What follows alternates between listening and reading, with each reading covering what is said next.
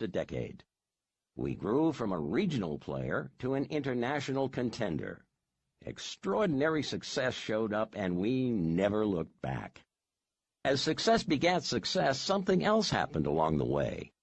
The language of the one thing emerged.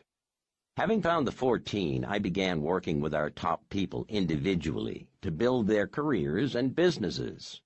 Out of habit, I would end our coaching calls with a recap of the handful of things they were agreeing to accomplish before our next session. Unfortunately, many would get most of them done, but not necessarily what mattered most. Results suffered. Frustration followed. So in an effort to help them succeed, I started shortening my list. If you can just do 3 things this week, if you can do just 2 things this week. Finally, out of desperation, I went as small as I could possibly go and asked, what's the one thing you can do this week such that by doing it, everything else would be easier or unnecessary? And the most awesome thing happened. Results went through the roof. After these experiences, I looked back at my successes and failures and discovered an interesting pattern.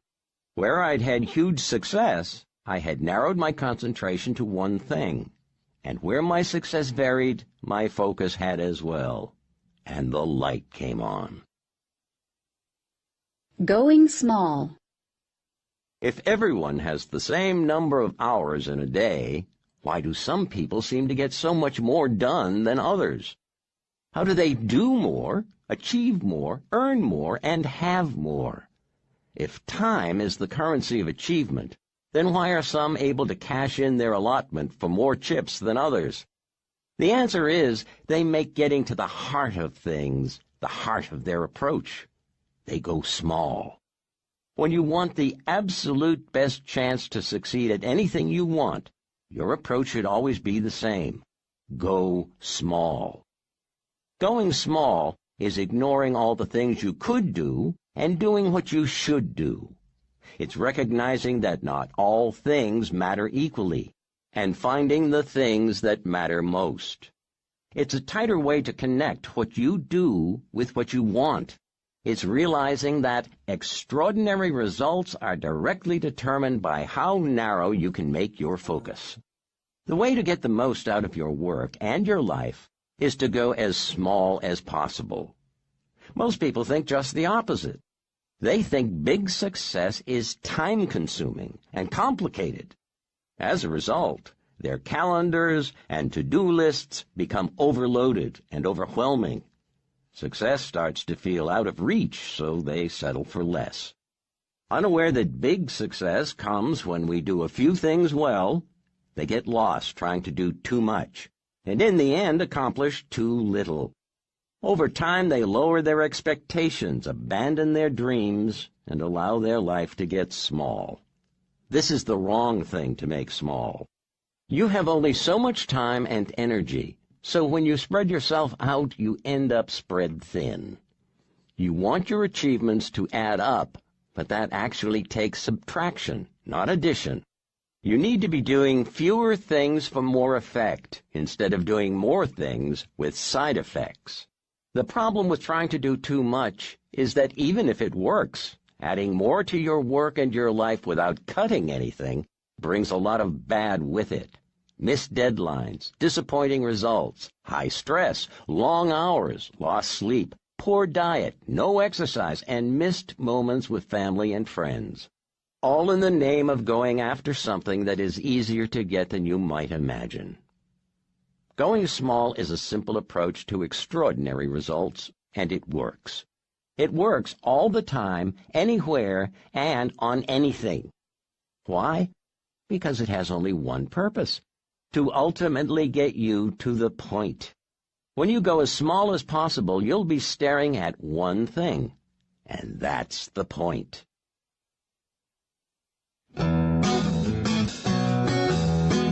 Chapter 2. The Domino Effect. B.J. Thornton said, "Every great change starts like falling dominoes." In Leeuwarden, the Netherlands, on Domino Day, November 13, 2009, Weiger's Domino Productions coordinated the world record domino fall by lining up more than 4,491,863 dominoes in a dazzling display. In this instance, a single domino set in motion a domino fall that cumulatively unleashed more than 94,000 joules of energy, which is as much energy as it takes for an average-sized male to do 545 push-ups. Each standing domino represents a small amount of potential energy. The more you line up, the more potential energy you've accumulated. Line up enough, and, with a simple flick, you can start a chain reaction of surprising power. And Weiger's Domino Productions proved it. When one thing, the right thing, is set in motion, it can topple many things.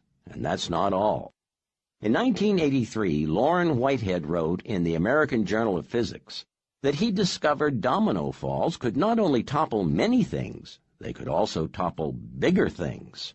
He described how a single domino is capable of bringing down another domino that is actually 50% larger. Do you see the implication?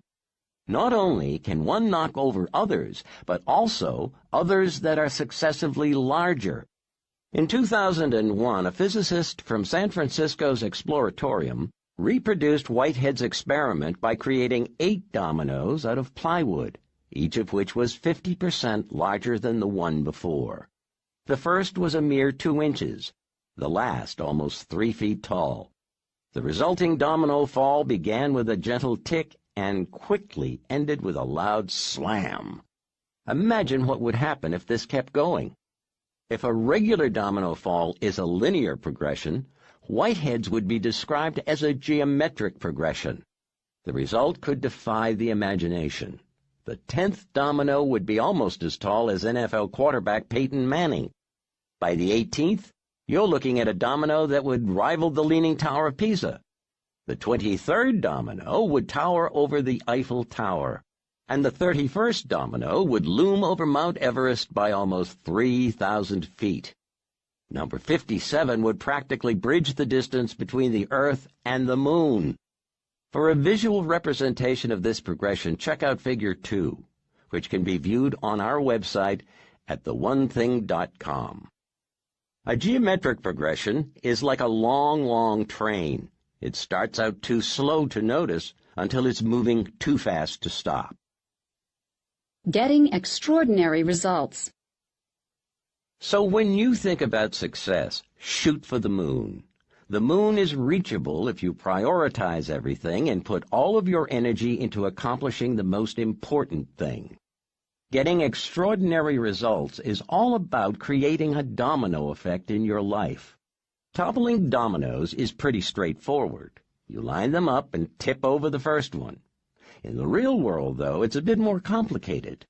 The challenge is that life doesn't line everything up for us and say, here's where you should start. Highly successful people know this. So every day they line up their priorities anew, find the lead domino, and whack away at it until it falls. Why does this approach work? Because extraordinary success is sequential, not simultaneous. What starts out linear becomes geometric. You do the right thing, and then you do the next right thing. Over time it adds up, and the geometric potential of success is unleashed. The domino effect applies to the big picture, like your work or your business, and it applies to the smallest moment in each day when you're trying to decide what to do next. Success builds on success, and as this happens over and over, you move toward the highest success possible. When you see someone who has a lot of knowledge, they learned it over time. When you see someone who has a lot of skills, they developed them over time. When you see someone who has done a lot, they accomplished it over time. When you see someone who has a lot of money, they earned it over time. The key is over time. Success is built sequentially. It's one thing at a time.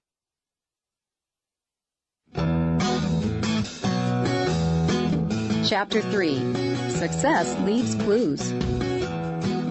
Og Mandino said, "It is those who concentrate on but one thing at a time who advance in this world."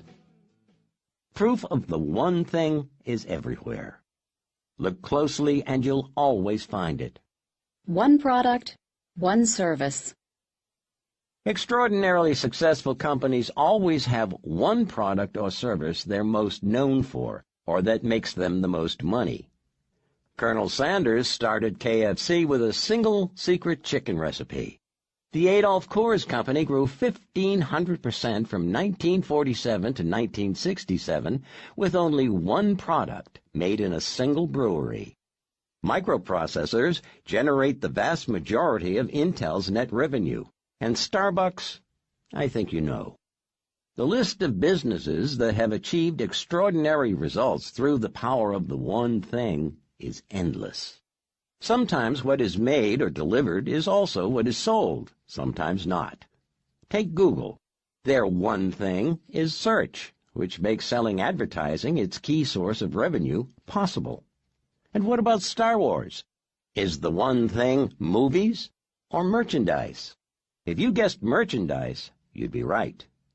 And you'd be wrong.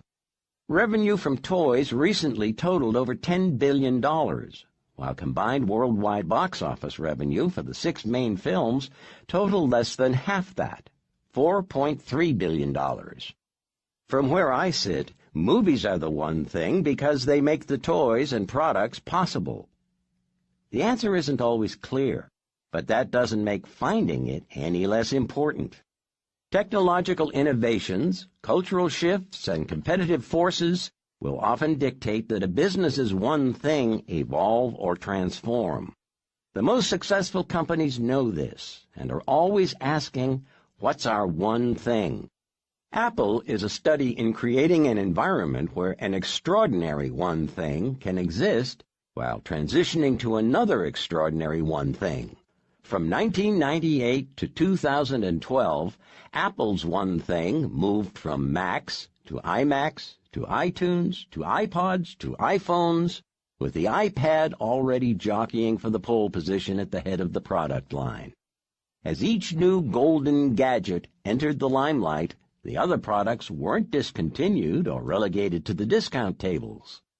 Those lines, plus others, continued to be refined while the current one thing created a well-documented halo effect, making the user more likely to adopt the whole Apple product family. When you get the one thing, you begin to see the business world differently. If today your company doesn't know what its one thing is, then the company's one thing is to find out. One person.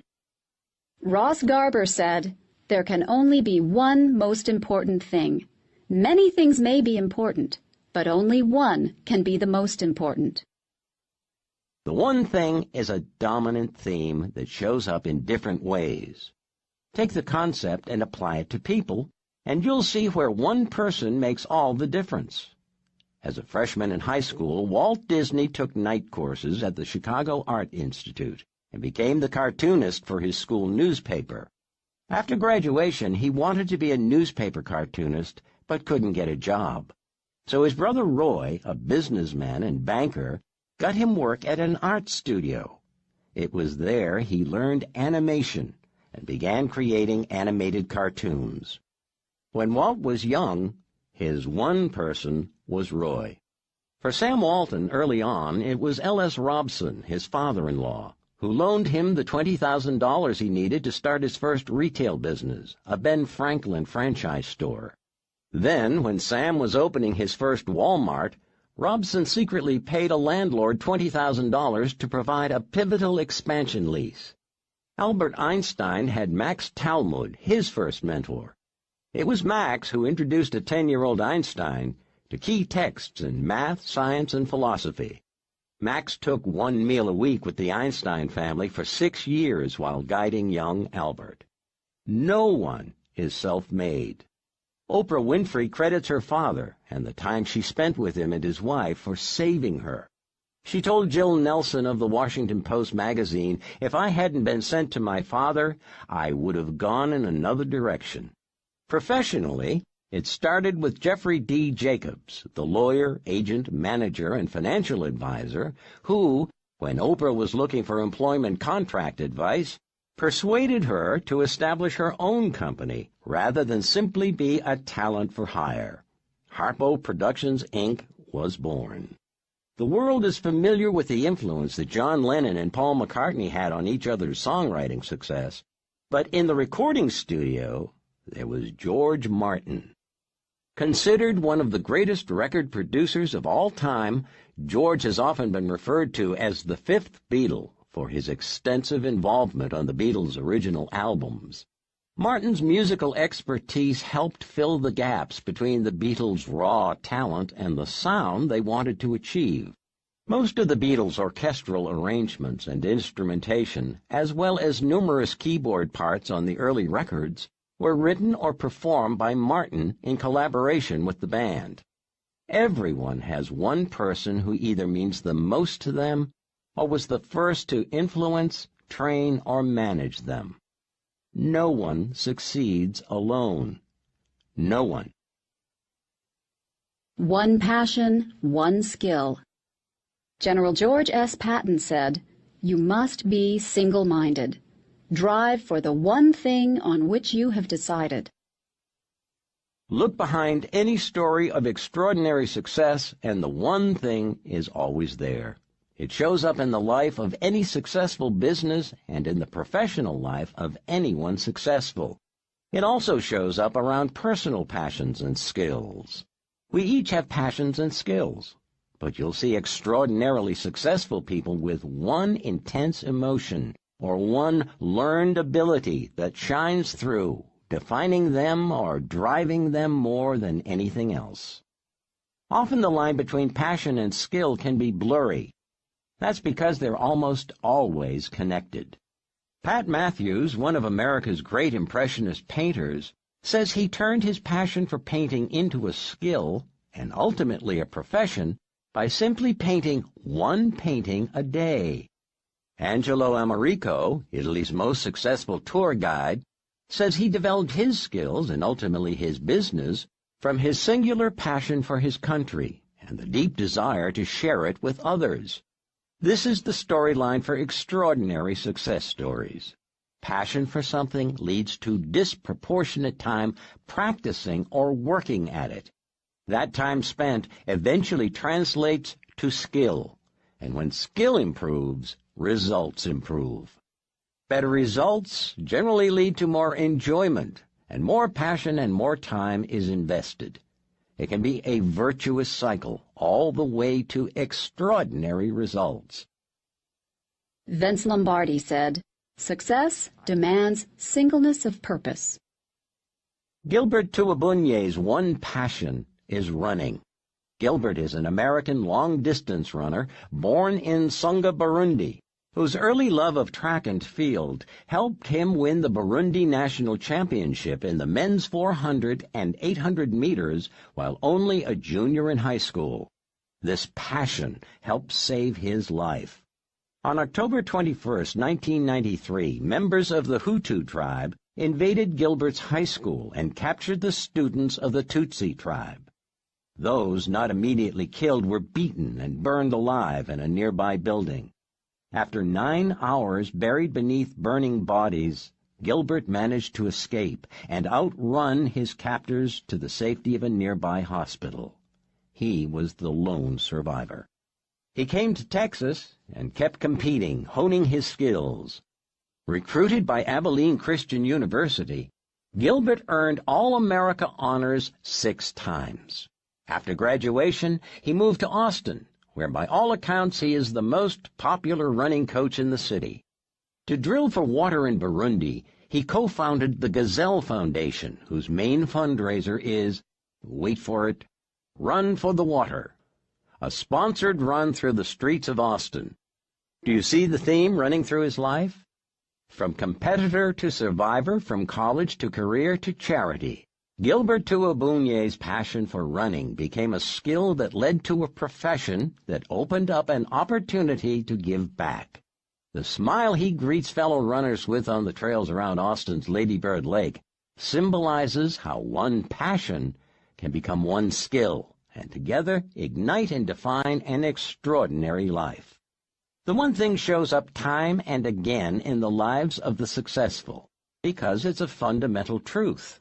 It showed up for me, and if you let it, it will show up for you. Applying the one thing to your work and in your life is the simplest and smartest thing you can do to propel yourself toward the success you want.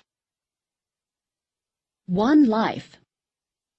If I had to choose only one example of someone who has harnessed the one thing to build an extraordinary life, it would be American businessman Bill Gates. Bill's one passion in high school was computers, which led him to develop one skill: computer programming. While in high school, he met one person, Paul Allen, who gave him his first job and became his partner in forming Microsoft.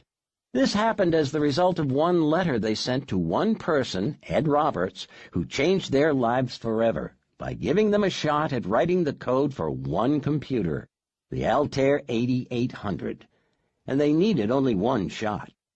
Microsoft began its life to do one thing: develop and sell basic interpreters for the Altair 8800, which eventually made Bill Gates the richest man in the world for 15 straight years. When he retired from Microsoft, Bill chose one person to replace him as CEO, Steve Ballmer, whom he met in college. By the way, Steve was Microsoft's 30th employee, but the first business manager hired by Bill. And the story doesn't end there. Bill and Melinda Gates decided to put their wealth to work making a difference in the world. Guided by the belief that every life has equal value, they formed one foundation to do one thing: to tackle really tough problems like health and education.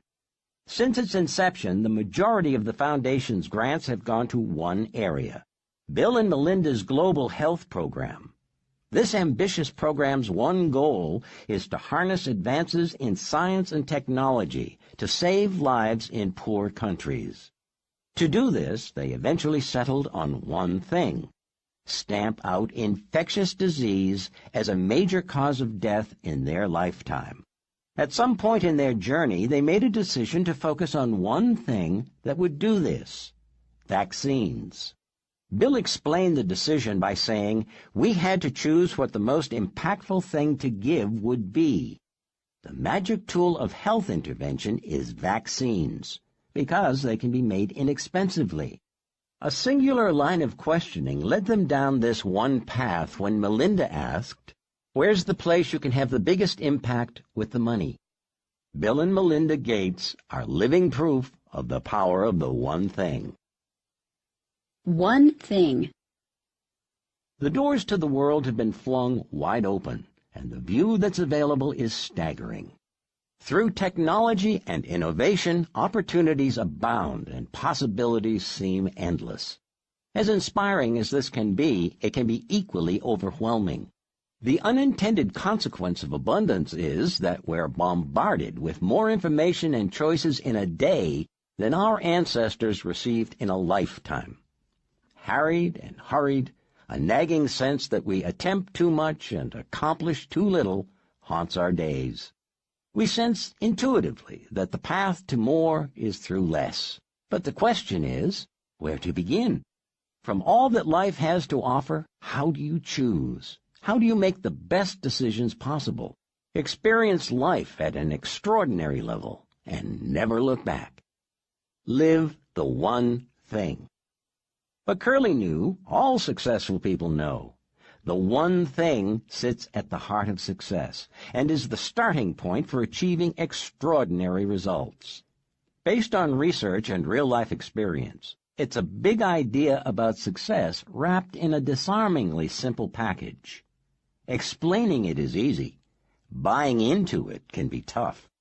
So before we can have a frank, heart-to-heart discussion about how the one thing actually works, I want to openly discuss the myths and misinformation that keep us from accepting it. They are the lies of success.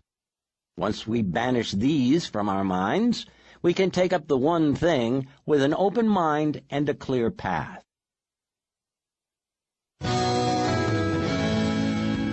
Part 1. the lies. They mislead and derail us. Mark Twain said, "It ain't what you don't know that gets you into trouble. It's what you know for sure that just ain't so." The trouble with truthiness. In 2003, Merriam-Webster began analyzing searches on their online dictionary to determine the word of the year. The idea was that since online searches for words reveal whatever is on our collective minds, then the most searched for word should capture the spirit of the times. The debut winner delivered. On the heels of the invasion of Iraq, it seemed everyone wanted to know what democracy really meant. The next year, blog, a little made-up word that described a new way to communicate, topped the list. After all the political scandals of 2005, integrity earned top honors. Then, in 2006, Merriam-Webster added a new twist. Site visitors could nominate candidates and subsequently vote on the word of the year. You could say it was an effort to instill a quantitative exercise with qualitative feedback. Or you could just call it good marketing. The winner by a 5-to-1 landslide was truthiness, a word comedian Stephen Colbert coined on the debut episode of his Comedy Central show as truth that comes from the gut, not books. In an information age driven by round-the-clock news, ranting talk radio, and editor-less blogging, truthiness captures all the incidental, accidental, and even intentional falsehoods that sound just truthy enough for us to accept as true. The problem is we tend to act on what we believe, even when what we believe isn't anything we should. As a result, buying into the one thing becomes difficult, because we've unfortunately bought into too many others. And more often than not, those other things muddle our thinking, misguide our actions, and sidetrack our success. Life is too short to chase unicorns. It's too precious to rely on a rabbit's foot. The real solutions we seek are almost always hiding in plain sight. Unfortunately, they've usually been obscured by an unbelievable amount of bunk, an astounding flood of common sense that turns out to be nonsense. Ever hear your boss evoke the frog in boiling water metaphor? That is, if you toss a frog into a pot of hot water, it will jump right back out. But if you place a frog in lukewarm water and slowly raise the temperature, it will boil to death. It's a lie. A very truthy lie, but a lie nonetheless. Anyone ever tell you that fish stink from the head down? Not true. Just a fishtail that actually turns out to be fishy. Ever hear about how the explorer Cortez burned his ships on arriving at the Americas to motivate his men? Not true. Another lie. Bet on the jockey, not the horse, has long been a rallying cry for placing your faith in a company's leadership. However, as a betting strategy, this maxim will put you on the fast track to the pauper's house, which makes you wonder how it ever became a maxim at all. Over time, myths and mistruths get thrown around so often, they eventually feel familiar and start to sound like the truth. Then we start basing important decisions on them. The challenge we all face when forming our success strategies is that, just like tales of frogs, fish, explorers, and jockeys, success has its own lies too. Phrases like, "I just have too much that has to be done." "I'll get more done by doing things at the same time." "I need to be a more disciplined person." "I should be able to do what I want whenever I want."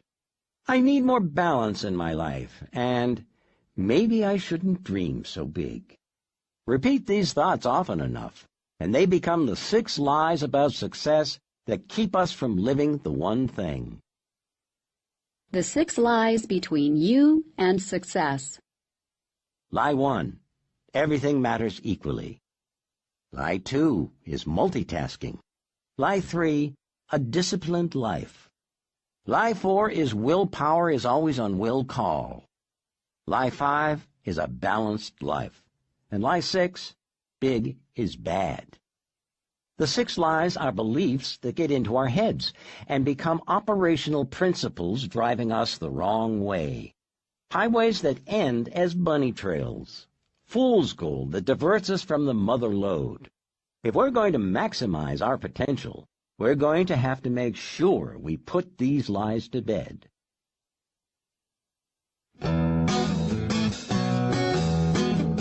Chapter 4.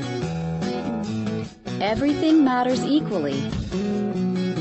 Johann Wolfgang von Goethe said, "Things which matter most must never be at the mercy of things which matter least." Equality is a worthy ideal pursued in the name of justice and human rights. In the real world of results, however, things are never equal.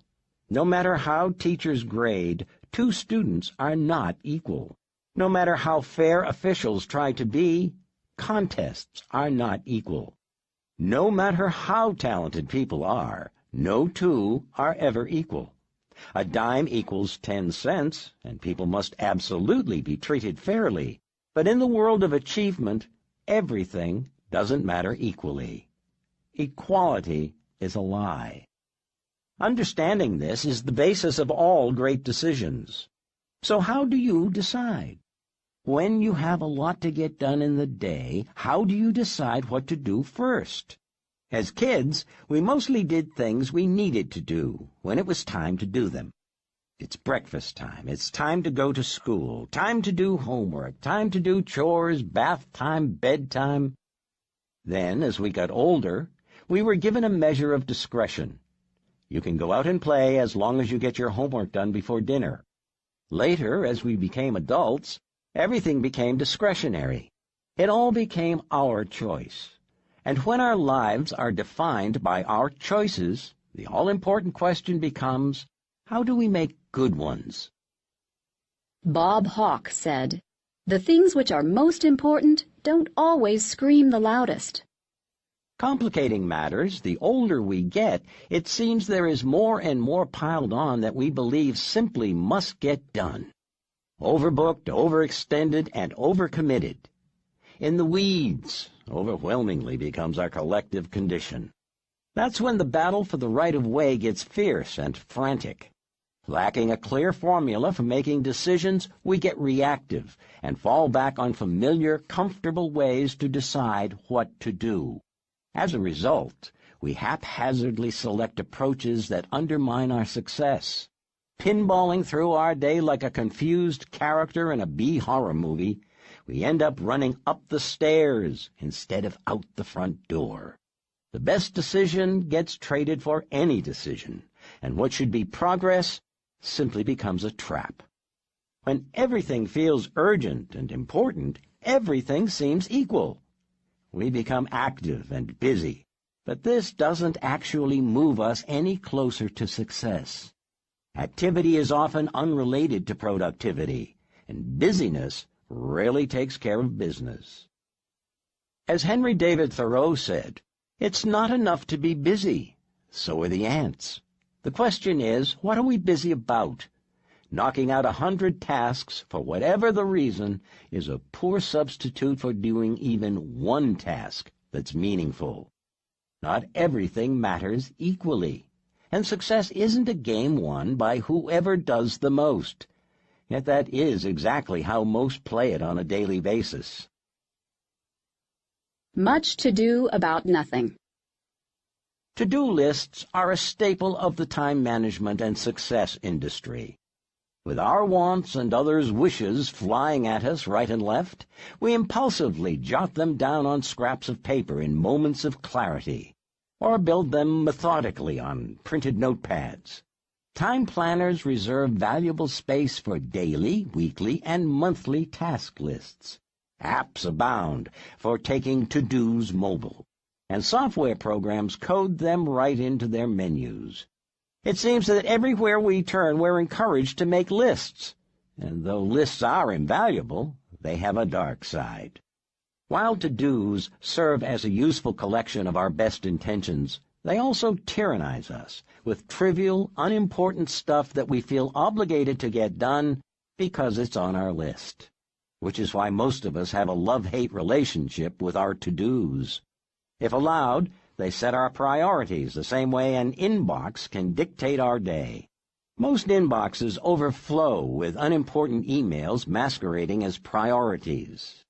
Tackling these tasks in the order we receive them is behaving as if the squeaky wheel immediately deserves the grease. But as Australian Prime Minister Bob Hawke duly noted, the things which are most important don't always scream the loudest. Achievers operate differently.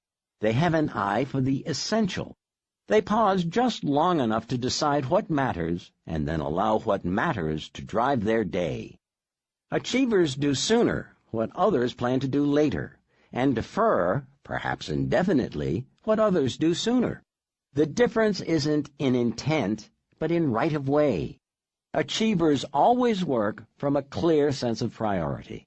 Left in its raw state, as a simple inventory, a to-do list can easily lead you astray.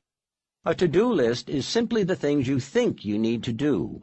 The first thing on your list is just the first thing you thought of. To-do lists inherently lack the intent of success. In fact, most to-do lists are actually just survival lists, getting you through your day and your life, but not making each day a stepping stone for the next, so that you sequentially build a successful life. Long hours spent checking off a to-do list and ending the day with a full trash can and a clean desk are not virtuous and have nothing to do with success. Instead of a to-do list, you need a success list, a list that is purposely created around extraordinary results. To-do lists tend to be long. Success lists are short. One pulls you in all directions. The other aims you in a specific direction. One is a disorganized directory, and the other is an organized directive. If a list isn't built around success, then that's not where it takes you. If your to-do list contains everything, then it's probably taking you everywhere but where you really want to go. So how does a successful person turn a to-do list into a success list? With so many things you could do, how do you decide what matters most at any given moment on any given day? Just follow Urine's lead. Urine cracks the code. In the late 30s, a group of managers at General Motors made an intriguing discovery that opened the door for an amazing breakthrough. One of their card readers, an input device for early computers, started producing gibberish.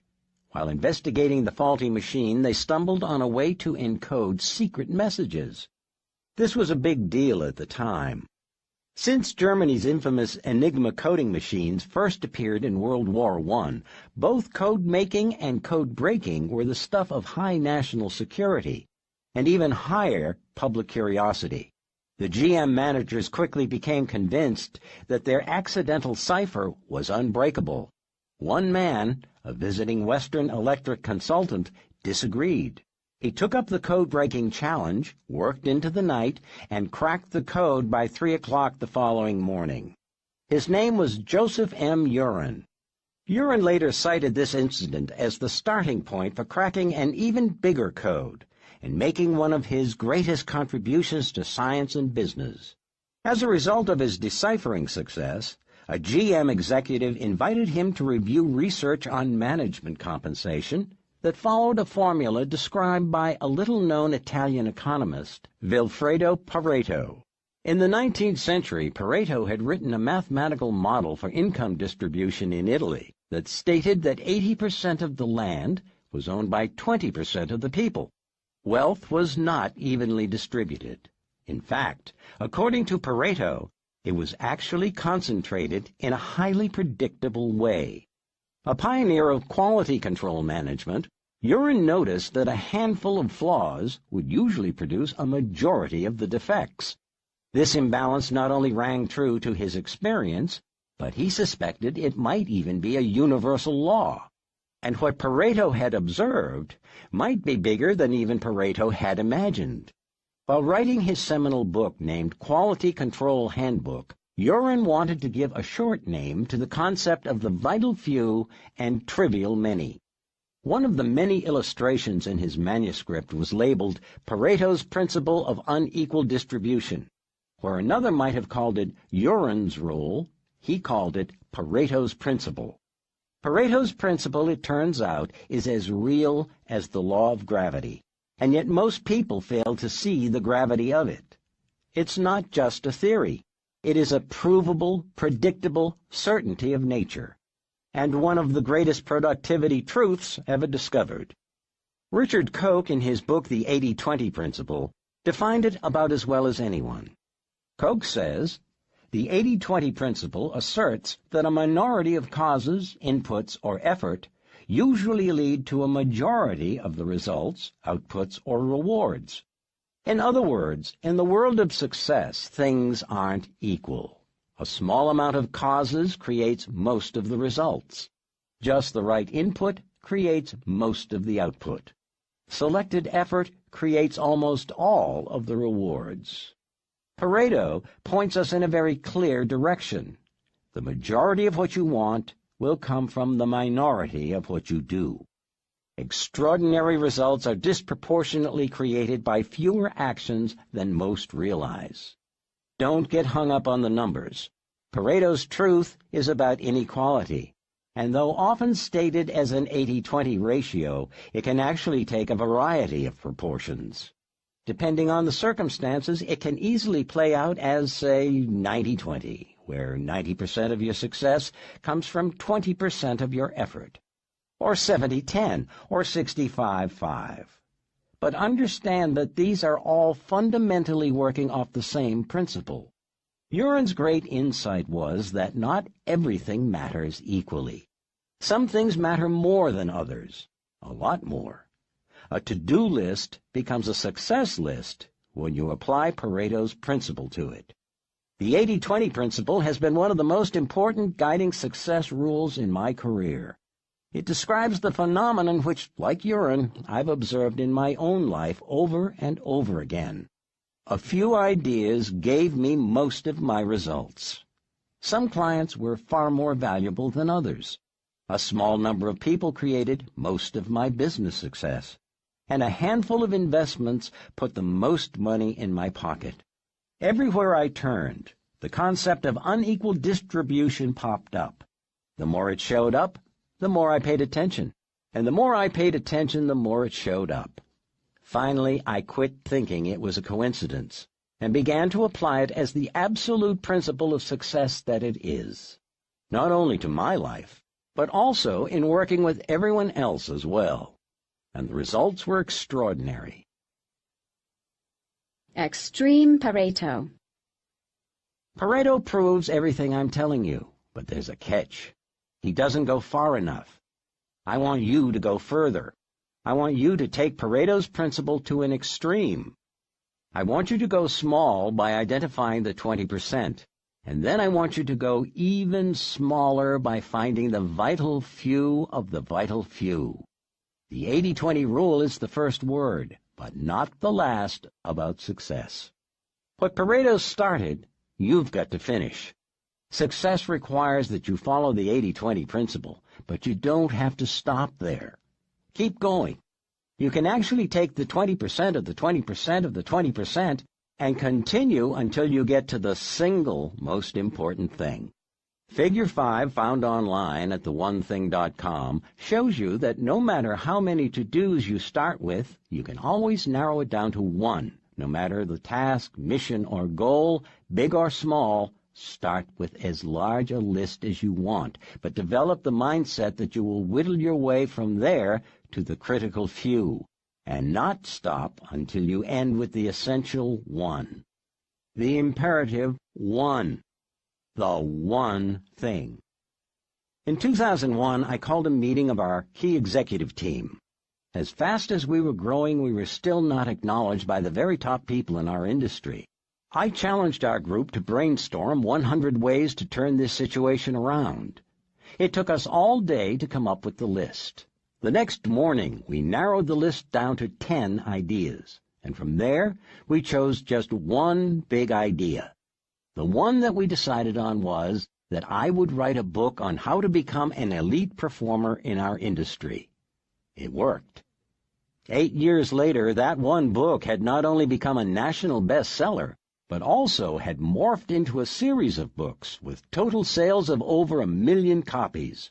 In an industry of about 1 million people, one thing changed our image forever.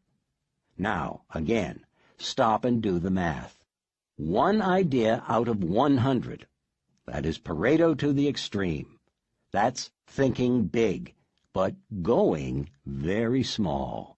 That's applying the one thing to a business challenge in a truly powerful way. But this doesn't just apply to business.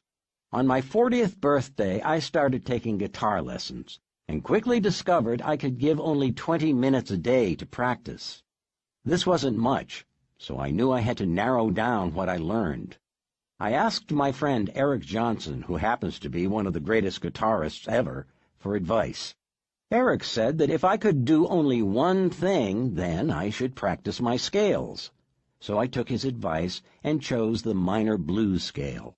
What I discovered was that if I learned that scale, then I could play many of the solos of great classic rock guitarists, from Eric Clapton to Billy Gibbons, and maybe someday even Eric Johnson.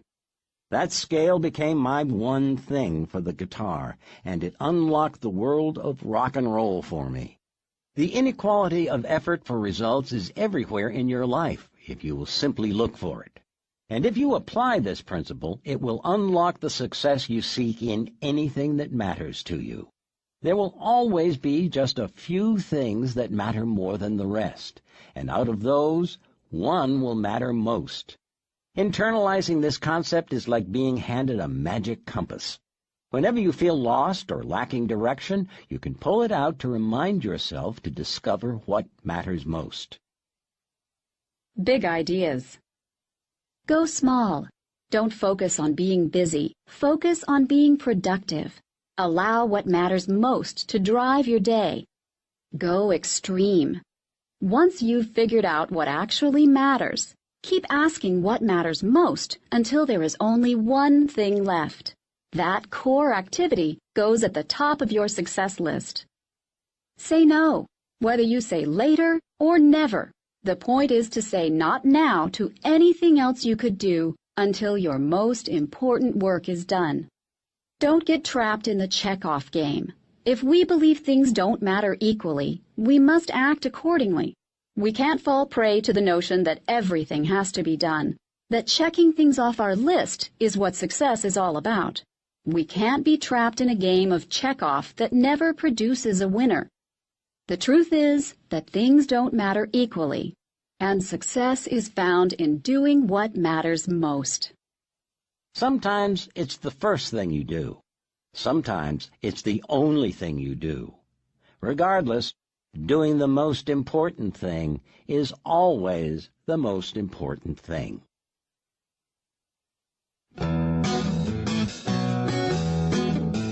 Chapter 5. Multitasking. Publilius Syrus said, "To do two things at once is to do neither." So, if doing the most important thing is the most important thing, why would you try to do anything else at the same time? It's a great question. In the summer of 2009, Clifford Nass set out to answer just that. His mission? To find out how well so-called multitaskers multitasked. Nass, a professor at Stanford University, told the New York Times that he had been in awe of multitaskers and deemed himself to be a poor one. So he and his team of researchers gave 262 students questionnaires to determine how often they multitasked.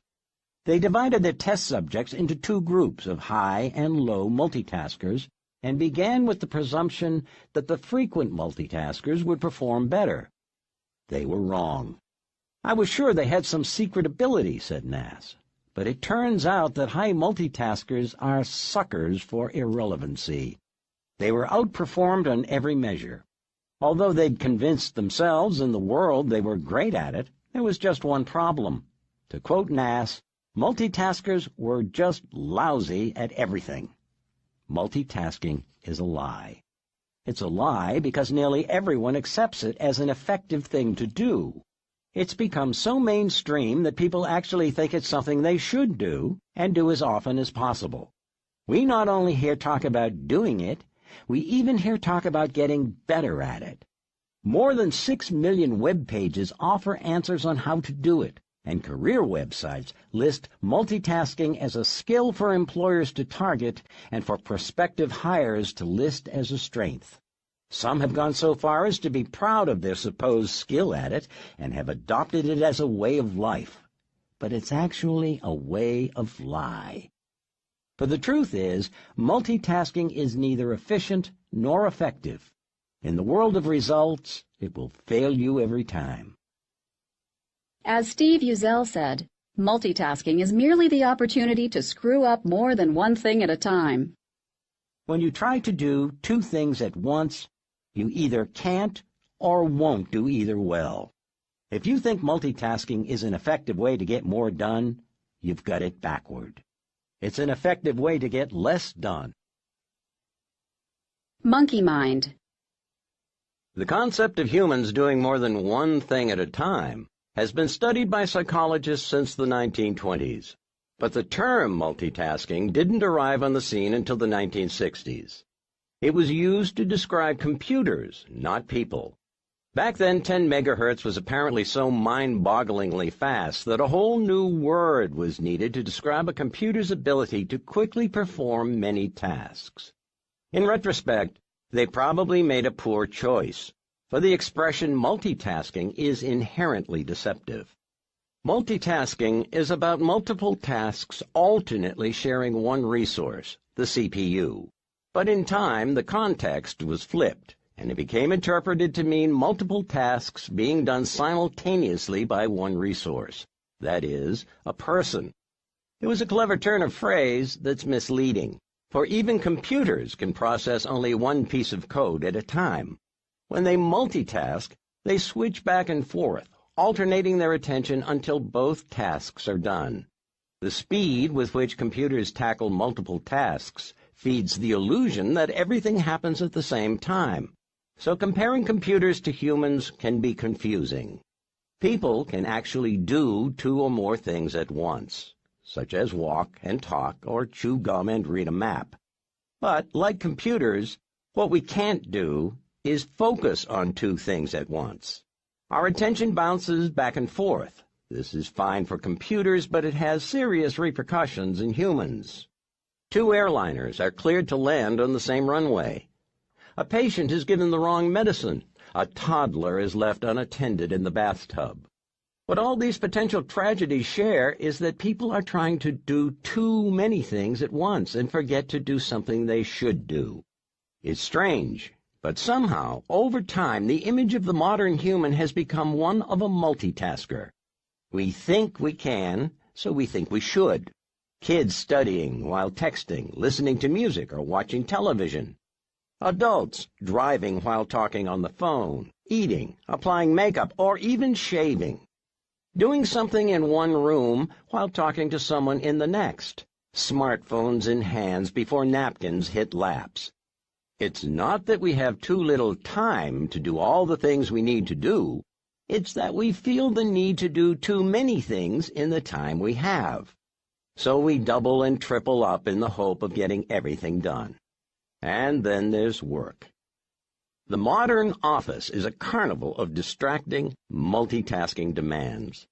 While you diligently try to complete a project, someone has a coughing fit in a nearby cubicle and asks if you have a lozenge. The office paging system continually calls out messages that anyone within earshot of an intercom hears. You're alerted around the clock to new emails arriving in your inbox, while your social media news feed keeps trying to catch your eye, and your cell phone intermittently vibrates on the desk to the tune of a new text. A stack of unopened mail and piles of unfinished work sit within sight as people keep swinging by your desk all day to ask you questions. Distraction, disturbance, disruption. Staying on task is exhausting. Researchers estimate that workers are interrupted every 11 minutes and then spend almost a third of their day recovering from these distractions. And yet, amid all of this, we still assume we can rise above it and do what has to be done within our deadlines. But we're fooling ourselves. Multitasking is a scam. Poet laureate Billy Collins summed it up well when he said, "We call it multitasking, which makes it sound like an ability to do lots and lots of things at the same time. A Buddhist would call this monkey mind." We think we're mastering multitasking, but we're just driving ourselves bananas. Juggling is an illusion. We come by it naturally. With an average of 4,000 thoughts a day flying in and flying out of our heads, it's easy to see why we try to multitask. If a change in thought every 14 seconds is an invitation to change direction, then it's rather obvious we're continually tempted to try to do too much at once. While doing one thing, we're only seconds away from thinking of something else we could do. Moreover, history suggests that our continued existence may have required that human beings evolve to be able to oversee multiple tasks at the same time. Our ancestors wouldn't have lasted long if they couldn't scan for predators while gathering berries, tanning hides, or just idling by the fire after a hard day of hunting. The pull to juggle more than one task at a time is not only at the core of how we're wired, but was most likely a necessity for survival. But juggling isn't multitasking. Juggling is an illusion. To the casual observer, a juggler is juggling 3 balls at once. In reality, the balls are being independently caught and thrown in rapid succession. Catch, toss, catch, toss, catch, toss. 1 ball at a time. It's what researchers refer to as task switching. When you switch from one task to another, voluntarily or not, 2 things happen. The first is nearly instantaneous. You decide to switch. The second is less predictable. You have to activate the rules for whatever you're about to do. Online at theonething.com, Figure 6 illustrates the differences between an interrupted workflow and a focused workflow, showing that multitasking doesn't save time, but rather wastes time. Switching between 2 simple tasks, like watching television and folding clothes, is quick and relatively painless. However, if you're working on a spreadsheet and a coworker pops into your office to discuss a business problem, the relative complexity of those tasks makes it impossible to easily jump back and forth. It always takes some time to start a new task and restart the one you quit. And there's no guarantee that you'll ever pick up exactly where you left off. There is a price for this. The cost, in terms of extra time from having to task switch, depends on how complex or simple the tasks are, reports researcher Dr. David Meyer. He says it can range from time increases of 25% or less for simple tasks to well over 100% or more for very complicated tasks. Task switching exacts a cost few realize they're even paying. Brain channels. So what's happening when we're actually doing 2 things at once? It's simple. We've separated them. Our brain has channels, and as a result, we are able to process different kinds of data in different parts of our brain. This is why you can talk and walk at the same time. There's no channel interference. But here's the catch. You're not really focused on both activities. One is happening in the foreground and the other in the background. If you were trying to talk a passenger through landing a DC-10, you'd stop walking. Likewise, if you were walking across a gorge on a rope bridge, you'd likely stop talking. You can do 2 things at once, but you can't focus effectively on 2 things at once. Even my dog Max knows this. When I get caught up with a basketball game on TV, he gives me a good nudge. Apparently, background scratches can be pretty unsatisfying. Many think that because their body is functioning without their conscious direction, they're multitasking. This is true, but not the way they mean it. A lot of our physical actions, like breathing, are being directed from a different part of our brain than where focus comes from. As a result, there's no channel conflict. We're right when we say something is front and center or top of mind, because that's where focus occurs, in the prefrontal cortex. When you focus, it's like shining a spotlight on what matters. You can actually give attention to two things, but that's what's called divided attention. And make no mistake, take on two things and your attention gets divided. Take on a third, and something gets dropped. The problem of trying to focus on two things at once shows up when one task demands more attention, or if it crosses into a channel already in use. When your spouse is describing the way the living room furniture has been rearranged, you engage your visual cortex to see it in your mind's eye. If you happen to be driving at that moment, this channel interference means you are now seeing the new sofa and love seat combination and are effectively blind to the car braking in front of you. You simply can't effectively focus on two important things at the same time. Every time we try to do two or more things at once, we're simply dividing up our focus and dumbing down all of the outcomes in the process. Here's the short list of how multitasking short-circuits us. First, there is just so much brain capability at any one time. Divide it up as much as you want, but you'll pay a price in time and effectiveness. Next, the more time you spend switched to another task, the less likely you are to get back to your original task. This is how loose ends pile up. Third, bounce between one activity and another, and you lose time as your brain reorients to the new task. Those milliseconds add up. Researchers estimate we lose 28% of an average workday to multitasking ineffectiveness. Fourth, chronic multitaskers develop a distorted sense of how long it takes to do things. They almost always believe tasks take longer to complete than is actually required. Fifth, multitaskers make more mistakes than non-multitaskers. They often make poorer decisions because they favor new information over old, even if the older information is more valuable. And last, multitaskers experience more life-reducing, happiness-squelching stress. With research overwhelmingly clear, it seems insane that, knowing how multitasking leads to mistakes, poor choices, and stress, we attempt it anyway. Maybe it's just too tempting. Workers who use computers during the day change windows or check email or other programs nearly 37 times an hour.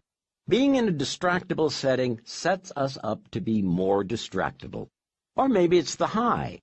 Medium multitaskers actually experience a thrill with switching, a burst of dopamine that can be addictive. Without it, they can feel bored. For whatever the reason, the results are unambiguous. Multitasking slows us down and makes us slower-witted. Driven to distraction. In 2009, New York Times reporter Matt Richtel earned a Pulitzer Prize for national reporting with Driven to Distraction, a series of articles on the dangers of driving while texting or using cell phones.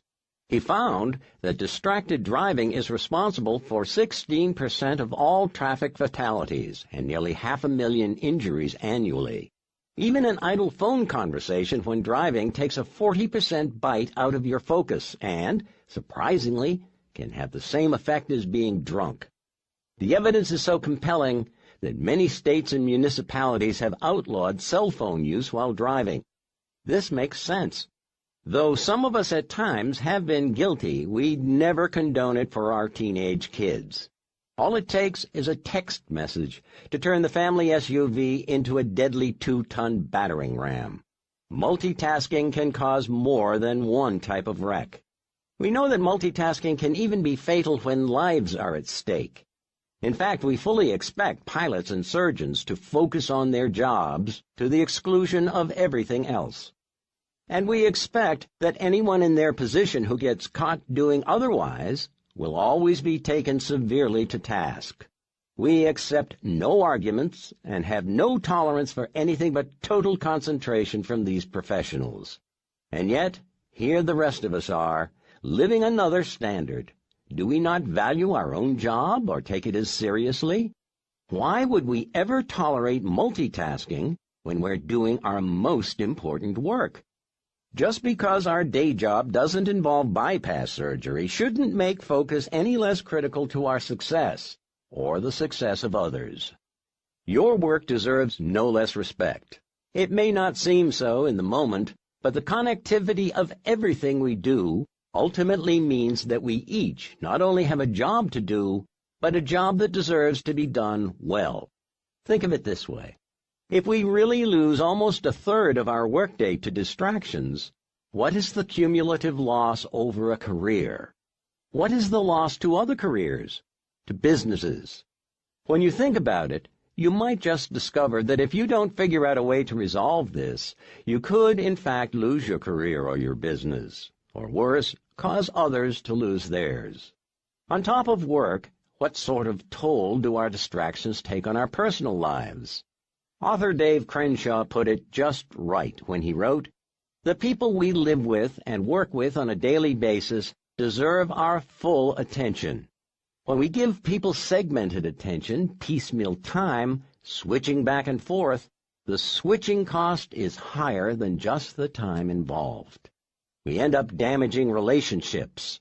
Every time I see a couple dining with one partner trying earnestly to communicate while the other is texting under the table, I'm reminded of the simple truth of that statement." Big ideas. Distraction is natural. Don't feel bad when you get distracted. Everyone gets distracted. Multitasking takes a toll. At home or at work, distractions lead to poor choices, painful mistakes, and unnecessary stress. Distraction undermines results. When you try to do too much at once, you can end up doing nothing well. Figure out what matters most in the moment and give it your undivided attention. In order to be able to put the principle of the one thing to work, you can't buy into the lie that trying to do two things at once is a good idea.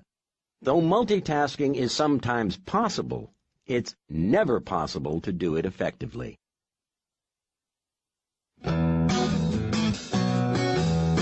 Chapter 6. A Disciplined Life. Leo Babauta said, "It's one of the most prevalent myths of our culture, self-discipline." There is this pervasive idea that the successful person is the disciplined person who leads a disciplined life. It's a lie. The truth is we don't need any more discipline than we already have. We just need to direct and manage it a little better. Contrary to what most people believe, success is not a marathon of disciplined action. Achievement doesn't require you to be a full-time disciplined person, where your every action is trained and where control is the solution to every situation. Success is actually a short race, a sprint fueled by discipline just long enough for habit to kick in and take over. When we know something that needs to be done but isn't currently getting done, we often say, "I just need more discipline." Actually, we need the habit of doing it, and we need just enough discipline to build the habit. In any discussion about success, the words discipline and habit ultimately intersect. Though separate in meaning, they powerfully connect to form the foundation for achievement, regularly working at something until it regularly works for you. When you discipline yourself, you're essentially training yourself to act in a specific way. Stay with this long enough, and it becomes routine. In other words, a habit. So when you see people who look like disciplined people, what you're really seeing is people who've trained a handful of habits into their lives. This makes them seem disciplined when actually they're not. No one is. And who would want to be anyway? The very thought of having your every behavior molded and maintained by training seems frighteningly impossible on one hand and utterly boring on the other. Most people ultimately reach this conclusion, but seeing no alternative, redouble their efforts at the impossible, or quietly quit. Frustration shows up and resignation eventually sets in. You don't need to be a disciplined person to be successful. In fact, you can become successful with less discipline than you think, for one simple reason. Success is about doing the right thing, not about doing everything right. The trick to success is to choose the right habit and bring just enough discipline to establish it. That's it. That's all the discipline you need. As this habit becomes a part of your life, you'll start looking like a disciplined person, but you won't be one. What you will be is someone who has something regularly working for you, because you regularly worked on it. You'll be a person who used selected discipline to build a powerful habit. Selected discipline works swimmingly. Olympic swimmer Michael Phelps is a case study of selected discipline. When he was diagnosed with ADHD as a child, his kindergarten teacher told his mother, "Michael can't sit still. Michael can't be quiet. He's not gifted. Your son will never be able to focus on anything." Bob Bowman, his coach since age 11, reports that Michael spent a lot of time on the side of the pool by the lifeguard stand for disruptive behavior. That same misbehavior has cropped up from time to time in his adult life as well. Yet he set dozens of world records. In 2004, he won 6 gold and 2 bronze medals in Athens, and then in 2008, a record 8 in Beijing, surpassing the legendary Mark Spitz. His 18 gold medals set a record for Olympians in any sport. Before he hung up his goggles in retirement, his wins at the 2012 London Olympic Games brought his total medal count to 22 and earned him the status of most decorated Olympian in any sport in history.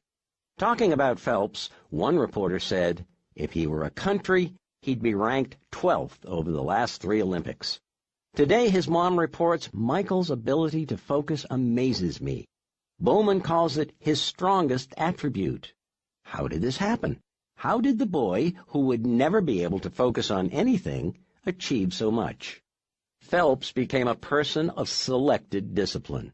From age 14 through the Beijing Olympics, Phelps trained 7 days a week, 365 days a year.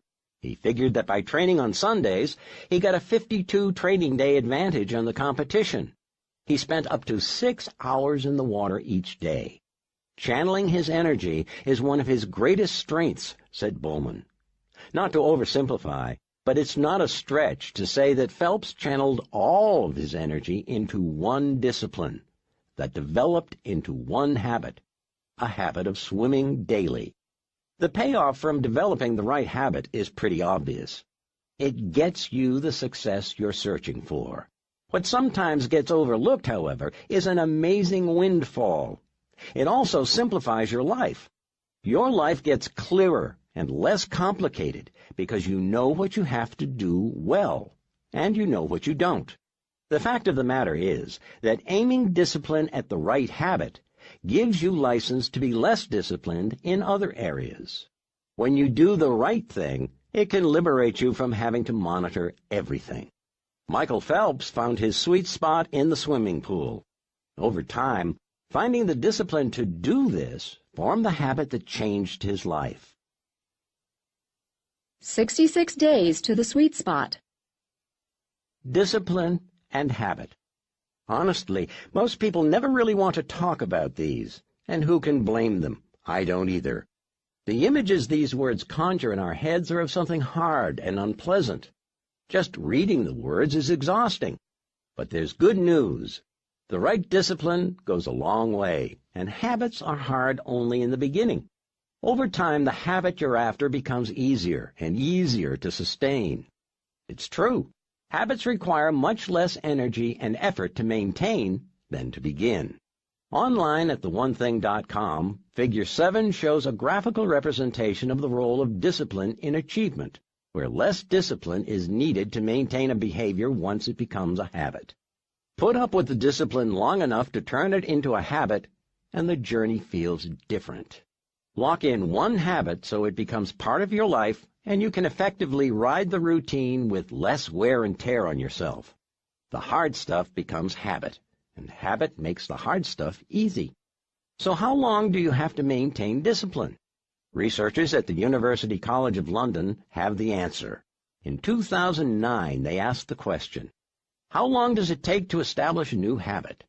They were looking for the moment when a new behavior becomes automatic or ingrained. The point of automaticity came when participants were 95% through the power curve, and the effort needed to sustain it was about as low as it would get. They asked students to take on exercise and diet goals for a period of time and monitor their progress. The results suggest that it takes an average of 66 days to acquire a new habit. The full range was 18 to 254 days, but the 66 days represented a sweet spot, with easier behaviors taking fewer days on average and tough ones taking longer. Self-help circles tend to preach that it takes 21 days to make a change, but modern science doesn't back that up. It takes time to develop the right habit, so don't give up too soon. Decide what the right one is, then give yourself all the time you need and apply all the discipline you can summon to develop it.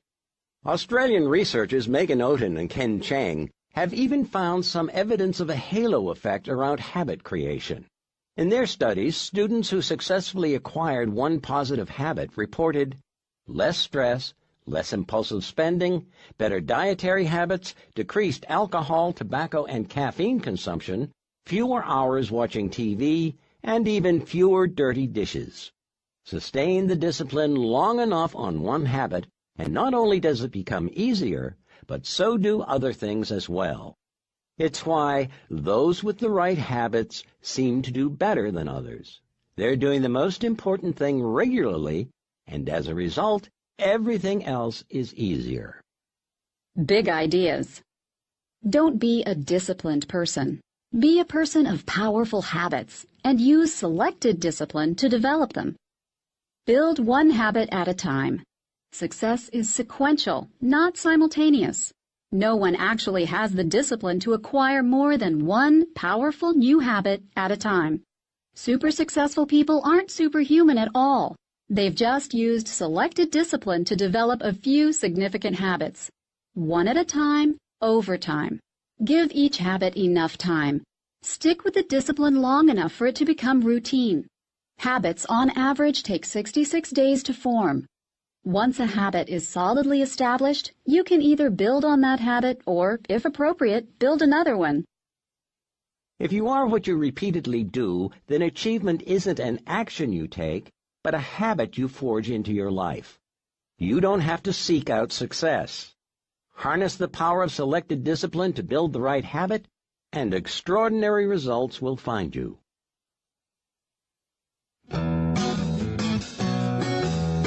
Chapter 7. Willpower is always on will call.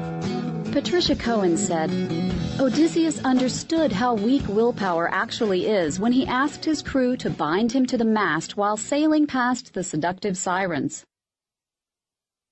Why would you ever do something the hard way? Why would you ever knowingly get behind the 8-ball, deliberately crawl between a rock and a hard place, or intentionally work with one hand tied behind your back? You wouldn't. But most people unwittingly do every day. When we tie our success to our willpower without understanding what that really means, we set ourselves up for failure, and we don't have to. Often quoted as a statement about sheer determination, the Old English proverb, "Where there's a will, there's a way," has probably misled as many as it's helped. It just rolls off the tongue and passes so quickly through our head that few stop to hear its full meaning. Widely regarded as the singular source of personal strength, it gets misinterpreted as a cleverly phrased one-dimensional prescription for success. But for will to have its most powerful way, there's more to it than that. Construe willpower as just a call for character, and you miss its other equally essential element, which is timing. It's a critical piece. For most of my life, I never gave willpower much thought. Once I did, it captivated me. The ability to control oneself, to determine one's actions, is a pretty powerful idea. Base it on training, and it's called discipline. But do it because you simply can. That's raw power.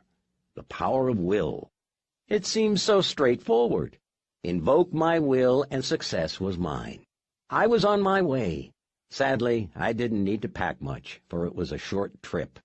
As I set out to impose my will against defenseless goals, I quickly discovered something discouraging, that I didn't always have willpower. One moment I had it, the next I didn't. One day it was AWOL, the next it was at my beck and call. My willpower seemed to come and go as if it had a life of its own. Building success around full-strength, on-demand willpower proved unsuccessful. My initial thought was, what's wrong with me? Was I a loser? Apparently so. It seemed I had no grit, no strength of character, no inner fortitude. Consequently, I gutted it up, bore down with determination, doubled my effort, and reached a humbling conclusion. Willpower isn't on will call. As powerful as my motivation was, my willpower wasn't just sitting around waiting for my call, ready at any moment to enforce my will on anything I wanted. I was taken aback. I had always assumed that it would always be there, that I could simply access it whenever I wanted to get whatever I wanted. I was wrong. Willpower is always on will call is a lie. Most people assume willpower matters, but many might not fully appreciate how critical it is to our success. One highly unusual research project revealed just how important it is. Toddler torture. In the late 60s and early 70s, researcher Walter Mischel began methodically tormenting 4-year-olds at Stanford University's Bing Nursery School. More than 500 children were volunteered for the diabolical program by their own parents, many of whom would later, like millions of others, laugh mercilessly at videos of the squirming, miserable kids. The devilish experiment was called the marshmallow test. It was an interesting way to look at willpower. Kids were offered one of 3 treats: a pretzel, a cookie, or the now infamous marshmallow. The child was told that the researcher had to step away, and if he could wait 15 minutes until the researcher returned, he'd be awarded a second treat. 1 treat now, or 2 later. Mischel knew they designed the test well when a few of the kids wanted to quit as soon as they explained the ground rules. Left alone with a marshmallow they couldn't eat, kids engaged in all kinds of delay strategies, from closing their eyes, pulling their own hair, and turning away, to hovering over, smelling, and even caressing their treats. On average, kids held out less than 3 minutes, and only 3 out of 10 managed to delay their gratification until the researcher returned. It was pretty apparent most kids struggled with delayed gratification. Willpower was in short supply. Initially, no one assumed anything about what success or failure in the marshmallow test might say about a child's future. That insight came about organically. Mischel's 3 daughters attended Bing Nursery School, and over the next few years, he slowly began to see a pattern when he'd ask them about classmates who had participated in the experiment. Children who had successfully waited for the second treat seemed to be doing better, a lot better. Starting in 1981, Mischel began systematically tracking down the original subjects. He requested transcripts, compiled records, and mailed questionnaires in an attempt to measure their relative academic and social progress. His hunch was correct. Willpower, or the ability to delay gratification, was a huge indicator of future success. Over the next 30-plus years, Mischel and his colleagues published numerous papers on how high delayers fared better. Success in the experiment predicted higher general academic achievement, SAT test scores that were, on average, 210 points higher, higher feelings of self-worth, and better stress management. On the other hand, low delayers were 30% more likely to be overweight, and later suffered higher rates of drug addiction. When your mother told you, all good things come to those who wait, she wasn't kidding. Willpower is so important that using it effectively should be a high priority. Unfortunately, since it's not on will call, putting it to its best use requires you to manage it. Just as with the sayings, the early bird gets the worm, and make hay while the sun shines, Willpower is a timing issue. When you have your will, you get your way. Although character is an essential element of willpower, the key to harnessing it is when you use it. Renewable energy. Think of willpower like the power bar on your cell phone. Every morning you start out with a full charge. As the day goes on, every time you draw on it, you're using it up. So as your green bar shrinks, so does your resolve. And when it eventually goes red, you're done. Willpower has a limited battery life, but can be recharged with some downtime. It's a limited but renewable resource. Because you have a limited supply, each act of will creates a win-lose scenario, where willing in an immediate situation through willpower makes you more likely to lose later because you have less of it. Make it through a tough day in the trenches, and the lure of late-night snacking can become your diet's downfall. Everyone accepts that limited resources must be managed, yet we fail to recognize that willpower is one of them. We act as though our supply of willpower were endless. As a result, we don't consider it a personal resource to be managed, like food or sleep. This repeatedly puts us in a tight spot. But when we need our willpower the most, it may not be there. Stanford University Professor Baba Shiv's research shows just how fleeting our willpower can be. He divided 165 undergraduate students into two groups and asked them to memorize either a 2-digit or a 7-digit number. Both tasks were well within the average person's cognitive abilities, and they could take as much time as they needed. When they were ready, students would then go to another room where they would recall the number. Along the way, they were offered a snack for participating in the study. The two choices were chocolate cake or a bowl of fruit salad, meaning guilty pleasure or healthy treat. Here's the kicker. Students asked to memorize the 7-digit number were nearly twice as likely to choose cake. This tiny extra cognitive load was just enough to prevent a prudent choice. The implications are staggering.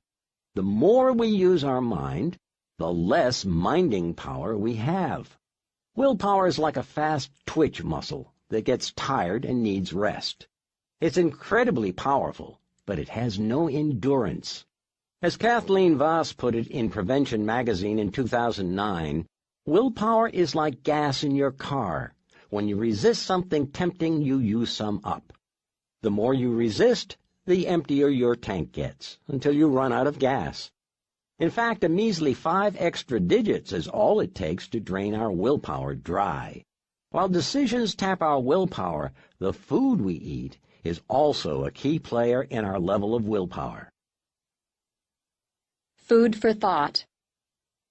The brain makes up 1/50th of our body mass, but consumes a staggering 1/5 of the calories we burn for energy. If your brain were a car, in terms of gas mileage, it'd be a Hummer. Most of our conscious activity is happening in our prefrontal cortex, the part of our brain responsible for focus, handling short-term memory, solving problems, and moderating impulse control. It's at the heart of what makes us human, and the center for our executive control and willpower. Here's an interesting fact. The last in, first out theory is very much at work inside our head. The most recent parts of our brain to develop are the first to suffer if there is a shortage of resources. Older, more developed areas of the brain, such as those that regulate breathing and our nervous responses, get first helpings from our bloodstream, and are virtually unaffected if we decide to skip a meal. The prefrontal cortex, on the other hand, feels the impact. Unfortunately, being relatively young in terms of human development, it's the runt of the litter come feeding time. Advanced research shows us why this matters. A 2007 article in the Journal of Personality and Social Psychology detailed 9 separate studies on the impact of nutrition and willpower. In one set, researchers assigned tasks that did or did not involve willpower and measured blood sugar levels before and after each task. Participants who exercised willpower showed a marked drop in the levels of glucose in the bloodstream. Subsequent studies showed the impact on performance when two groups completed one willpower-related task and then did another. Between tasks, one group was given a glass of Kool-Aid lemonade, sweetened with real sugar, therefore providing a buzz. The other was given a placebo in the form of lemonade with Splenda, providing a buzz kill. The placebo group had roughly twice as many errors on the subsequent test as the sugar group.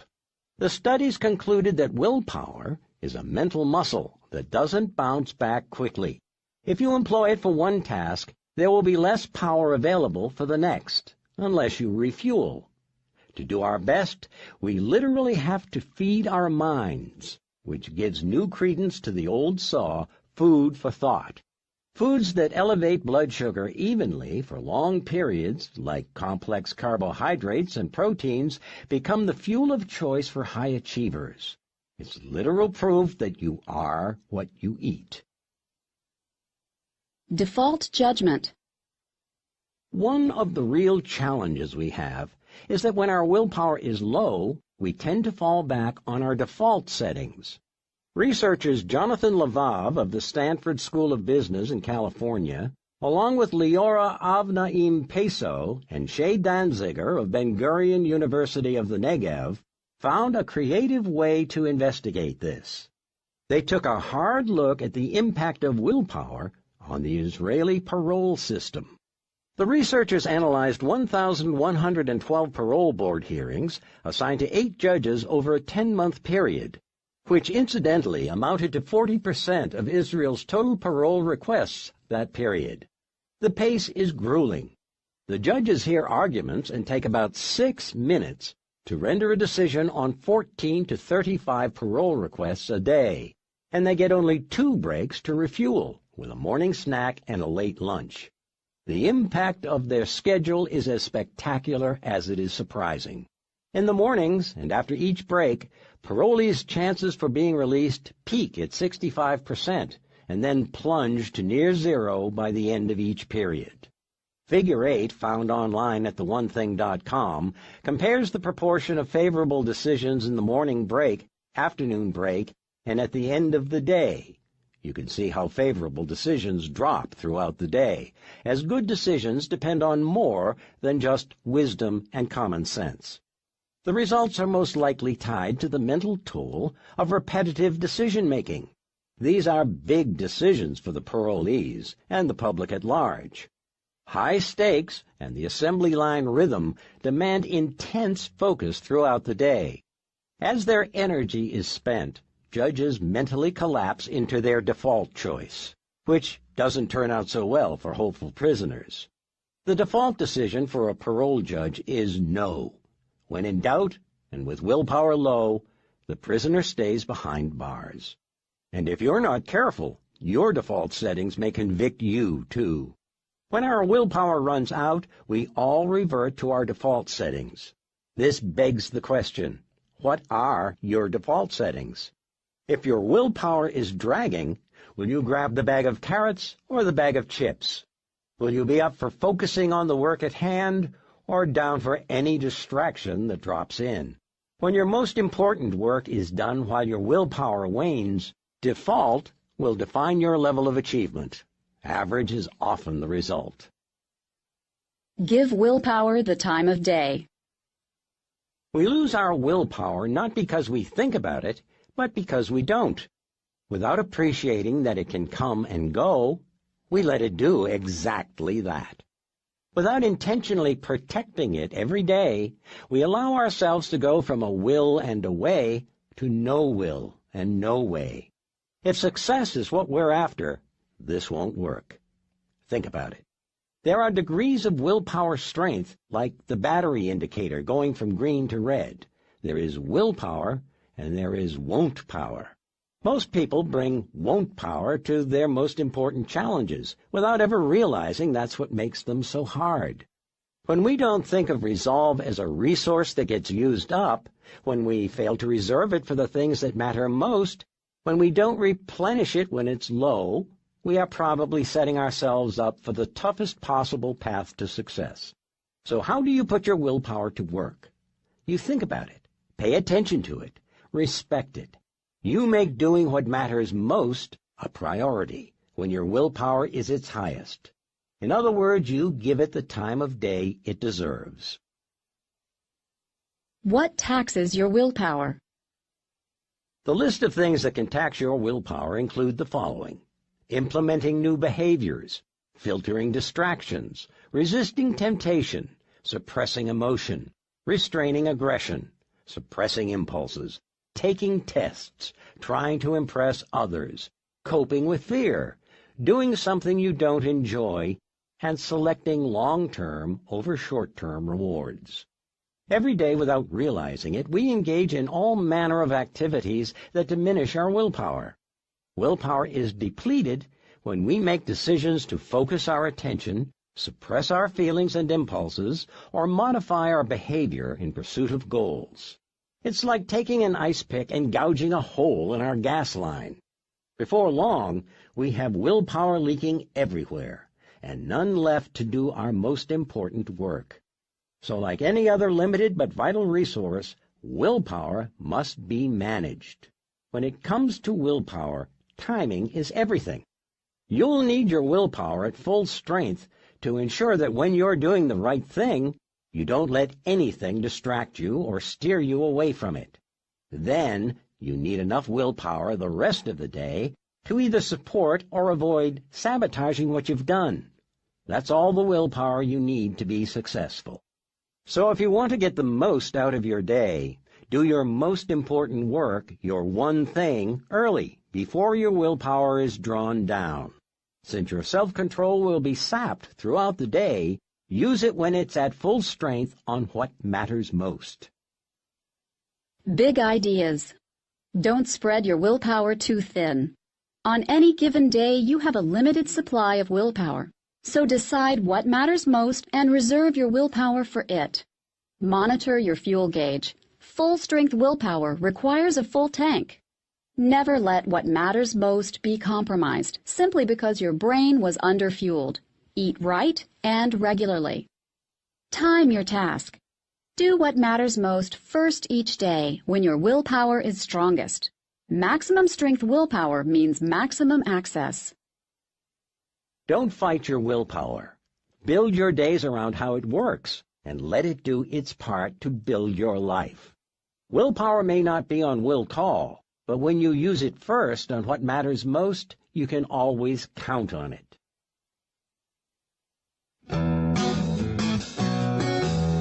Chapter 8. A Balanced Life. Keith H. Hammond said, "The truth is, balance is bunk. It's an unattainable pipe dream. The quest for balance between work and life, as we've come to think of it, isn't just a losing proposition. It's a hurtful, destructive one." Nothing ever achieves absolute balance. Nothing. No matter how imperceptible it might be, what appears to be a state of balance is something entirely different. An act of balancing. Viewed wistfully as a noun, balance is lived practically as a verb. Seen as something we ultimately attain, balance is actually something we constantly do. A balanced life is a myth, a misleading concept most accept as a worthy and attainable goal without ever stopping to truly consider it. I want you to consider it. I want you to challenge it. I want you to reject it. A balanced life is a lie. The idea of balance is exactly that, an idea. In philosophy, the golden mean is the moderate middle between polar extremes, a concept used to describe a place between two positions that is more desirable than one state or the other. This is a grand idea, but not a very practical one.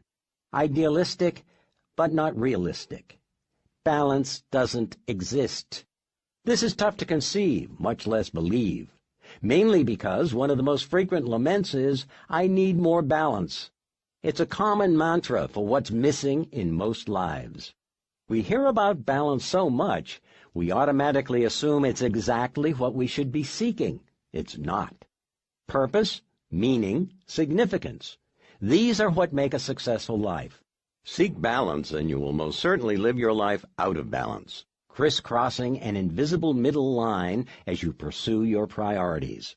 The act of living a full life by giving time to what matters is a balancing act. Extraordinary results require focused attention and time. Time on one thing means time away from another. This makes balance impossible. The genesis of a myth. Historically, balancing our lives is a novel privilege to even consider. For thousands of years, work was life. If you didn't work, hunt game, harvest crops, or raise livestock, you didn't live long. But things changed.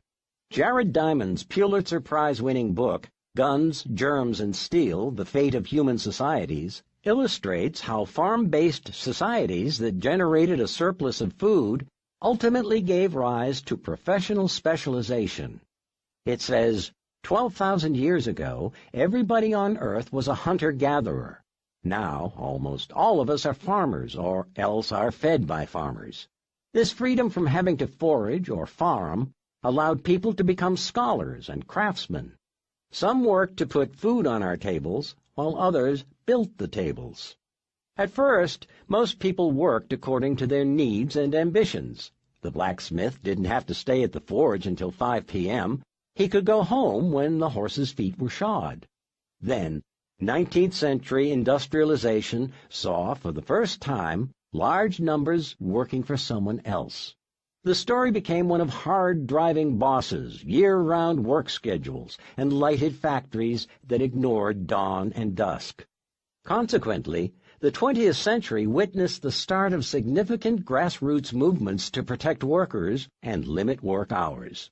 Still, the term work-life balance wasn't coined until the mid-1980s, when more than half of all married women joined the workforce.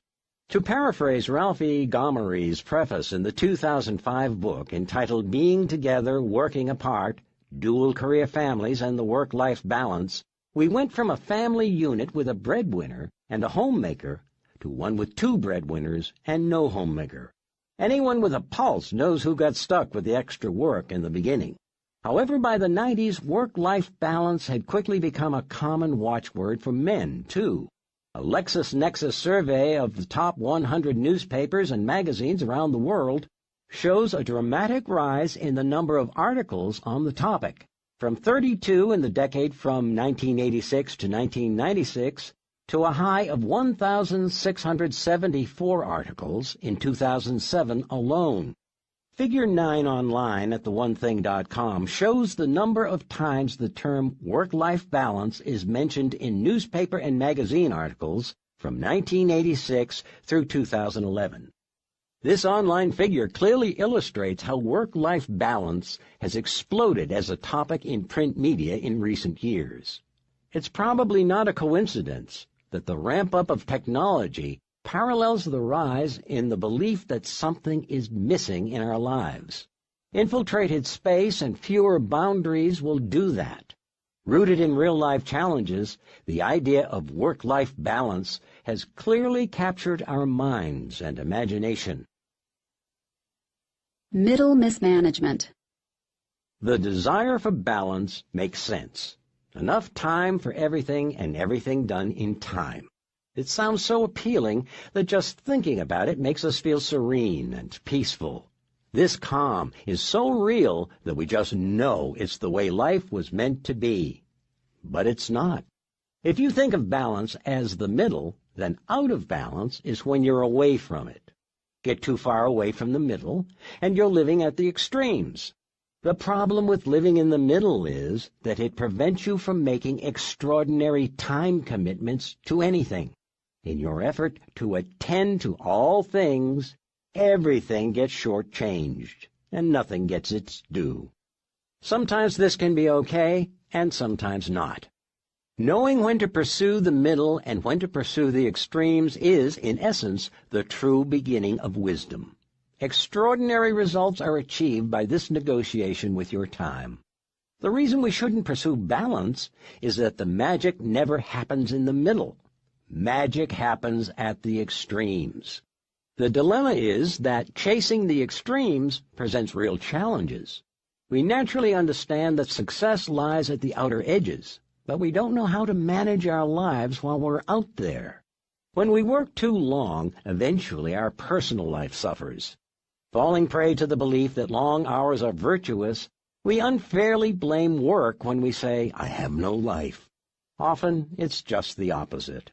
Even if our work life doesn't interfere, our personal life itself can be so full of have-tos that we again reach the same defeated conclusion.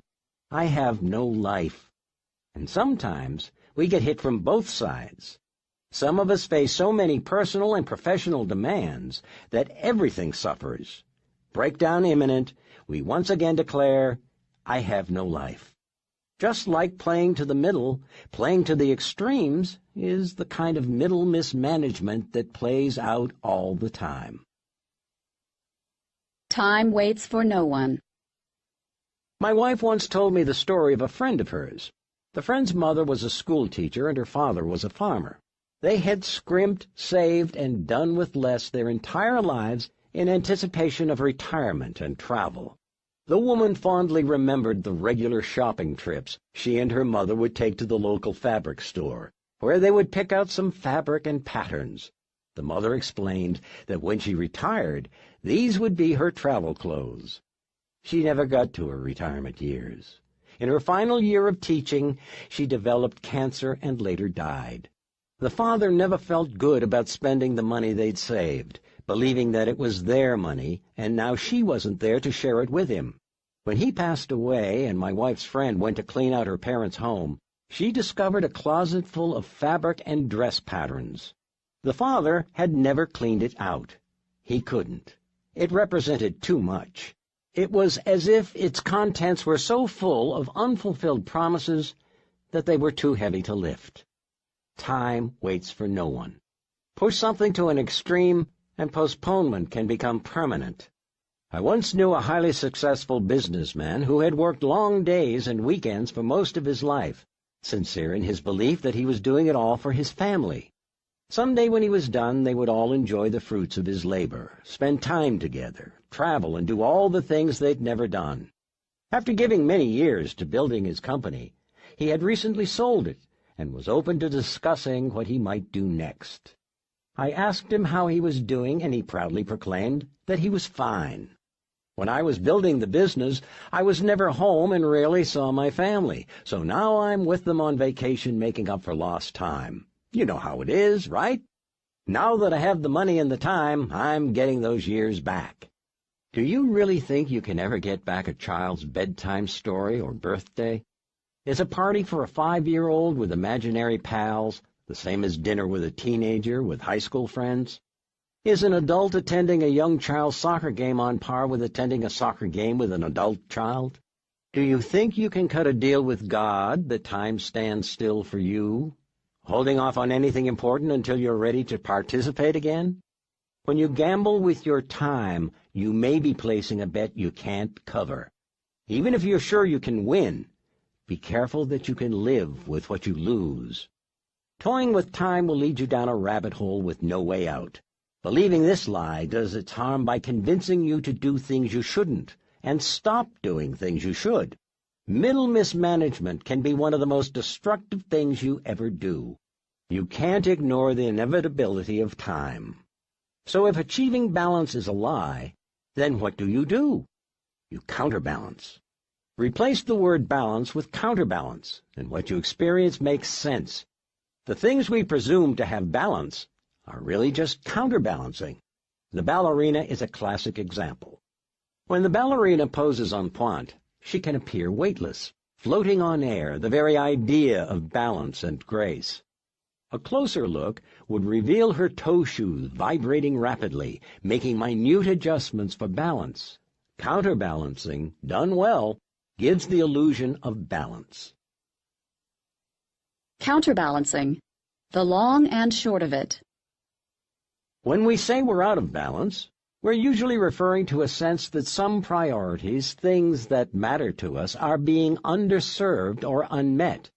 The problem is that when you focus on what is truly important, something will always be underserved. No matter how hard you try, there will always be things left undone at the end of your day, week, month, year, and life. Trying to get them all done is folly. When the things that matter most get done, you'll still be left with a sense of things being undone, a sense of imbalance. Leaving some things undone is a necessary trade-off for extraordinary results. But you can't leave everything undone, and that's where counterbalancing comes in.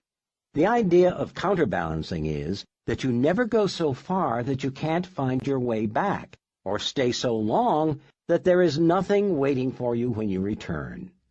This is so important that your very life may hang in the balance. An 11-year study of nearly 7,100 British civil servants concluded that habitual long hours can be deadly. Researchers showed that individuals who worked more than 11 hours a day, that's a 55-plus hour work week, were 67% more likely to suffer from heart disease. Counterbalancing is not only about your sense of well-being, it's essential to your being well. There are two types of counterbalancing: the balancing between work and personal life, and the balancing within each. In the world of professional success, it's not about how much overtime you put in. The key ingredient is focused time over time. To achieve an extraordinary result, you must choose what matters most and give it all the time it demands. This requires getting extremely out of balance in relation to all other work issues, with only infrequent counterbalancing to address them. In your personal world, awareness is the essential ingredient. Awareness of your spirit and body, awareness of your family and friends, awareness of your personal needs. None of these can be sacrificed if you intend to have a life, so you can never forsake them for work or one for the other. You can move back and forth quickly between these, and often even combine the activities around them, but you can't neglect any of them for long. Your personal life requires tight counterbalancing. Whether or not to go out of balance isn't really the question. The question is, do you go short or long? In your personal life, go short and avoid long periods where you're out of balance. Going short lets you stay connected to all the things that matter most and move them along together. In your professional life, go long and make peace with the idea that the pursuit of extraordinary results may require you to be out of balance for long periods. Going long allows you to focus on what matters most, even at the expense of other lesser priorities. In your personal life, nothing gets left behind. At work, it's required. In his novel, Suzanne's Diary for Nicholas, James Patterson artfully highlights where our priorities lie in our personal and professional balancing act, when he writes the following: Imagine life as a game in which you are juggling 5 balls. The balls are called work, family, health, friends, and integrity. And you're keeping all of them in the air. But one day you finally come to understand that work is a rubber ball. If you drop it, it will bounce back. The other 4 balls, family, health, friends, integrity, are made of glass. If you drop one of these, it will be irrevocably scuffed, nicked, perhaps even shattered. Life is a balancing act. The question of balance is really a question of priority. When you change your language from balancing to prioritizing, you see your choices more clearly and open the door to changing your destiny. Extraordinary results demand that you set a priority and act on it. When you act on your priority, you'll automatically go out of balance, giving more time to one thing over another. The challenge, then, doesn't become one of not going out of balance, for in fact you must. The challenge becomes how long you stay on your priority.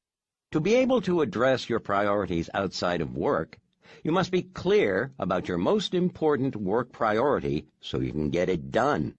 Then go home and be clear about your priorities there so you can get back to work. When you're supposed to be working, work. And when you're supposed to be playing, play. It's a weird tightrope you're walking, but it's only when you get your priorities mixed up that things fall apart. Big ideas. Think about two balancing buckets. Separate your work life and personal life into two distinct buckets, not to compartmentalize them, just for counterbalancing. Each has its own counterbalancing goals and approaches. Counterbalance your work bucket. View work as involving a skill or knowledge that must be mastered. This will cause you to give disproportionate time to your one thing and will throw the rest of your work day, week, month, and year continually out of balance. Your work life is divided into two distinct areas: what matters most and everything else. You will have to take what matters to the extremes and be okay with what happens to the rest. Professional success requires it. Counterbalance your personal life bucket. Acknowledge that your life actually has multiple areas and that each requires a minimum of attention for you to feel that you have a life. Drop any one and you will feel the effects. This requires constant awareness. You must never go too long or too far without counterbalancing them, so that they are all active areas of your life. Your personal life requires it. Start leading a counterbalanced life. Let the right things take precedence when they should, and get to the rest when you can. An extraordinary life is a counterbalancing act.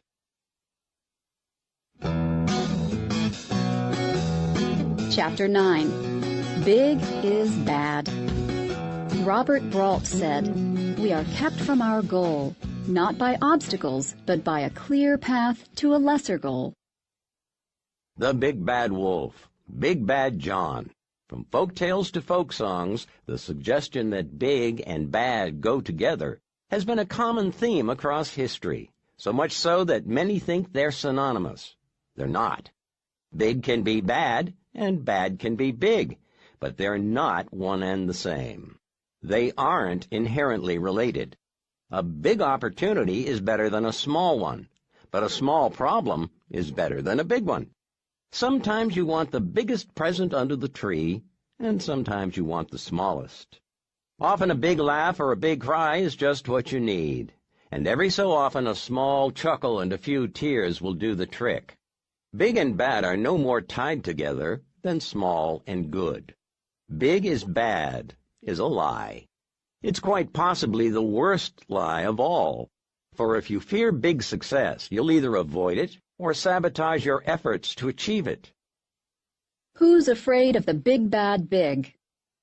Place big and results in the same room, and a lot of people balk or walk.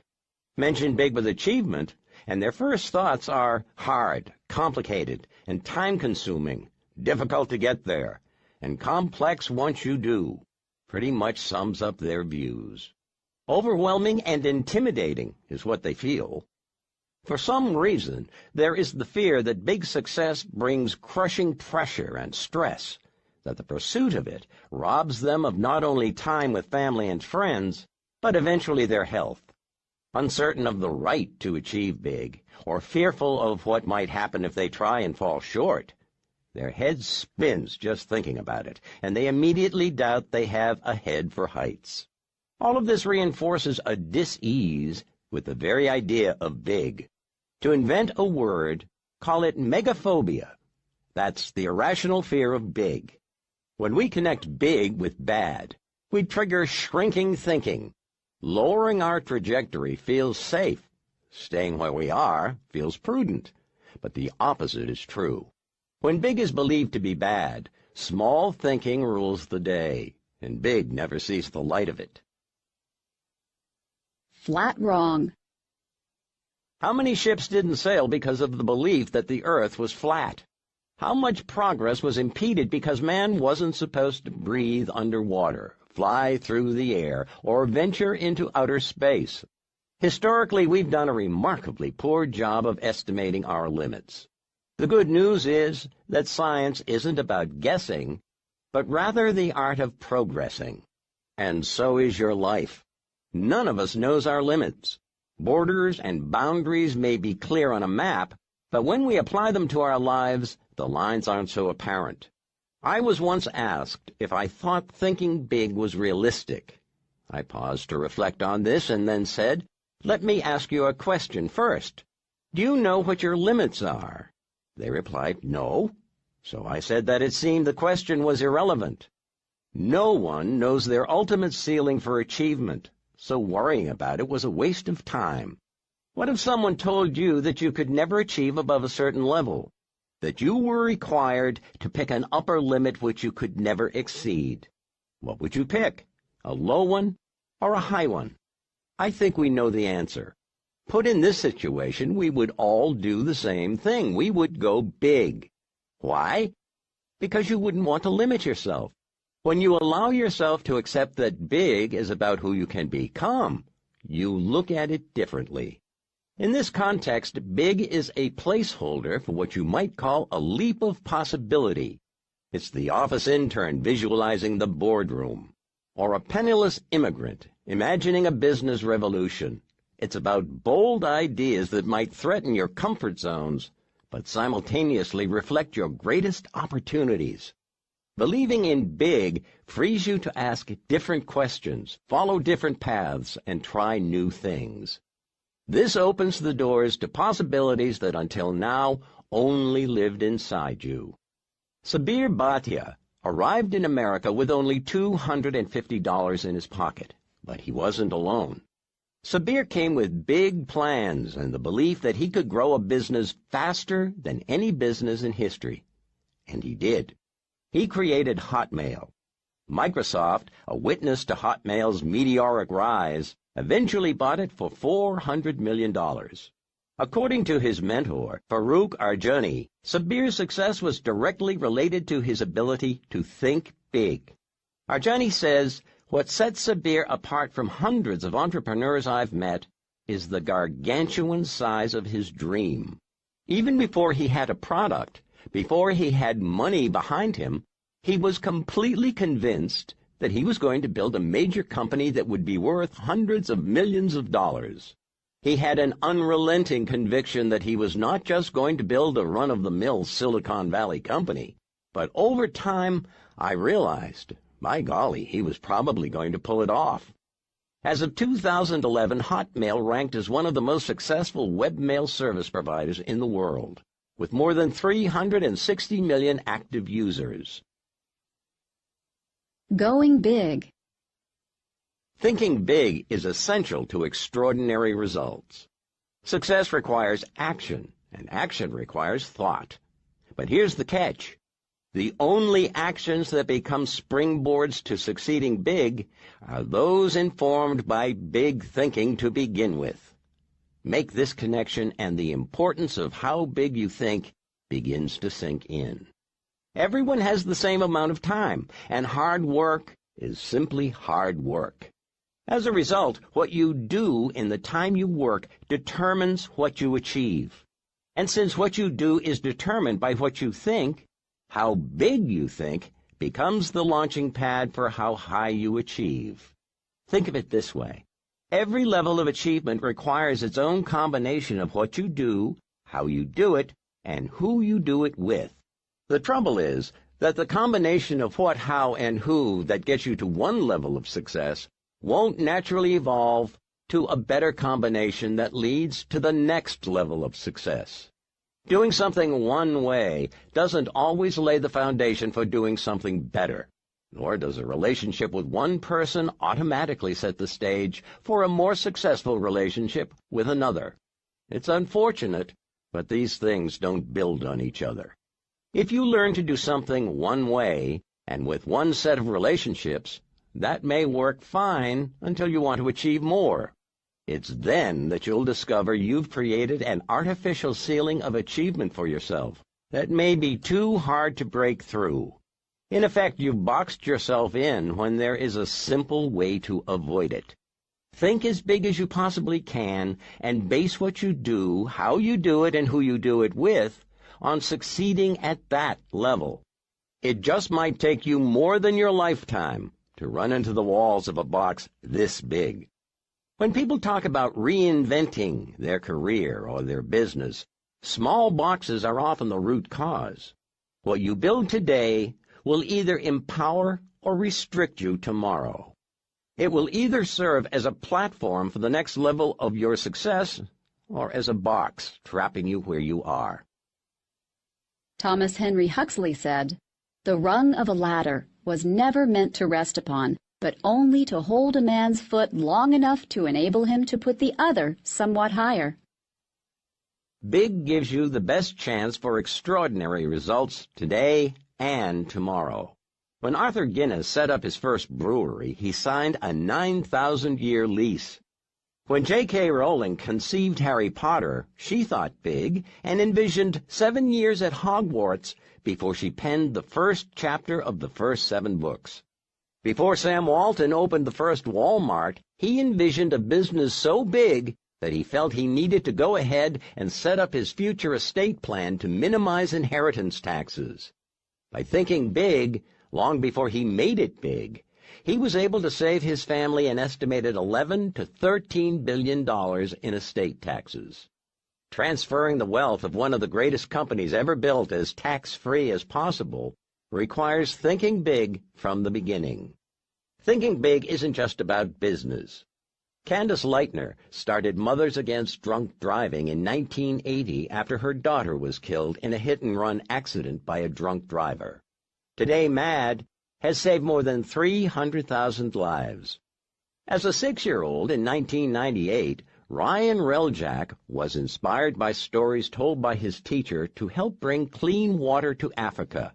Today, his foundation, Ryan's Well, has improved conditions and helped bring safe water to over 750,000 people in 16 countries.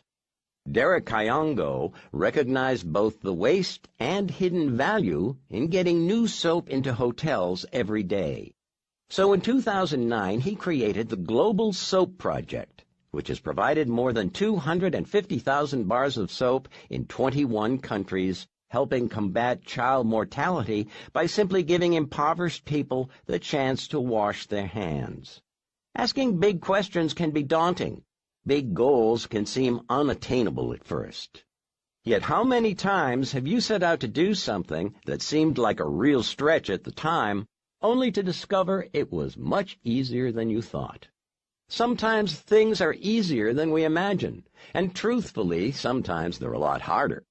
That's when it's important to realize that on the journey to achieving big, you get bigger. Big requires growth, and by the time you arrive, you're big, too. What seemed an insurmountable mountain from a distance is just a small hill when you arrive, at least in proportion to the person you've become. Your thinking, your skills, your relationships, your sense of what is possible and what it takes all grow on the journey to big. As you experience big, you become big. The Big Deal.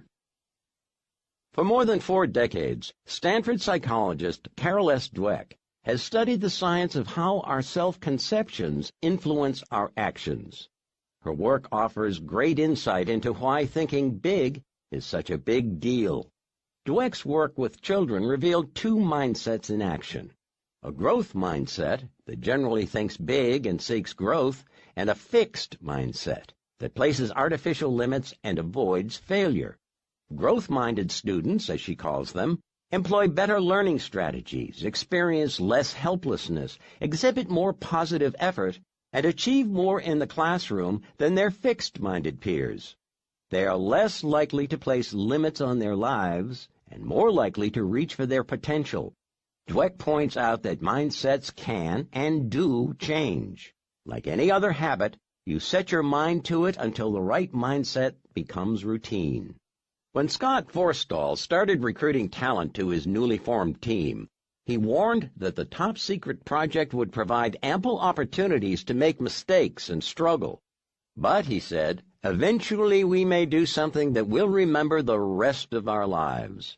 He gave this curious pitch to superstars across the company, but only took those who immediately jumped at the challenge.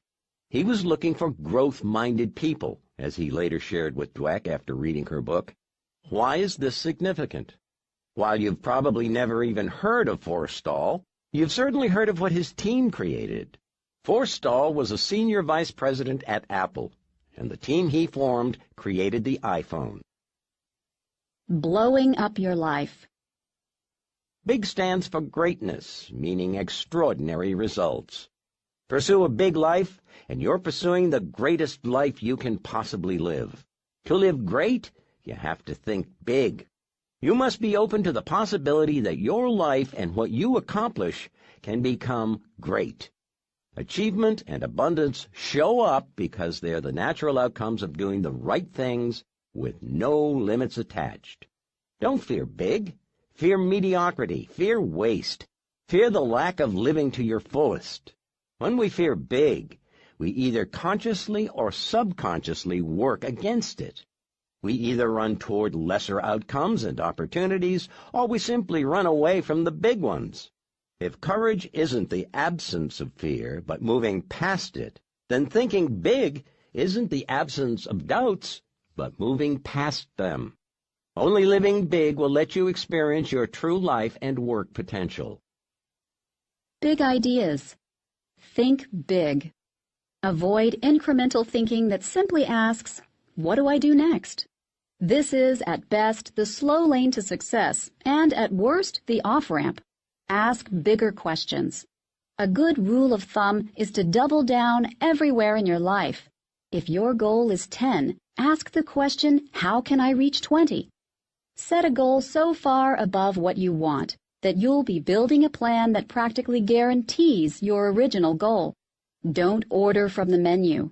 Apple's celebrated 1997 Think Different ad campaign features icons like Ali, Dylan, Einstein, Hitchcock, Picasso, Gandhi, and others who saw things differently and who went on to transform the world we know. The point was that they didn't choose from the available options. They imagined outcomes that no one else had. They ignored the menu and ordered their own creations.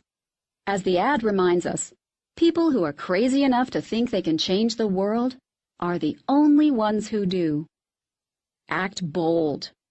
Big thoughts go nowhere without bold action. Once you've asked a big question, pause to imagine what life looks like with the answer. If you still can't imagine it, go study people who have already achieved it. What are the models, systems, habits, and relationships of other people who have found the answer?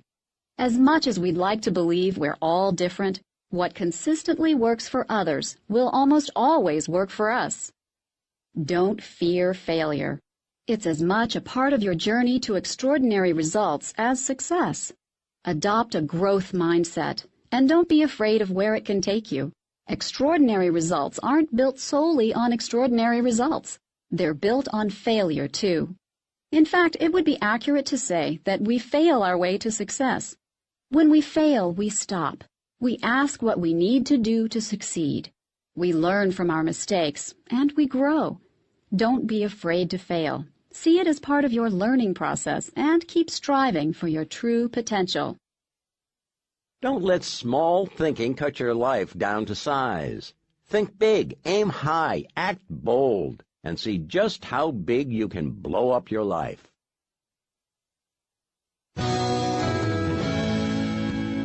Part 2. The Truth, the Simple Path to Productivity. Eric Keller said, "Be careful how you interpret the world. It is like that." Unclenched. For many years, I suffered from trying to live the lies of success. I began my career assuming everything mattered equally, so in an effort to cram it all in, I attempted too much at once. Frustrated, I eventually began to doubt I had the discipline or will to achieve success at all. As my life continually fell out of balance, I started to consider that trying to live a big life might be a bad thing. When you try to live up to something that isn't possible, you can get pretty down. I was pretty down. In an attempt to make it all work, I began to bear down even harder. You might say that I started to clench my way to success. I really did. I thought that this might be the way you went through life, with your jaw clenched, your fist clenched, your stomach clenched, and your butt clenched. Leaning forward, breath held and body taut, tight and totally tense. I just assumed that was the feeling of focus and intensity as I struggled to live with the lies. That approach actually worked, but it also put me in the hospital. I also began to think you had to talk like a success, walk like a success, and even dress for success. It wasn't me, but I was open to any way to make things work. So I took seriously the suggestion that you are supposed to project the way you want to be. That approach worked as well, but after a while, I simply got tired of playing success. I bought into getting up before the crack of dawn, getting revved up playing inspirational theme songs, and getting going before anyone else. In fact, I became so full of this thinking that I would drive to the office while the rest of the city slept, and then crash at my desk just to make sure that I beat everyone else to work. I started to accept the notion that maybe this is what ambition and achievement looked like as I fought the good fight. I would hold staff meetings at 7:30 in the morning, and at 7:31, I would actually shut the door and lock out anyone who showed up late. I was going overboard, but I was beginning to believe this was the only way you could succeed, and the way you pushed others to succeed as well. This approach also worked, but in the end it also pushed me too hard, others too far, and my world over the edge. I was truly beginning to think that the secret to success was to get as tightly wound up as possible each morning, set myself on fire, and then open the door and fly through the day unwinding on the world until I literally burnt out. And what did all of this get me? It got me success, and it got me sick. Eventually, it got me sick of success. So what did I do? I ditched the lies and went in the opposite direction. I joined Overachievers Anonymous and went anti-establishment on all the success tactics that supposedly build success. First off, I got unclenched. I actually started listening to my body, slowed down, and chilled out. Next, I started wearing T-shirts and jeans to work and defied anyone to make a comment. I dropped the language and the attitude and went back to just being me. I had breakfast with my family. I got in shape physically and spiritually and stayed there. And last, I started doing less. Yes, less. Intentionally, purposefully less. I was looser than ever, way laid back for me, and breathing.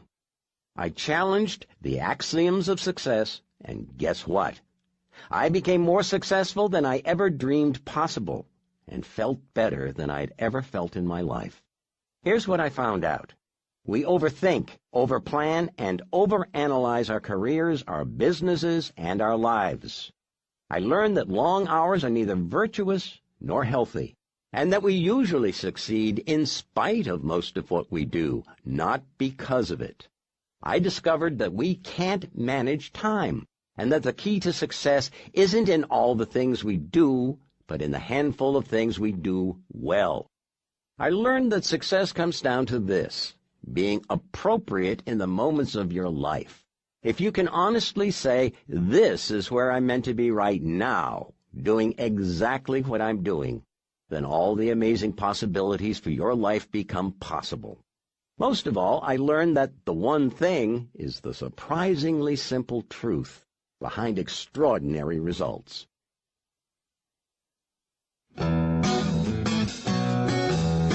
Chapter 10. The Focusing Question. George Anders said, "There is an art to clearing away the clutter and focusing on what matters most. It is simple and it is transferable. It just requires the courage to take a different approach."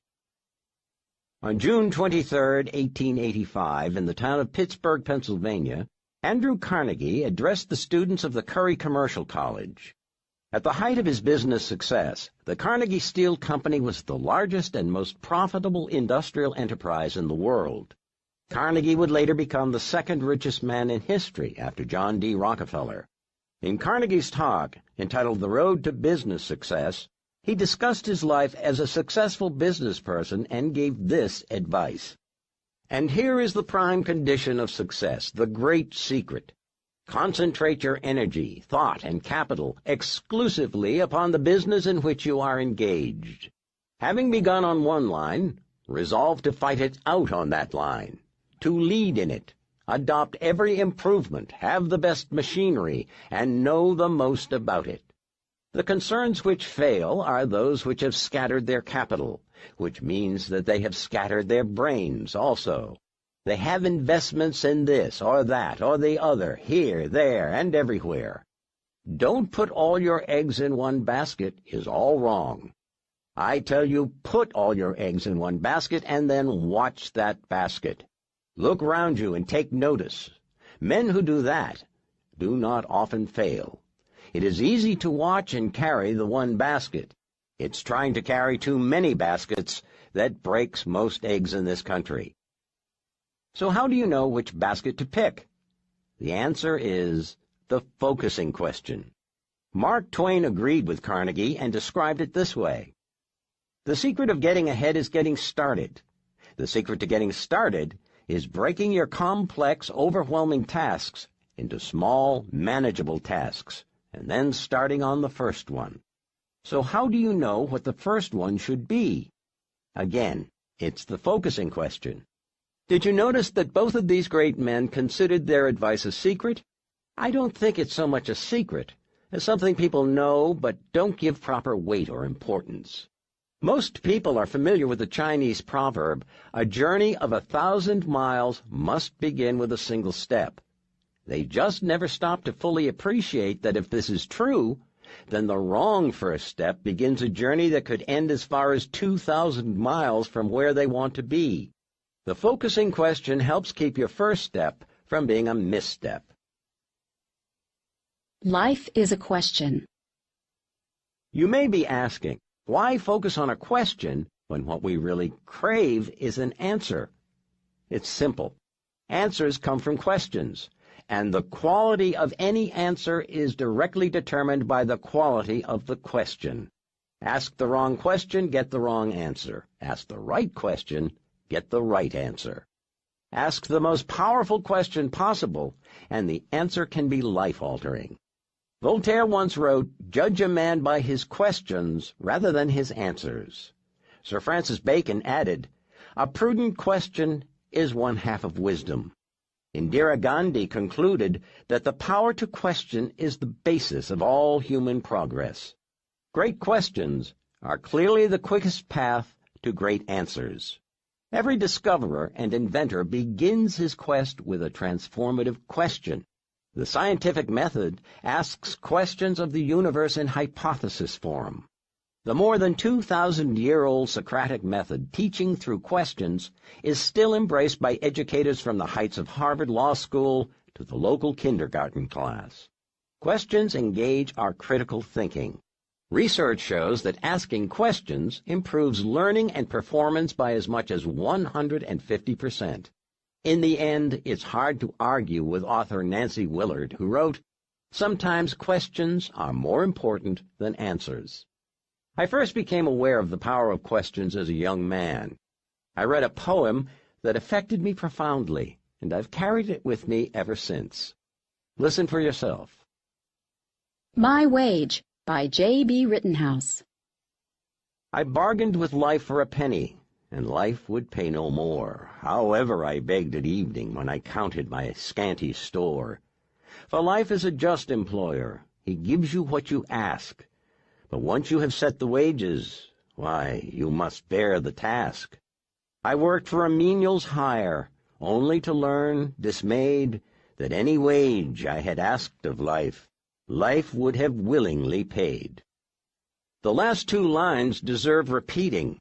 Any wage I had asked of life, life would have willingly paid. One of the most empowering moments of my life came when I realized that life is a question, and how we live it is our answer. How we phrase the questions we ask ourselves determines the answers that eventually become our life. The challenge is that the right question isn't always so obvious. Most things we want don't come with a roadmap or a set of instructions, so it can be difficult to frame the right question. Clarity must come from us, It seems we must envision our own journeys, make our own maps, and create our own compasses. To get the answers we seek, we have to invent the right questions, and we're left to devise our own. So how do you do this? How do you come up with uncommon questions that take you to uncommon answers? You ask one question, the focusing question. Anyone who dreams of an uncommon life eventually discovers there is no choice but to seek an uncommon approach to living it. The focusing question is that uncommon approach. In a world of no instructions, it becomes the simple formula for finding exceptional answers that lead to extraordinary results. The focusing question asks the following: what's the one thing I can do such that by doing it, everything else will be easier or unnecessary?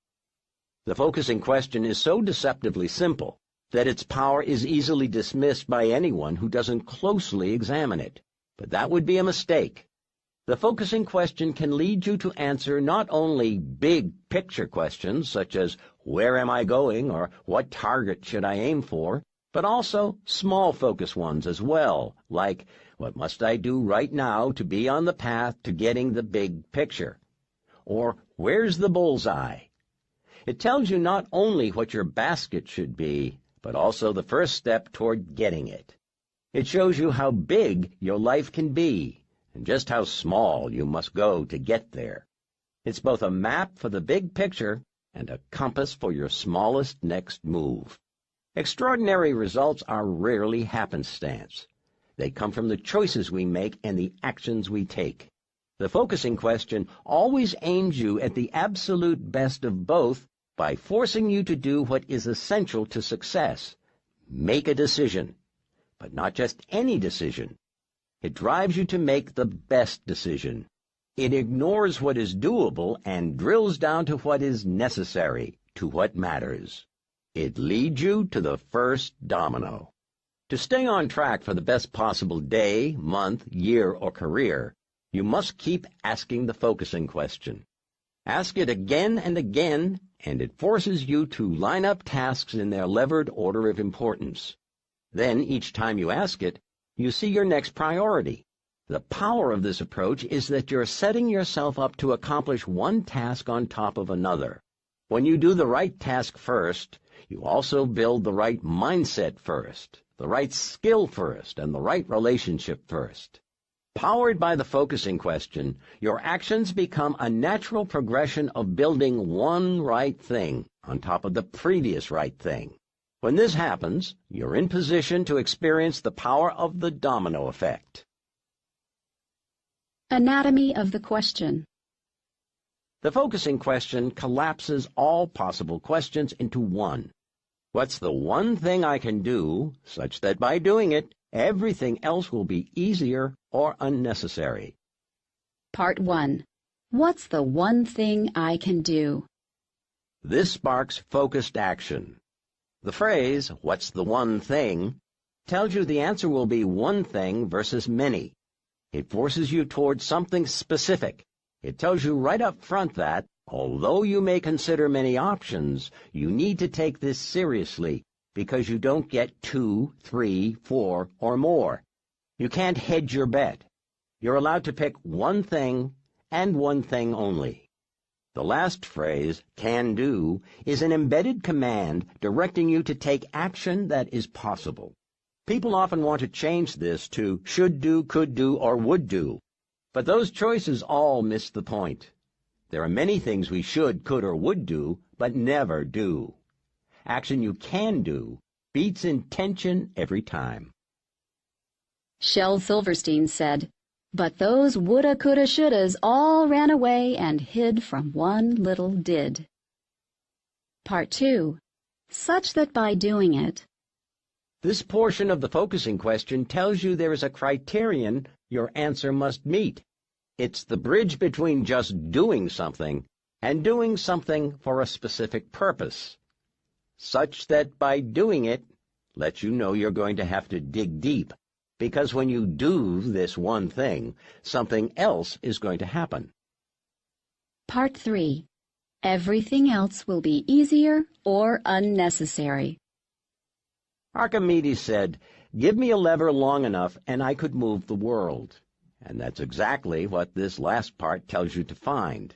Everything else will be easier or unnecessary is the ultimate leverage test. It tells you when you've found the first domino. It says that when you do this one thing, everything else you do to accomplish your goal will now either be doable with less effort or no longer even necessary. Most people struggle to comprehend how many things don't need to be done if they would just start by doing the right thing. In effect, this qualifier seeks to declutter your life by asking you to put on blinders. This elevates the answer's potential to change your life by doing the leveraged thing and avoiding distractions. The focusing question asks you to find the first domino and focus on it exclusively until you knock it over. Once you've done that, you'll discover a line of dominoes behind it either ready to fall or already downed. Big ideas. Great questions are the path to great answers. The focusing question is a great question designed to find a great answer. It will help you find the first domino for your job, your business, or any other area in which you want to achieve extraordinary results. The focusing question is a double-duty question. It comes in two forms, big picture and small focus. One is about finding the right direction in life, and the other is about finding the right action. The big picture question asks, what's my one thing? Use it to develop a vision for your life and the direction for your career or company. It is your strategic compass. It also works when considering what you want to master, what you want to give to others and your community, and how you want to be remembered. It keeps your relationships with friends, family, and colleagues in perspective, and your daily actions on track. The small focus question asks, what's my one thing right now? Use this when you first wake up and throughout the day. It keeps you focused on your most important work and, whenever you need it, helps you find the levered action or first domino in any activity. The small focus question prepares you for the most productive work week possible. It's effective in your personal life, too, keeping you attentive to your most important immediate needs, as well as those of the most important people in your life. Extraordinary results come from asking the focusing question. It's how you plot your course through life and business, and how you'll make the best progress on your most important work. Whether you seek answers big or small, asking the focusing question is the ultimate success habit for your life.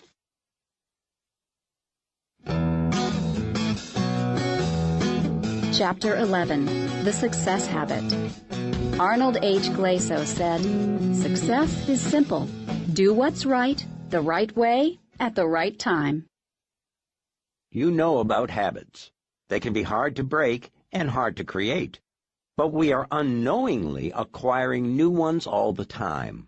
When we start and continue a way of thinking or a way of acting over a long enough period, we've created a new habit. The choice we face is whether or not we want to form habits that get us what we want from life. If we do, then the focusing question is the most powerful success habit we can have. For me, the focusing question is a way of life. I use it to find my most leveraged priority, make the most out of my time, and get the biggest bang for my buck. Whenever the outcome absolutely matters, I ask it. I ask it when I wake up and start my day. I ask it when I get to work, and again when I get home. What's the one thing I can do such that by doing it, everything else will be easier or unnecessary? And when I know the answer, I continue to ask it until I can see the connections and all my dominoes are lined up. Obviously, you can drive yourself nuts analyzing every little aspect of everything you might do. I don't do that, and you shouldn't either. Start with the big stuff and see where it takes you. Over time, you'll develop your own sense of when to use the big picture question and when to use the small focus question. The focusing question is the foundational habit I use to achieve extraordinary results and lead a big life. I use it for some things, and not at all for others. I apply it to the important areas of my life, such as my spiritual life, physical health, personal life, key relationships, job, business, and financial life. And I address them in that order. Each one is a foundation for the next. Because I want my life to matter, I approach each area by doing what matters most in it. I view these as the cornerstones of my life, and have found that when I'm doing what's most important in each area, my life feels like it's running on all cylinders. The focusing question can direct you to your one thing in the different areas of your life. Simply reframe the focusing question by inserting your area of focus. You can also include a time frame, such as right now or this year, to give your answer the appropriate level of immediacy, or in 5 years, or someday, to find a big picture answer that points you at outcomes to aim for. You can ask yourself focusing questions specific to each category of your life, be it spiritual, physical, personal, key relationships, your job, business, or maybe finances. First, say the category, then state the question. Next, add a time frame, and end by adding, such that by doing it, everything else will be easier or unnecessary. For example, for my job, what's the one thing I can do to ensure I hit my goals this week, such that by doing it, everything else will be easier or unnecessary? For my spiritual life. What's the one thing I can do to help others? What's the one thing I can do to improve my relationship with God? For my physical health. What's the one thing I can do to achieve my diet goals? What's the one thing I can do to ensure that I exercise? What's the one thing I can do to relieve my stress? For my personal life. What's the one thing I can do to improve my skill at whatever I may choose? What's the one thing I can do to find time for myself? For my key relationships. What's the one thing I can do to improve my relationship with my spouse or partner? What's the one thing I can do to improve my children's school performance? What's the one thing I can do to show my appreciation to my parents? What's the one thing I can do to make my family stronger? For my job. What's the one thing I can do to ensure that I hit my goals? What's the one thing I can do to improve my skills? What's the one thing I can do to help my team succeed? What's the one thing I can do to further my career? For my business. What's the one thing I can do to make us more competitive? What's the one thing I can do to make our product the best? What's the one thing I can do to make us more profitable? What's the one thing I can do to improve our customer experience? For my finances. What's the one thing I can do to increase my net worth? What's the one thing I can do to improve my investment cash flow? What's the one thing I can do to eliminate my credit card debt? Big ideas. So how do you make the one thing part of your daily routine? How do you make it strong enough to get extraordinary results at work and in the other areas of your life? Here's a starter list drawn from our experience and our work with others. Understand and believe it. The first step is to understand the concept of the one thing, then to believe that it can make a difference in your life. If you don't understand and believe it, you won't take action. Use it.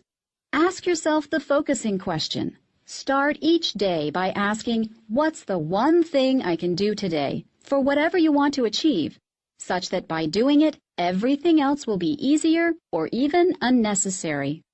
When you do this, your direction will become clear, your work will be more productive, and your personal life more rewarding. Make it a habit. When you make asking the focusing question a habit, you fully engage its power to get the extraordinary results you want. It's a difference maker. Research says this will take about 66 days. Whether it takes you a few weeks or a few months, Stick with it until it becomes your routine.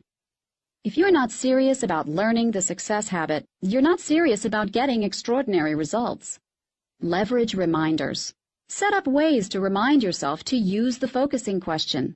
One of the best ways to do this is to put up a sign at work that says, "Until my one thing is done, everything else is a distraction." We designed the back cover of this book to be a trigger. Set it on the corner of your desk so that it's the first thing you see when you get to work.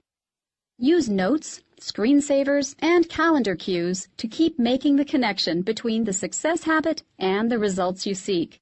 Put up reminders like, "The one thing equals extraordinary results," or "The success habit will get me to my goal."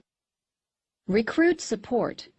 Research shows that those around you can influence you tremendously. Starting a success support group with some of your work colleagues can help inspire all of you to practice the success habit every day. Get your family involved. Share your one thing. Get them on board. Use the focusing question around them to show them how the success habit can make a difference in their schoolwork, their personal achievements, or any other part of their lives. This one habit can become the foundation for many more. So keep your success habit working as powerfully as possible. Use the strategies outlined in Part 3, Extraordinary Results, for goal setting and time blocking to experience extraordinary results every day of your life.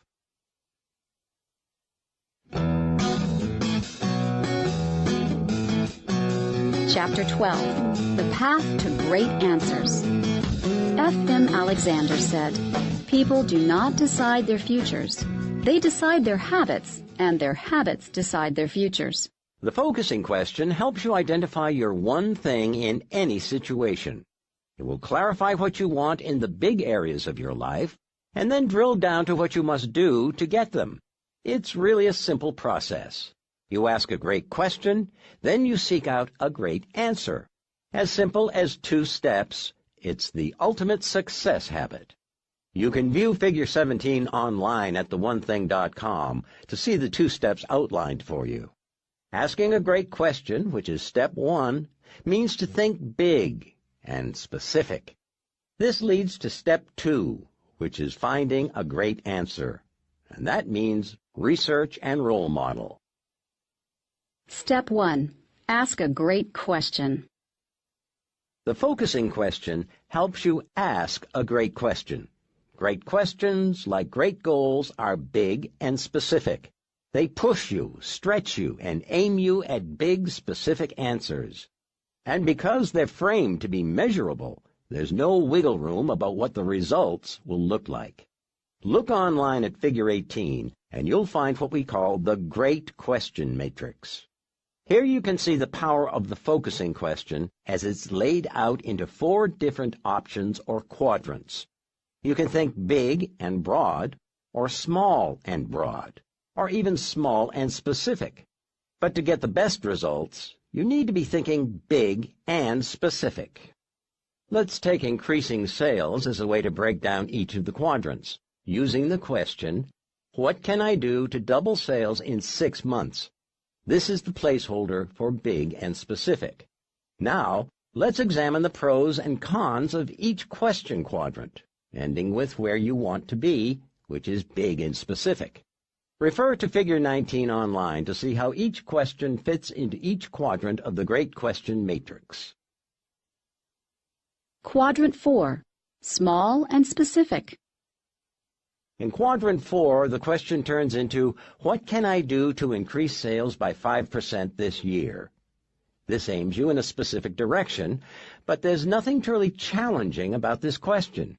For most salespeople, a 5% bump in sales could just as easily happen because the market shifted in your favor rather than anything you might have done. At best, it's an incremental gain, not a life-changing leap forward. Low goals don't require extraordinary actions, so they rarely lead to extraordinary results. Quadrant 3. Small and broad. In Quadrant 3, the question is more like, what can I do to increase sales? This is not really an achievement question at all. It's more of a brainstorming question. It's great for listing your options, but requires more to narrow your options and go small. How much will sales increase? By what date? Unfortunately, this is the kind of average question most people ask, and then wonder why their answers don't deliver extraordinary results. Quadrant 2. Big and broad. Here the question might be, what can I do to double sales? You have a big question, but nothing specific. It's a good start, but the lack of specifics leaves more questions than answers. Doubling sales in the next 20 years is very different from attempting the same goal in a year or less. There are still too many options, and without specifics, you won't know where to start. Quadrant 1. Big and specific. In Quadrant 1, the question is, what can I do to double sales in 6 months? Now you have all the elements of a great question. It's a big goal, and it's specific. You're doubling sales, and that's not easy. You also have a time frame of 6 months, which will be a challenge. You'll need a big answer. You'll have to stretch what you believe is possible and look outside the standard toolbox of solutions. Do you see the difference? When you ask a great question, you're in essence pursuing a great goal. And whenever you do this, you'll see the same pattern, the pattern of big and specific. A big, specific question leads to a big, specific answer, which is absolutely necessary for achieving a big goal. So if the question, what can I do to double sales in 6 months, is a great question, how do you make it more powerful?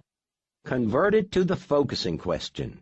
What's the one thing I can do to double sales in 6 months, such that by doing it everything else will be easier or unnecessary? Turning it into the focusing question goes to the heart of success by forcing you to identify what absolutely matters most and start there. Why? Because that's where big success starts too. Step 2. Find a great answer. The challenge of asking a great question is that, once you've asked it, you're now faced with finding a great answer. Answers come in 3 categories: doable, stretch, and possibility. Refer to Figure 20 online to see these 3 categories graphed out. The easiest answer you can seek is the one that's already within reach of your knowledge, skills, and experience. With this type of solution, you probably already know how to do it and won't have to change much to get it. Think of this as doable and the most likely to be achieved. The next level up is a stretch answer. While this is still within your reach, it can be the farthest end of your range. You'll most likely have to do some research and study what others have done to come up with this answer. Doing it can be iffy, since you might have to extend yourself to the very limits of your current abilities. Think of this as potentially achievable and probable, depending on your effort. High achievers understand these first 2 routes, but reject them. Unwilling to settle for ordinary when extraordinary is possible, they've asked a great question and want the very best answer. Extraordinary results require a great answer. Highly successful people choose to live at the outer limits of achievement. They not only dream of, but deeply crave what is beyond their natural grasp. They know this type of answer is the hardest to come by, but also know that just by extending themselves to find it, they expand and enrich their life for the better. If you want the most from your answer, you must realize that it lives outside your comfort zone. This is rare air. A big answer is never in plain view, nor is the path to finding one laid out for you. A possibility answer exists beyond what is already known and being done. As with a stretch goal, you can start out by doing research and studying the lives of other high achievers, but you can't stop there. In fact, your search has just begun. Whatever you learn, you'll use it to do what only the greatest achievers do, and that's benchmark and trend. A great answer is essentially a new answer. It's a leap across all current answers in search of the next one, and is found in 2 steps. The first is the same as when you stretch. You uncover the best research and study the highest achievers. Anytime you don't know the answer, your answer is to go find your answer. In other words, by default, your first one thing is to search for clues and role models to point you in the right direction. The first thing to do is ask, has anyone else studied or accomplished this or something like it? The answer is almost always yes. So your investigation begins by finding out what others have learned. One of the reasons I've amassed a large library of books over the years is because books are a great go-to resource. Short of having a conversation with someone who has accomplished what you hope to achieve, in my experience, books and published works offer the most in terms of documented research and role models for success. The Internet has quickly become an invaluable tool as well. Whether offline or online, you're trying to find people who have already gone down the road you're traveling, so you can research, model, benchmark, and trend their experience. A college professor once told me, "Gary, you're smart, but people have lived before you. You're not the first person to dream big, so you'd be wise to study what others have learned first and then build your actions on the back of their lessons." He was so right. And he was talking to you, too. The research and experience of others is the best place to start when looking for your answer. Armed with this knowledge, you can establish a benchmark, the current high-water mark for all that is known and being done. With a stretch approach, this was your maximum, but now it is your minimum. It's not all you'll do, but it becomes the hilltop where you'll stand to see if you can spot what might come next. This is called trending, and it's the second step. You're looking for the next thing you can do in the same direction that the best performers are heading, or, if necessary, in an entirely new direction. This is how big problems are solved and big challenges are overcome, for the best answers rarely come from an ordinary process.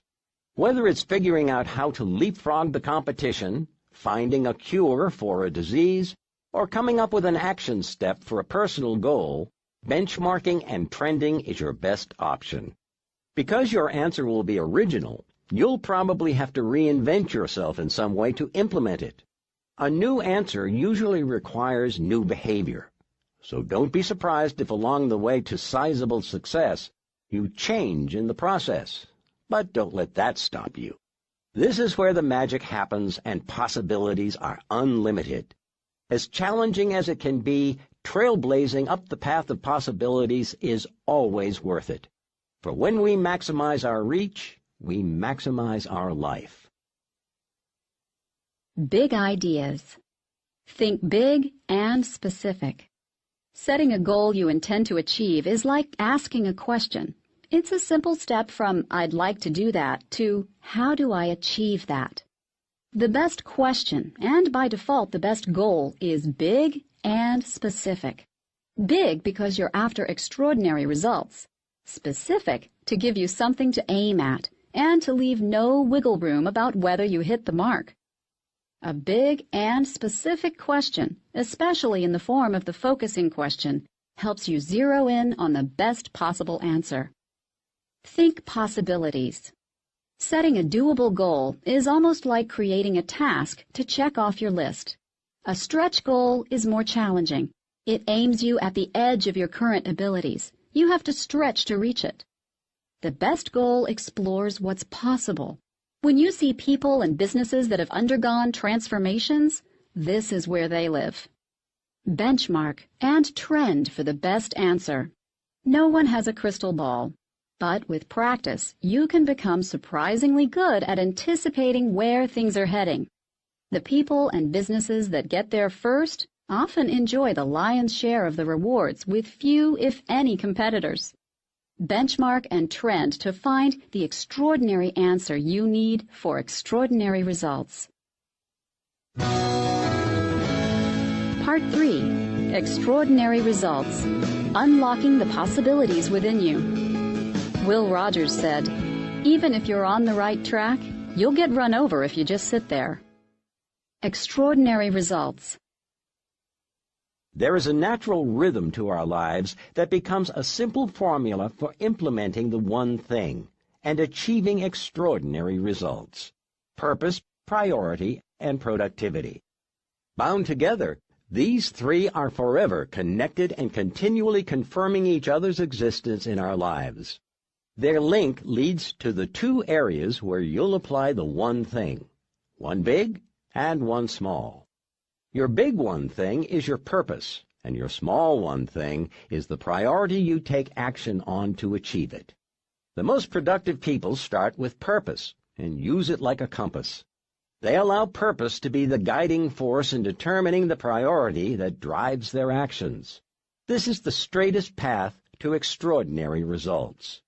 Think of purpose, priority, and productivity as three parts of an iceberg. We provide a visual of this iceberg in Figure 22 online at theonething.com.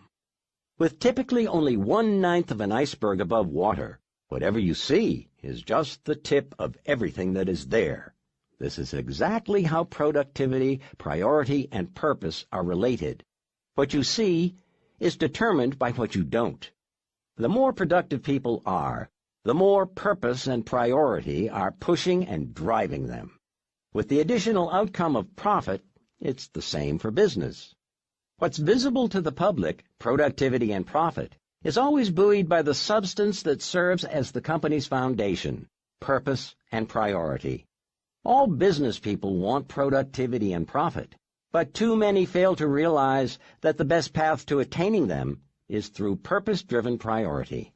Personal productivity is the building block of all business profit. The two are inseparable. A business can't have unproductive people, yet magically still have an immensely profitable business. Great businesses are built one productive person at a time. And not surprisingly, the most productive people receive the greatest rewards from their businesses. Connecting purpose, priority, and productivity determines how high above the rest successful individuals and profitable businesses rise. Understanding this is at the core of producing extraordinary results. Chapter 13. Live with Purpose. George Bernard Shaw said, "Life isn't about finding yourself. Life is about creating yourself." So how do you use purpose to create an extraordinary life? Ebenezer Scrooge shows us how. Cold-hearted, penny-pinching, and greedy, a man who despised Christmas and all things that give people happiness. His last name, a byword from miserliness and meanness. Ebenezer Scrooge might have been the least likely candidate to teach us anything about how to live. Yet in Charles Dickens' 1843 classic, A Christmas Carol, he does.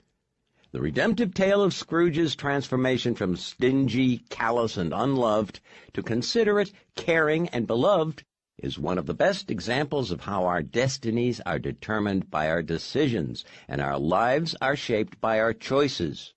Once again, fiction provides a formula we can all follow to build an extraordinary life with extraordinary results. I'd like to beg your forgiveness and take a little literary license to quickly retell this timeless tale.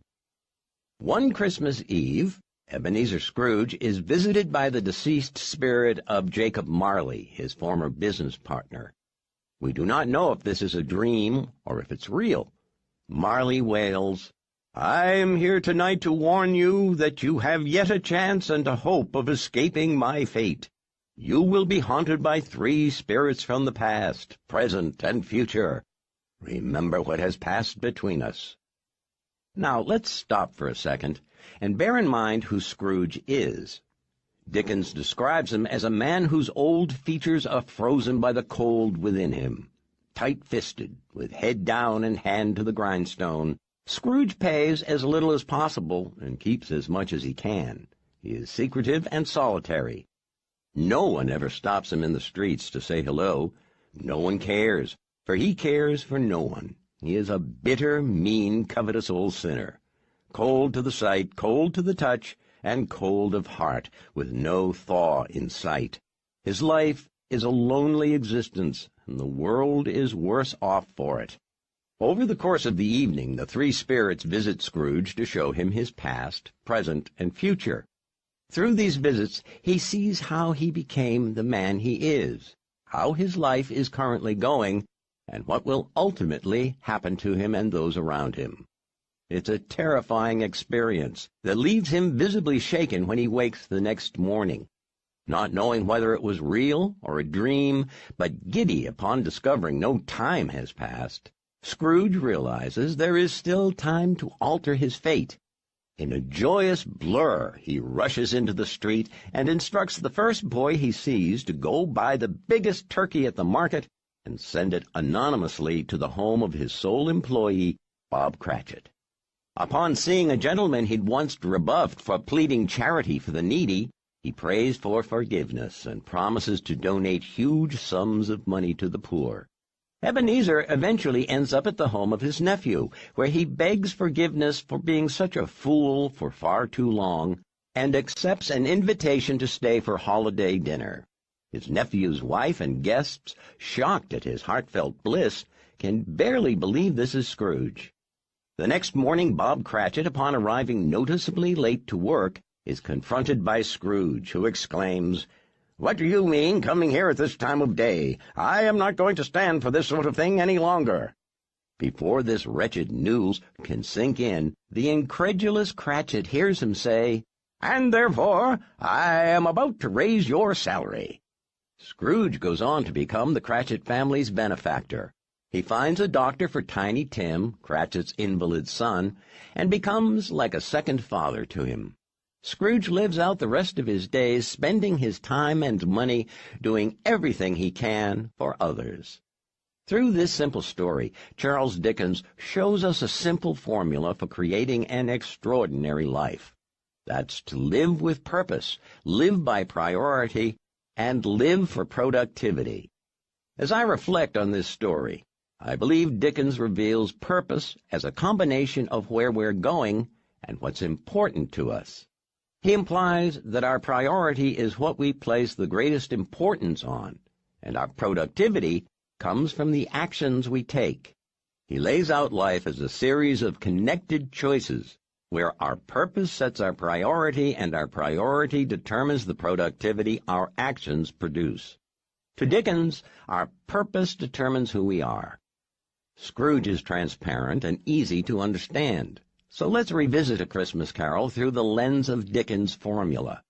At the place we enter his life, Scrooge's purpose is clearly about money. He pursues a life either working for it or being alone with it. He cares for money more than for people, and believes that money is the end by which any means are justified. Based on his purpose, his priority is straightforward: making money, as much money for himself as he can. Collecting coin is what matters to Scrooge. As a result, his productivity is always aimed at making money. When he takes a break from making it, just for fun, he counts it. Earning, netting, lending, receiving, tallying, these are the actions that fill his days, for he is greedy, selfish, and unmoved by the human condition of those around him. By Scrooge's own standards, he's highly productive in accomplishing his purpose. By anyone else's, it's simply a miserable life. This would be the end of the story were it not for the perspective provided to Ebenezer by his former partner. Jacob Marley didn't want Scrooge to reach the same dead end he had. So after the haunting, what happened to Scrooge? By Dickens' account, his purpose changed, which changed his most important priority, which changed where he focused his productivity. After Marley's intervention, Scrooge experienced the transformative power of a new purpose. So who did he become? Well, let's look. As the narrative ends, Scrooge's purpose is no longer money, but people. He now cares about people. He cares about their financial circumstances and their physical condition. He sees himself happily in relationships with others, lending a hand any way he can. He values helping people more than hoarding money, and believes money is good for the good it can do. What is his priority? Where he once saved money and used people, he now uses money to save people.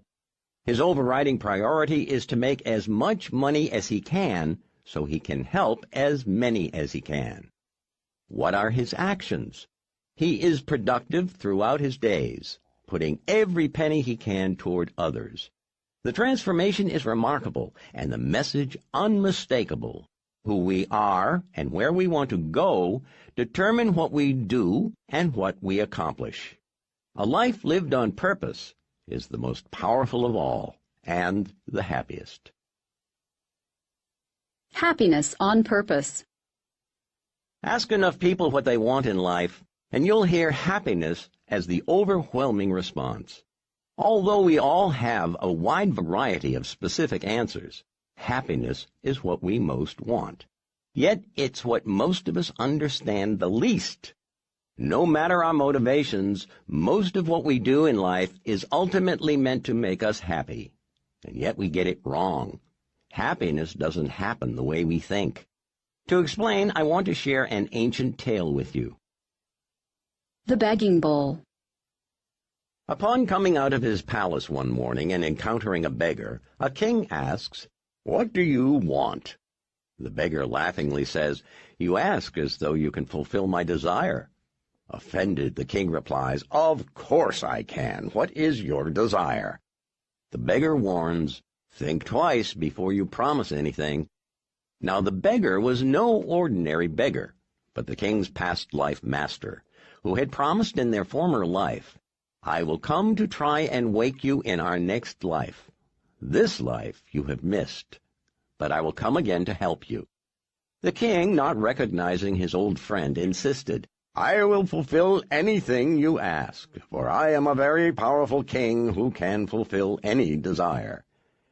The beggar said, "It is a very simple desire. Can you fill this begging bowl?" "Of course," said the king, and he instructed his vizier to fill the man's begging bowl with money. The vizier did, but when the money was poured into the bowl, it disappeared. So he poured more and more, but the moment he did, it would disappear. The begging bowl remained empty. Word spread throughout the kingdom, and a huge crowd gathered. The prestige and power of the king were at stake, so he told his vizier, "If my kingdom is to be lost, I am ready to lose it, but I cannot be defeated by this beggar." He continued to empty his wealth into the bowl. Diamonds, pearls, emeralds. His treasury was becoming empty. And yet the begging bowl seemed bottomless. Everything put into it immediately disappeared. Finally, as the crowd stood in utter silence, the king dropped at the beggar's feet and admitted defeat. "You are victorious, but before you go, fulfill my curiosity. What is the secret of this begging bowl?" The beggar humbly replied, "There is no secret. It is simply made up of human desire." One of our biggest challenges is making sure our life's purpose doesn't become a beggar's bowl, a bottomless pit of desire continually searching for the next thing that will make us happy. That's a losing proposition. Acquiring money and obtaining things are pretty much all done for the pleasure we expect them to bring. On one hand, this actually works. Securing money, or something we want, can spike our happiness meter, but only for a moment. Then it goes back down. Over the ages, our greatest minds have pondered happiness, and their conclusions are much the same. Having money and things won't automatically lead to lasting happiness. How circumstances affect us depends on how we interpret them as they relate to our life. If we lack a big-picture view, we can easily fall into serial success-seeking. Why? Because once we get what we want, our happiness sooner or later wanes because we quickly become accustomed to what we acquire. This happens to everyone and eventually leaves us bored, seeking something new to get or do. Worse, we may not even stop or slow down to enjoy what we've got, because we automatically get up and go for something else.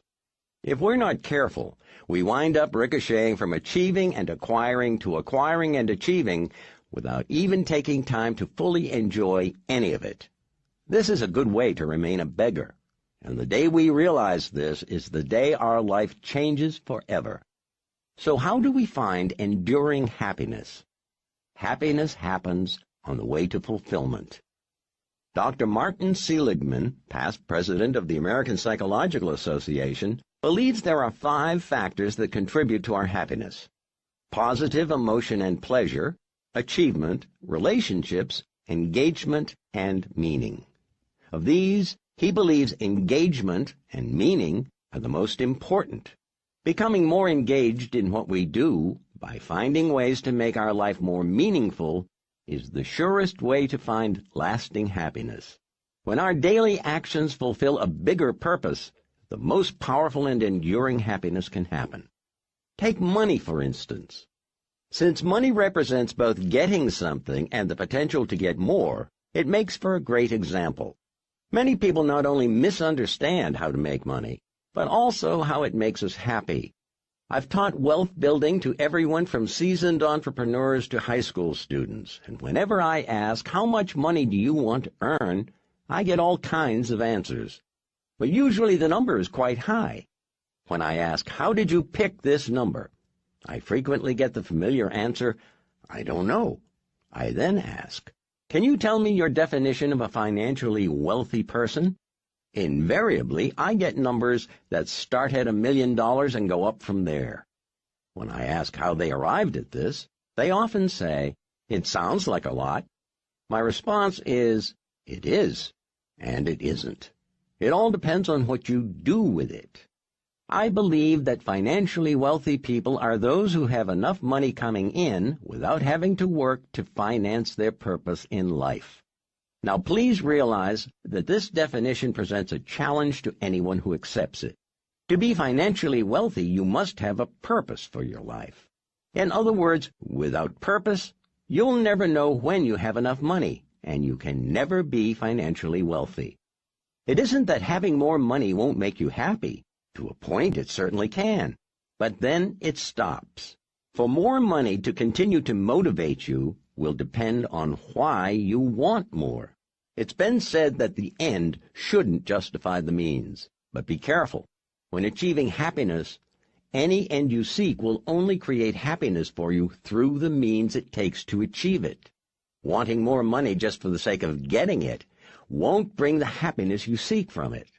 Happiness happens when you have a bigger purpose than having more money fulfills, which is why we say happiness happens on the way to fulfillment. The power of purpose. Purpose is the straightest path to power and the ultimate source of personal strength of conviction, and strength to persevere. The prescription for extraordinary results is knowing what matters to you and taking daily doses of actions in alignment with it. When you have a definite purpose for your life, clarity comes faster, which leads to more conviction in your direction, which usually leads to faster decisions. When you make faster decisions, you'll often be the one who makes the first decisions and winds up with the best choices. And when you have the best choices, you have the opportunity for the best experience. This is how knowing where you're going helps lead you to the best possible outcomes and experiences life has to offer. Purpose also helps you when things don't go your way. Life gets tough at times, and there's no way around that. Aim high enough, live long enough, and you'll encounter your share of tough times. That's okay. We all experience this. Knowing why you're doing something provides the inspiration and motivation to give the extra perspiration needed to persevere when things go south. Sticking with something long enough for success to show up is a fundamental requirement for achieving extraordinary results. Purpose provides the ultimate glue that can help you stick to the path you've set. When what you do matches your purpose, your life just feels in rhythm, and the path you beat with your feet seems to match the sound in your head and heart. Live with purpose, and don't be surprised if you actually hum more, and even whistle while you work.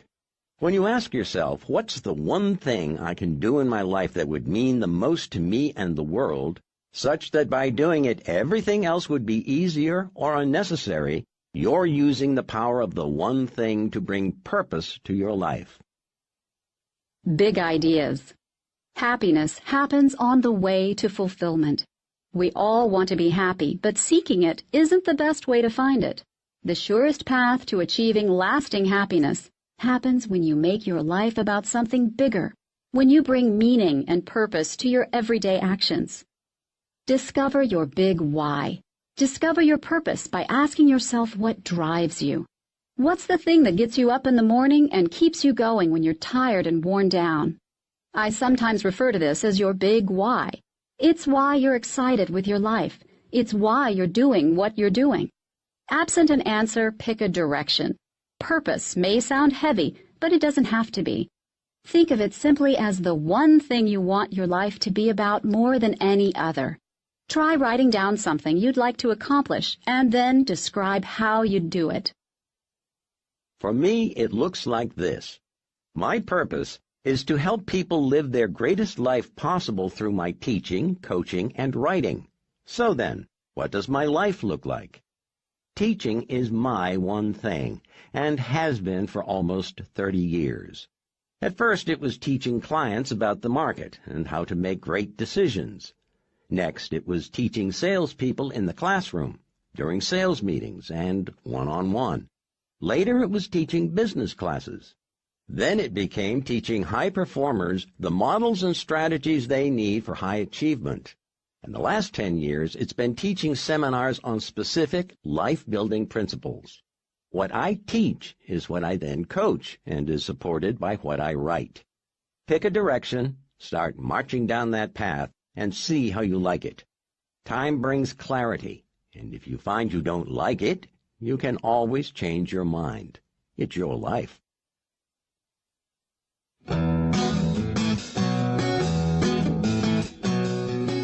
Chapter 14.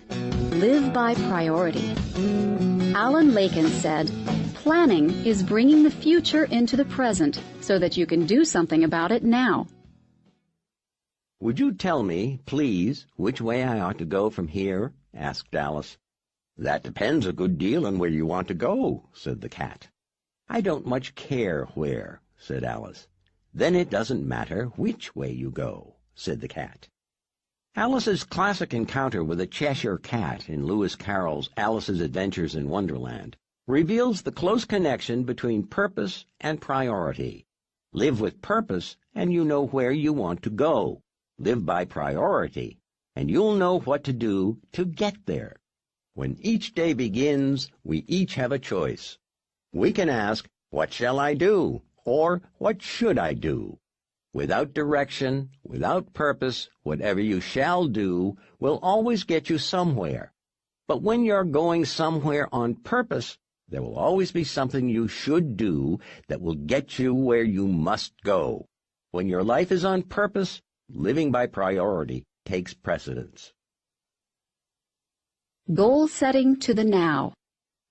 As Ebenezer Scrooge profoundly discovered, our life is driven by the purpose we give it. But there's a catch even he had to confront. Purpose has the power to shape our lives only in direct proportion to the power of the priority we connect it to. Purpose without priority is powerless. To be precise, the word is priority, not priorities. And it originated in the 14th century from the Latin prior, meaning first. If something mattered the most, it was a priority. Curiously, priority remained unpluralized until around the 20th century, when the world apparently demoted it to mean generally something that matters, and the plural priorities appeared. With the loss of its initial intent, a wide variety of sayings like most pressing matter, prime concern, and on the front burner pitched in to recapture the essence of the original. Today, we elevate priority to its former meaning by adding highest, top, first, main, and most important in front of it.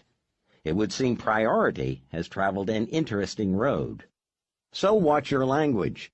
You may have many ways to talk about priority, but no matter the words you choose, to achieve extraordinary results, your meaning must be the same.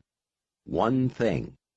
Whenever I teach goal setting, I make it my top priority to show how a goal and a priority work together. I do this by asking, why do we set goals and create plans? In spite of all the good answers I get, the truth is we have goals and plans for only one reason: to be appropriate in the moments of our lives that matter. While we may pull from the past and forecast the future, our only reality is the present moment. Right now is all we have to work with. Our past is but a former now, our future a potential one. To drive this point home, I started referring to the way to create a powerful priority as goal setting to the now, to emphasize why we were creating a priority in the first place.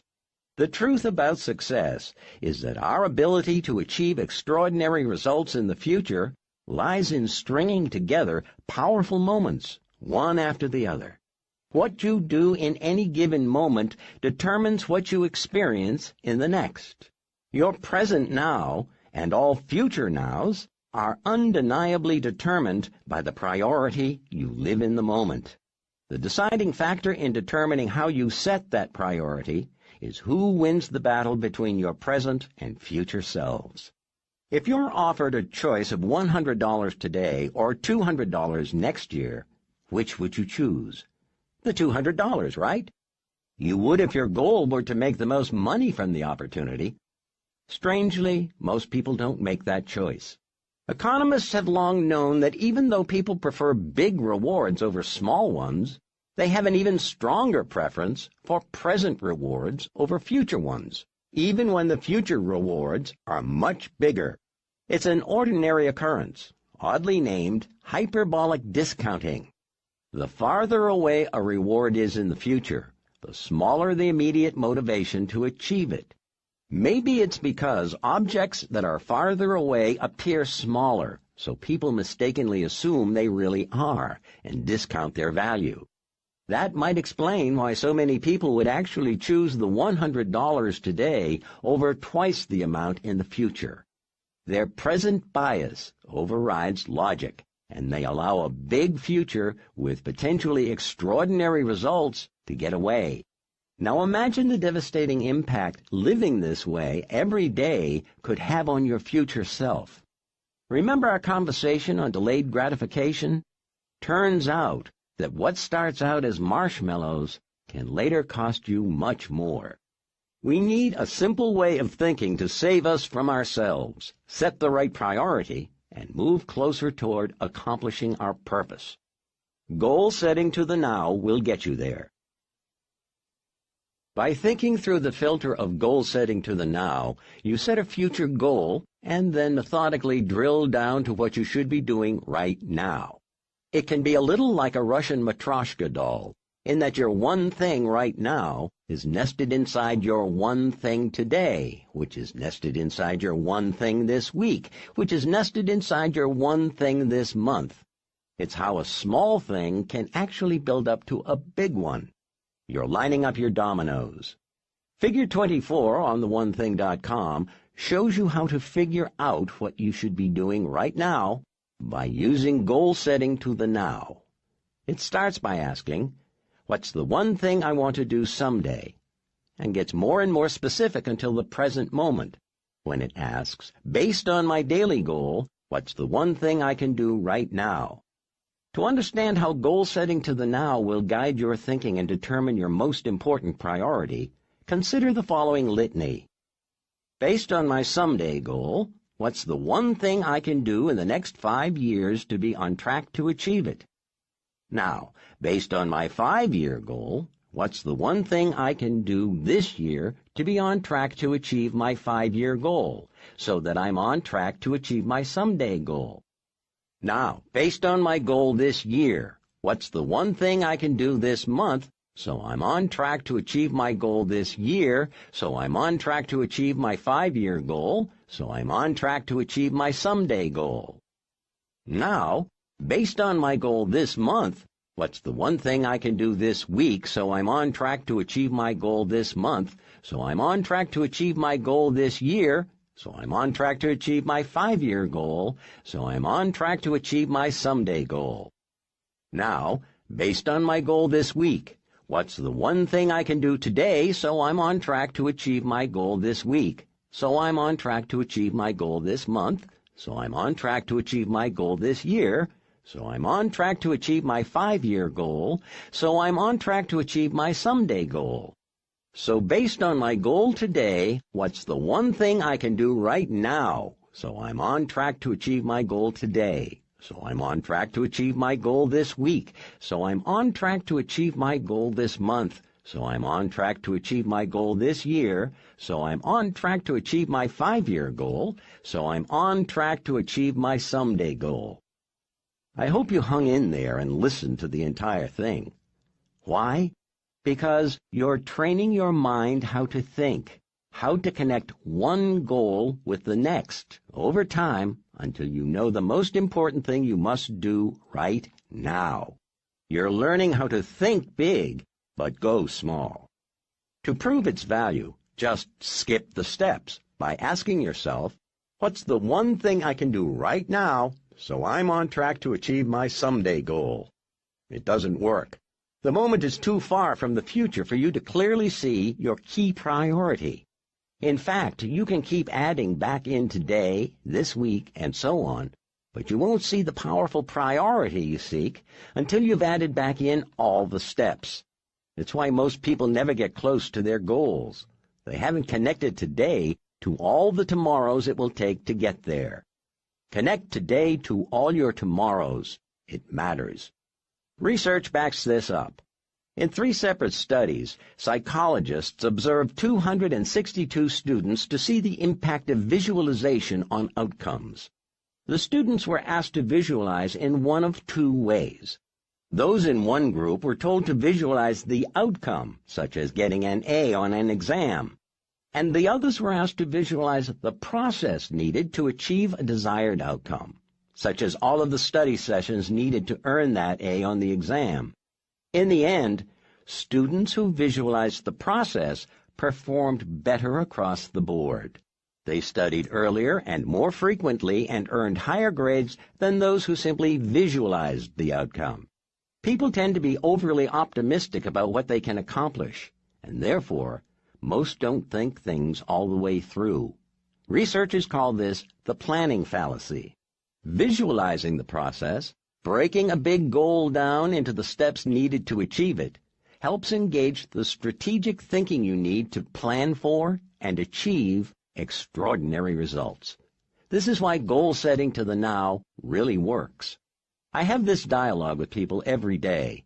It's particularly effective when they ask me what they should do. I turn it around and say, before I answer your question, let me ask you something. Where are you going? And where do you want to be someday? Without fail, as I walk them through goal setting to the now, they catch on quickly and come up with their own answers. And by the time they tell me the one thing they should be doing right now, I laughingly ask, so why are you still talking to me? Your last step is to write down your answers. Much has been written about writing down goals, and for a very good reason. It works. In 2008, Dr. Gail Matthews of the Dominican University of California recruited 267 participants from a wide range of professions, such as lawyers, accountants, nonprofit employees, and marketers from a variety of countries. Those who wrote down their goals were 39.5% more likely to accomplish them. Writing down your goals and your most important priority is your final step to living by priority. Big ideas. There can only be one. Your most important priority is the one thing you can do right now that will help you achieve what matters most to you. You may have many priorities, but dig deep and you'll discover there is always one thing that matters most. Your top priority, your one thing. Goal set to the now. Knowing your future goal is how you begin.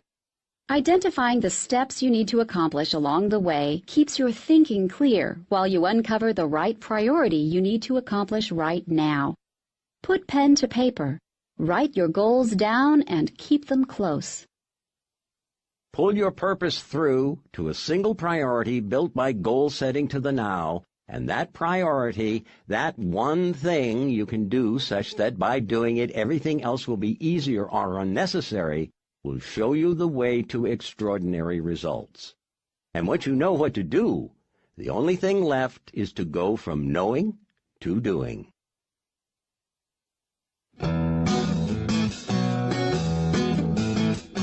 Chapter 15. Live for Productivity. Margarita Tartakovsky said, "Productivity isn't about being a workhorse, keeping busy, or burning the midnight oil. It's more about priorities, planning, and fiercely protecting your time." Ebenezer Scrooge's story might have been a footnote in literary history except for this. He acted. Passionate about his new purpose and empowered by a priority that fulfilled it, he got up and got going. Productive action transforms lives. "Let's go be productive" will never be heard in the movies as the cavalry takes the hill. It's not the first choice a coach, manager, or general uses as a rallying cry to arouse deep emotion and inspire the troops. It's not what you say to yourself as you take a deep breath and dive into a challenge or face competition. And Dickens never had Scrooge utter these words as he took command of his transformed life. Yet productive is exactly what Scrooge was. And there's no better word than productivity to describe what you want from what you do when the outcome matters. We're always doing something, working, playing, eating, sleeping, standing, sitting, or breathing. If we're alive, we're doing something. Even if we're doing nothing, that's something. Every minute of every day, the question is never, will we be doing something? But rather, what that something is we'll be doing. Sometimes what we do doesn't matter, but sometimes it does. And when it does, what we do defines our life more than anything else. In the end, putting together a life of extraordinary results simply comes down to getting the most out of what you do when what you do matters. Living for productivity produces extraordinary results. Whenever I teach productivity, I always start by asking, what type of time-managing system do you use? The answers are as varied as the number of people in the room.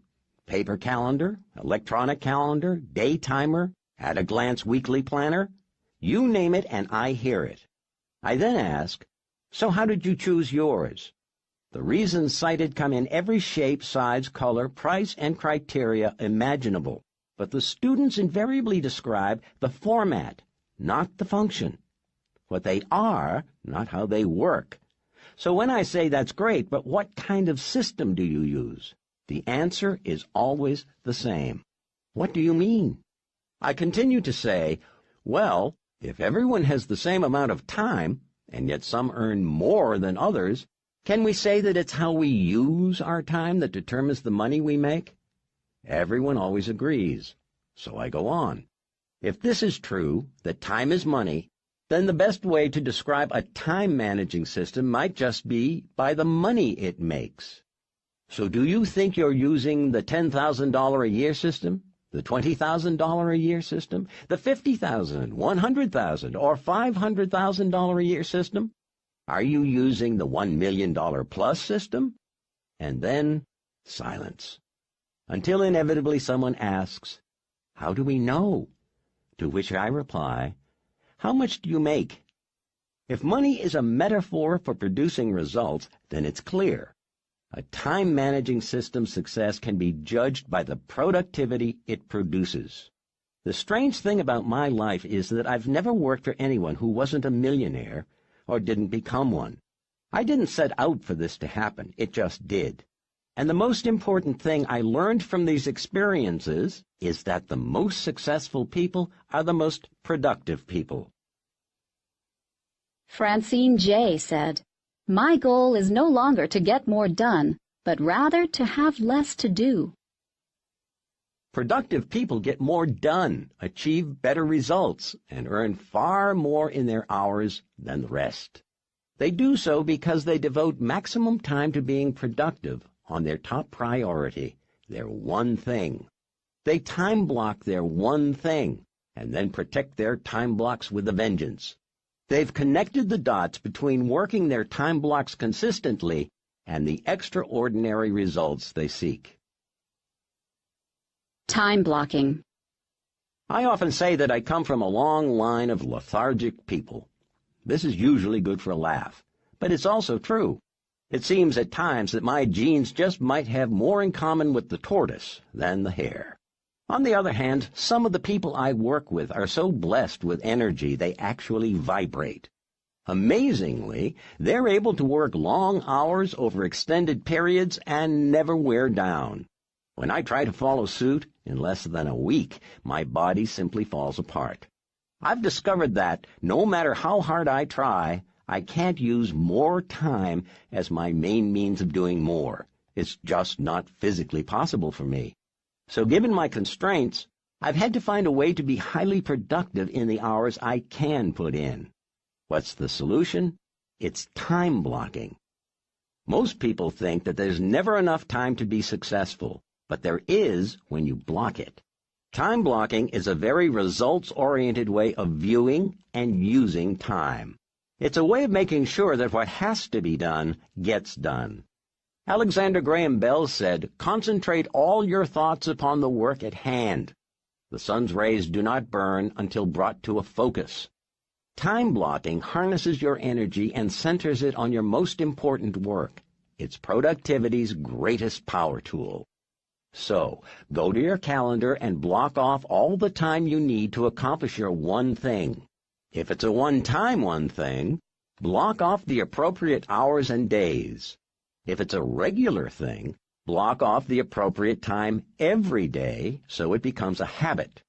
Everything else, other projects, paperwork, email, calls, correspondence, meetings, and all the other stuff, must wait.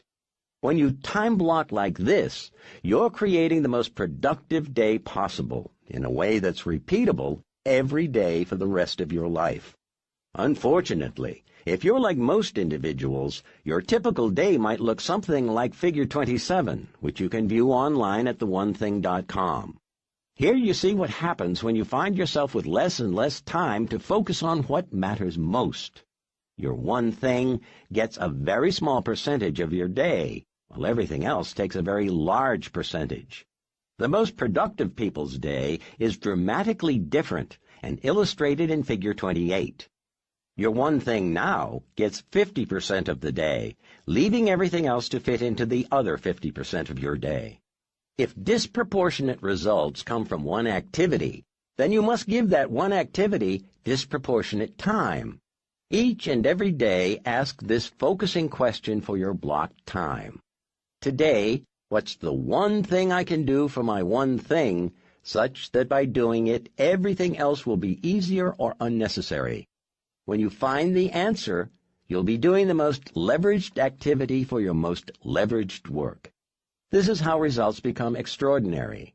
Those who do this, in my experience, are the ones who not only become the most accomplished, but who also have the most career opportunities. Slowly but surely, they become known in their organization for their one thing, and become irreplaceable. Ultimately, no one can imagine or tolerate the cost of losing them. Note that the opposite is equally true for those lost in the land of everything else. Once you've done your one thing for the day, you can devote the rest of it to everything else. Just use the focusing question to identify your next priority, and give that task the time it deserves. Repeat this approach until your workday is done. Getting everything else done may help you sleep better at night, but it's unlikely to earn you a promotion.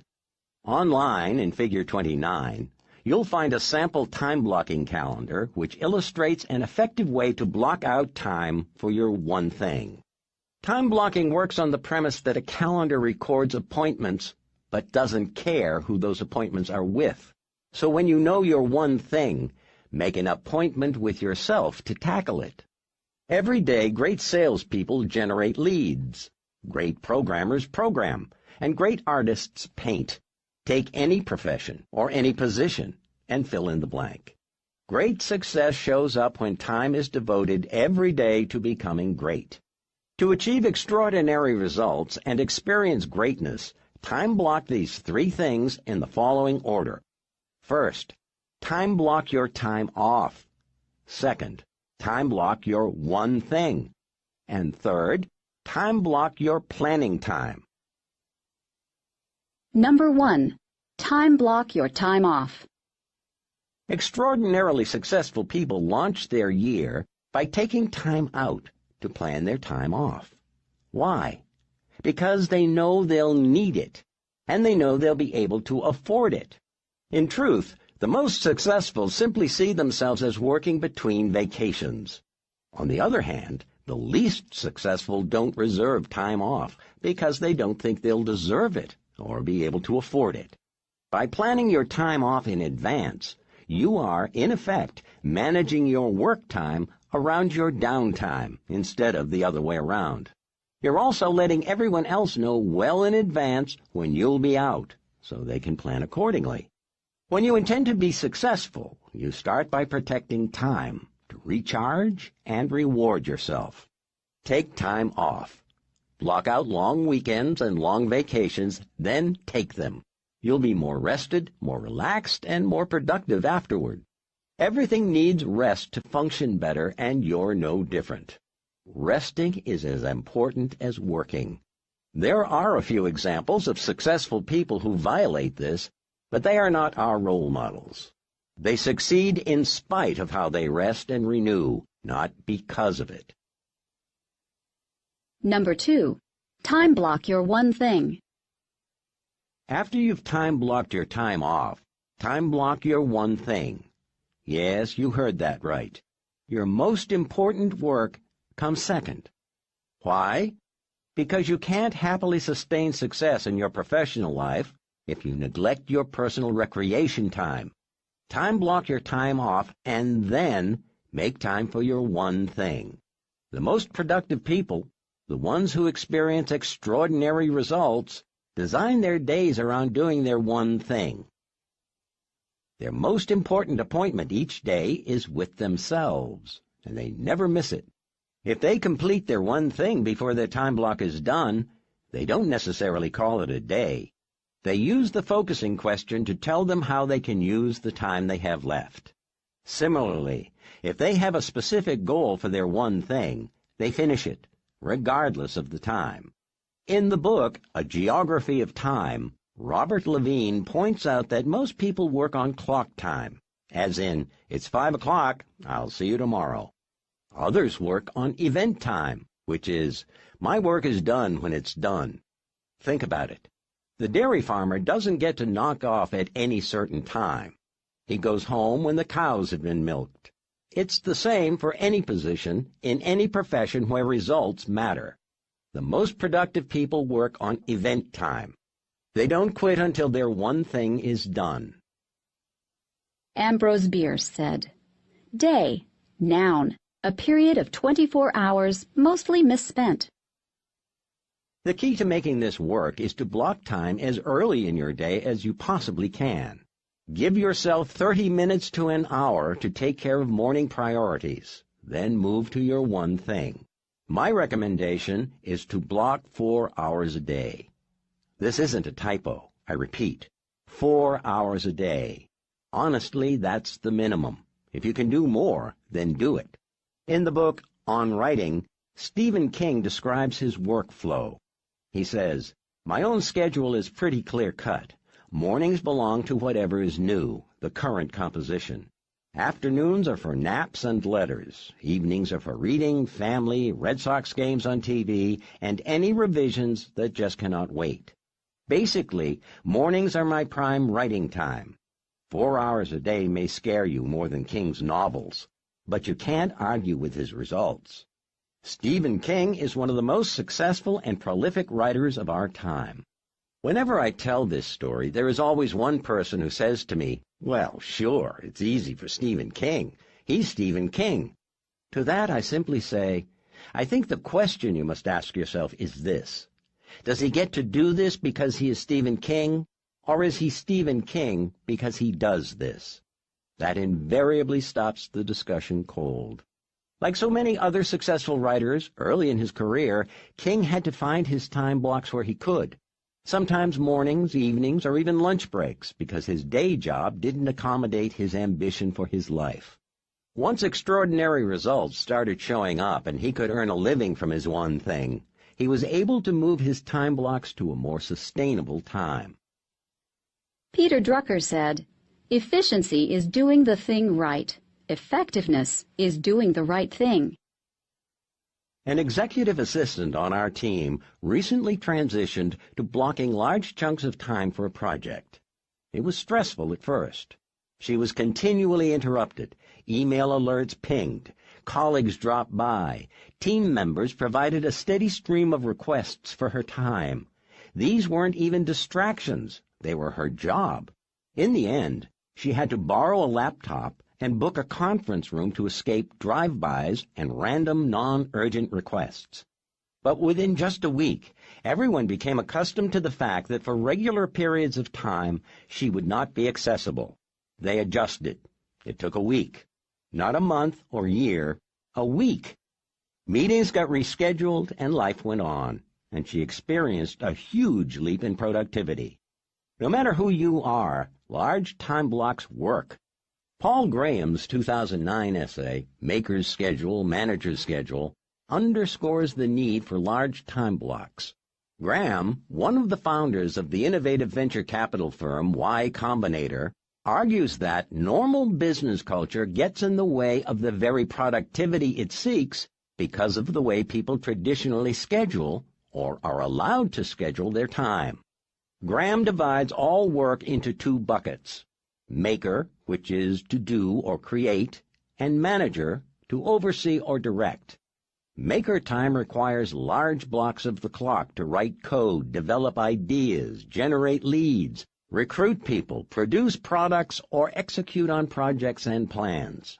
This time tends to be viewed in half-day increments. Manager time, on the other hand, gets divided into hours. This time typically has one moving from meeting to meeting, and because those who oversee or direct tend to have power and authority, they are in a position to make everyone resonate at their frequency. This can create a huge conflict if those needing maker time are pulled into meetings at odd hours, destroying the very time blocks they need to move themselves and the company forward. Graham embraced this insight and created a company culture at Y Combinator that now runs completely on a maker's schedule. All meetings get clustered at the end of the day. To experience extraordinary results, be a maker in the morning and a manager in the afternoon. Your goal is one and done. But if you don't time block each day to do your one thing won't become a done thing. Number 3. Time block your planning time. The last priority you time block is planning time. This is when you reflect on where you are and where you want to go. For annual planning, schedule this time late enough in the year that you have a sense of your trajectory, but not so late that you lose your running start for the next. Take a look at your someday and 5-year goals and assess the progress you must make in the next year to be on track. You may even add new goals, re-envision old ones, or eliminate any that no longer reflect your purpose or priorities. Block an hour each week to review your annual and monthly goals. First, ask what needs to happen that month for you to be on target for your annual goals. Then ask what must happen that week to be on course for your monthly goals.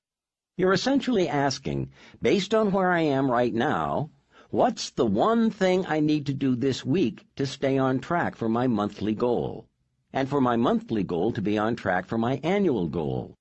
You're lining up the dominoes. Decide how much time you'll need to achieve this, and reserve that amount of time on your calendar. In effect, you could say that when you time block your planning time, you're really blocking your time to time block. Think about it. In July 2007, software developer Brad Isaac shared a productivity secret he reportedly got from comedian Jerry Seinfeld. Before Seinfeld was a household name and still regularly toured, Isaac ran into him at an open mic comedy club and asked him for advice on how to be a better comedian.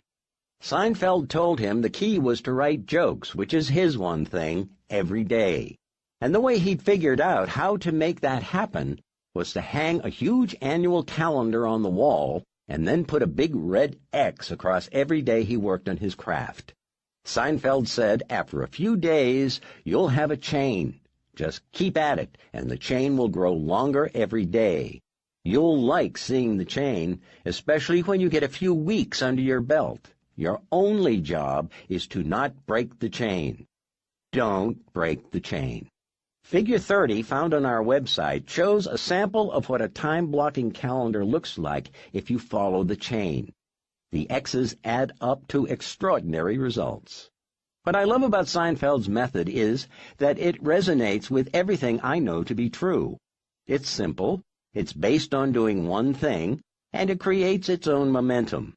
You could look at the calendar and be overwhelmed, asking yourself, how can I commit to this for an entire year? But the system is designed to bring your biggest goal to the now and focus on making the next X. As Walter Elliott said, perseverance is not a long race. It is many short races, one after another. As you complete these short races and get a chain going, it gets easier. Momentum and motivation start to take over. There is magic in knocking down your most important domino day after day. All you have to do is avoid breaking the chain one day at a time until you generate a powerful new habit in your life, the time-blocking habit. Does this sound simple? Time block is simple if you protect it. Protect your time block. For time blocks to actually block time, they must be protected. Although time blocking isn't hard, protecting the time you've blocked is. The world doesn't know your purpose or priorities and isn't responsible for them. You are. So it's your job to protect your time blocks from all those who don't know what matters most to you, and from yourself when you forget. The best way to protect your time blocks is to adopt the mindset that they can't be moved. So when someone tries to double book you, just say, I'm sorry, I already have an appointment at that time, and offer other options. If the other person is disappointed, you're sympathetic but ultimately unmoved. Extraordinarily results-oriented people, that is, the very people who have the most demands on their time, do this every day. They keep their most important appointment. The toughest part is navigating a high-level request. How do you say no to anyone important, like your boss, a key client, or your mom, or anyone who asks you to do something with a high sense of urgency? One way is to say yes and then ask, if I have that done by a specific time in the future, would that work? Most often, these requests are more about an immediate need to hand a task off than about a need for it to be done immediately. So the requester usually just wants to know it will get done. Sometimes the request is real, needs to be done now, and you must drop what you're doing and do it. In this situation, follow the rule, if you erase, you must replace, and immediately reschedule your time block. Then there's you. If you're already feeling overbooked and overworked, it can seem incredibly challenging to hold to a time block. It can be hard to imagine how everything else will get done when so much time is given to one thing. The key is to fully internalize the domino fall that will happen when your one thing gets done. And remember that everything else you might do, or have to do, will be easier or unnecessary. When I first began to time block, the most effective thing I did was to put up a sheet of paper that said, until my one thing is done, everything else is a distraction. Try it. Put it where you can see it and others can see it as well. Then make this the mantra you say to yourself and everyone else.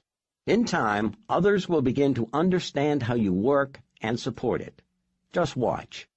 The last thing that can knock you off your time block is when you can't free your mind. Day in and day out, your own need to do other things instead of your one thing may be your biggest challenge to overcome. Life doesn't simplify itself the moment you simplify your focus. There's always other stuff screaming to be done. So when stuff pops into your head, just write it down on a task list and get back to what you're supposed to be doing. In other words, do a brain dump, then put it out of sight and out of mind until its time comes. In the end, there are plenty of ways your time block can get sabotaged. Here are 4 proven ways to battle distractions and keep your eye on your one thing. Number 1, build a bunker. Find somewhere to work that takes you out of the path of disruption and interruption. If you have an office, get a Do Not Disturb sign. If your office has glass walls, install shades. If you work in a cubicle, get permission to put up a folding screen. If necessary, go elsewhere.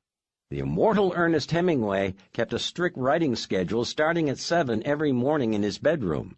The mortal, but still immensely talented business author Dan Heath bought an old laptop, deleted all its browsers, and, for good measure, deleted its wireless network drivers.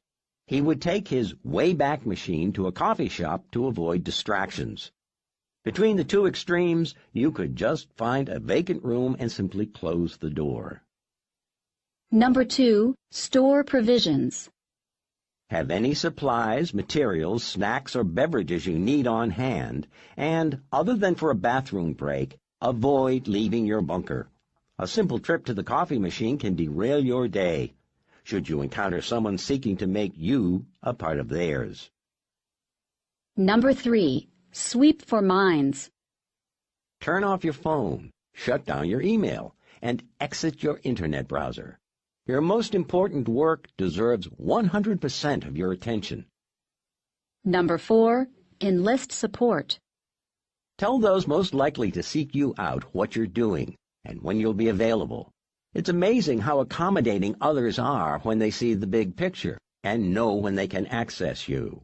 If, ultimately, you continue a tug-of-war to make time blocking take place, then use the focusing question to ask, what's the one thing I can do to protect my time block every day, such that by doing it, everything else I might do will be easier or unnecessary? Big ideas. Connect the dots. Extraordinary results become possible when where you want to go is completely aligned with what you do today. Tap into your purpose and allow that clarity to dictate your priorities. With your priorities clear, the only logical course is to go to work. Time block your one thing.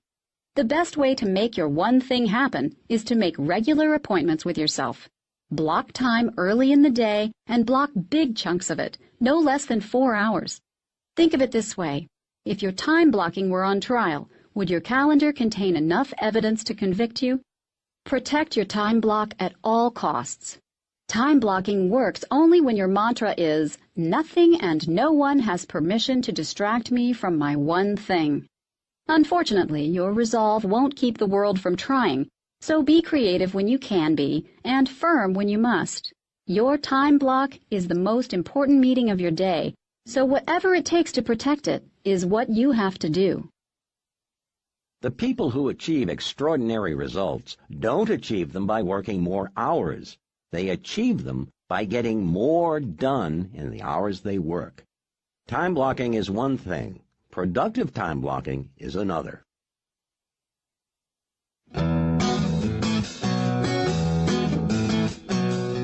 Chapter 16, The 3 Commitments. George Hallis said, "Nobody who ever gave his best regretted it." Achieving extraordinary results through time blocking requires 3 commitments. First, you must adopt the mindset of someone seeking mastery. Mastery is a commitment to becoming your best, so to achieve extraordinary results you must embrace the extraordinary effort it represents. Second, you must continually seek the very best ways of doing things. Nothing is more futile than doing your best using an approach that can't deliver results equal to your effort. And last, you must be willing to be held accountable to doing everything you can to achieve your one thing. Live these commitments, and you give yourself a fighting chance to experience extraordinary. The 3 commitments to your one thing. Commitment 1 is follow the path of mastery. Commitment 2, move from E to P. And commitment 3 is live the accountability cycle.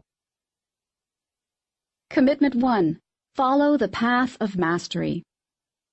Mastery isn't a word we often hear anymore, but it's as critical as ever to achieving extraordinary results.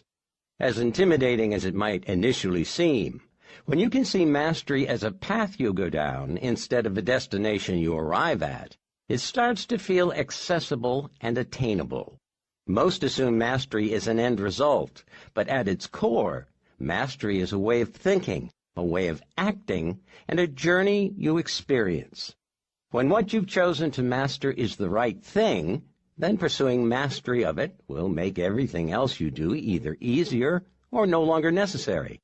That's why what you choose to master matters. Mastery plays a key role in your domino run. I believe the healthy view of mastery means giving the best you have to become the best you can be at your most important work. The path is one of an apprentice learning and relearning the basics on a never-ending journey of greater experience and expertise. Think of it this way. At some point, white belts training to advance know the same basic karate moves black belts know. They simply haven't practiced enough to be able to do them as well.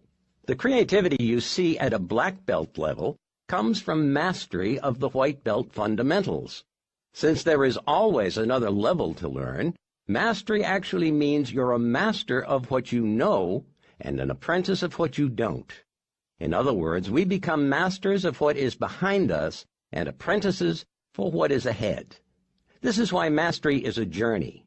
Alex Van Halen has said that when he would go out at night, his brother, Eddie, would be sitting on his bed practicing the guitar, and when he came home many hours later, Eddie would be in the same place, still practicing. That's the journey of mastery. It never ends. In 1993, psychologist K. Anders Ericsson published The Role of Deliberate Practice in the Acquisition of Expert Performance in the journal Psychological Review. As the benchmark for understanding mastery, this article debunked the idea that an expert performer was gifted, a natural, or even a prodigy. Ericsson essentially gave us our first real insights into mastery and birthed the idea of the 10,000-hour rule. His research identified a common pattern of regular and deliberate practice over the course of years in elite performers that made them what they are.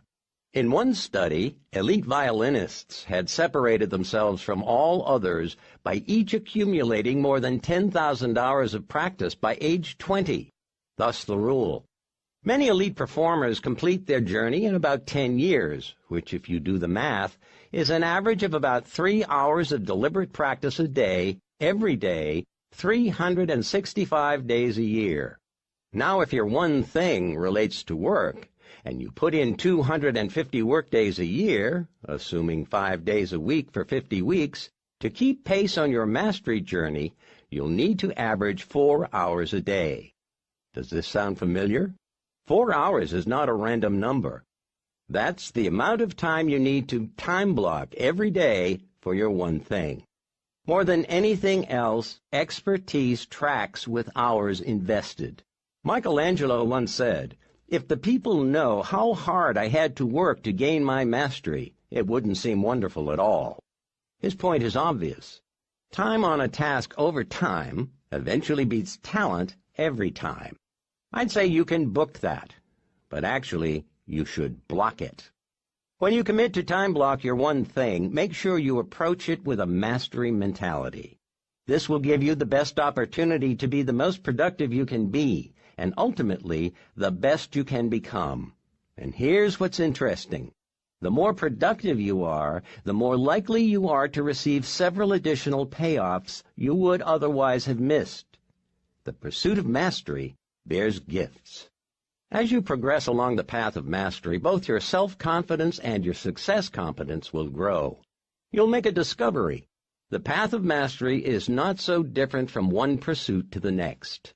What might pleasantly surprise you is how giving yourself over to mastering one thing serves as a platform for and speeds up the process of doing other things.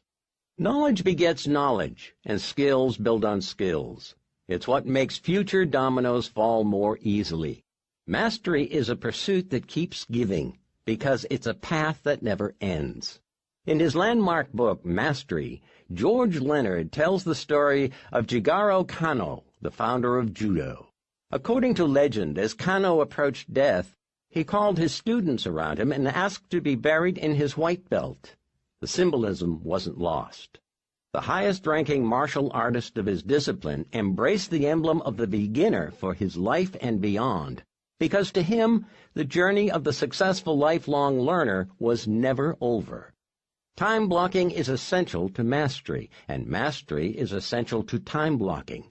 They go hand in hand. When you do one, you do the other. Commitment 2. Move from E to P. When coaching top performers, I often ask, are you doing this to simply do the best you can do, or are you doing this to do it the best it can be done? Although it's not meant to be a trick question, it trips people up anyway. Many realize that although they are giving their best effort, they aren't doing the best that could be done because they aren't willing to change what they are doing. The path of mastering something is the combination of not only doing the best you can do at it, but also doing it the best it can be done. Continually improving how you do something is critical to getting the most from time blocking. It's called moving from E to P. When we roll out of bed in the morning and start tackling the day, we do so in one of two ways: entrepreneurial, that's the E, or purposeful, which refers to the P. Entrepreneurial is our natural approach. It's seeing something we want to do or that needs to be done and racing off to do it with enthusiasm, energy, and our natural abilities. No matter the task, all natural ability has a ceiling of achievement, a level of productivity and success that eventually tops out. Although this varies from person to person and task to task, everybody in life has a natural ceiling for everything. Give some people a hammer and they're an instant carpenter. Give one to me and I'm all thumbs. In other words, some people can naturally use a hammer extremely well with minimal instruction or practice, but there are others, like me, who hit their ceiling of achievement the moment they're holding one. If the outcome of your efforts is acceptable at whatever level of achievement you reach, then you high-five and move on. But when you're going about your one thing, any ceiling of achievement must be challenged. And this requires a different approach, a purposeful approach. Highly productive people don't accept the limitations of their natural approach as the final word on their success. When they hit a ceiling of achievement, they look for new models and systems, better ways to do things to push them through. They pause just long enough to examine their options. They pick the best one, and then they're right back at it. Ask an E to cut some firewood, and the entrepreneurial person would likely shoulder an axe and head straight for the woods. On the other hand, the purposeful person might ask, where can I get a chainsaw? With a P mindset, you can achieve breakthroughs and accomplish things far beyond your natural abilities. You must simply be willing to do whatever it takes. Figure 31, found online at theonething.com, explores both the entrepreneurial and purposeful approaches and the different stages that come before each mindset reaches their natural ceiling of achievement. With the entrepreneurial approach, the first stage is disappointment, followed by resignation and greener pastures. Then the cycle continues. With the purposeful approach, however, the first stage is focus, followed by models, then systems, and finally breaking through the natural ceiling of achievement. In the long run, P beats E every time. You can't put limits on what you'll do. You have to be open to new ideas and new ways of doing things if you want breakthroughs in your life. As you travel the path of mastery, you'll find yourself continually challenged to do new things. The purposeful person follows the simple rule that a different result requires doing something different. Make this your mantra, and breakthroughs become possible. Too many people reach a level where their performance is good enough, and then stop working on getting better. People on the path to mastery avoid this by continually upping their goal, challenging themselves to break through their current ceiling, and staying the forever apprentice. It's what writer and memory champion Joshua Ford dubbed the OK plateau. He illustrated it with typing. If practice time were all that mattered over the course of our professional careers, with the millions of memos and emails we type, we'd all progress from the lowly chicken peck to 100 words a minute. But that doesn't happen. We reach a level of skill we deem to be acceptable, and then simply switch off the learning. We go on automatic pilot and hit one of the most common ceilings of achievement. We hit the OK plateau. When you're in search of extraordinary results, accepting an OK plateau, or any other ceiling of achievement, isn't okay when it applies to your one thing. When you want to break through plateaus and ceilings, there is only one approach, the P approach. In business and in life, we all start off entrepreneurially. We go after something with our current levels of abilities, energy, knowledge, and effort. In short, everything that comes easily. Approaching things with E is comfortable because it feels natural. It's who we currently are and how we currently like to do things. It's also limiting. When E is our only approach, we create artificial limits to what we can achieve and who we can become. If we tackle something with all E and then hit a ceiling of achievement, we simply bounce up against it, over and over and over. This continues until we just can't take the disappointment anymore, become resigned to this being the only outcome we can ever have, and eventually seek out greener pastures elsewhere. When we think we've maxed out our potential in a situation, starting over is how we think we'll get ahead. The problem is, this becomes a vicious cycle of taking on the next new thing with renewed enthusiasm, energy, natural ability, and effort until another ceiling is hit and disappointment and resignation set in once again. And then it's on to the next greener pasture. Bring P to the same ceiling and things look different. The purposeful approach says, I'm still committed to growing, so what are my options? You then use the focusing question to narrow those choices down to the next thing you should do. It could be to follow a new model, get a new system, or both. But be prepared. Implementing these may require new thinking, new skills, and even new relationships. Probably none of this will feel natural at first. That's okay. Being purposeful is often about doing what comes unnaturally. But when you're committed to achieving extraordinary results, you simply do whatever it takes anyway. When you've done the best you can do, but are certain the results aren't the best they can be, get out of E and into P. Look for the better models and systems, the ways that can take you farther. Then adopt new thinking, new skills, and new relationships to help you put them into action. Become purposeful during your time block and unlock your potential. Commitment 3. Live the accountability cycle. There is an undeniable connection between what you do and what you get. Actions determine outcomes, and outcomes inform actions.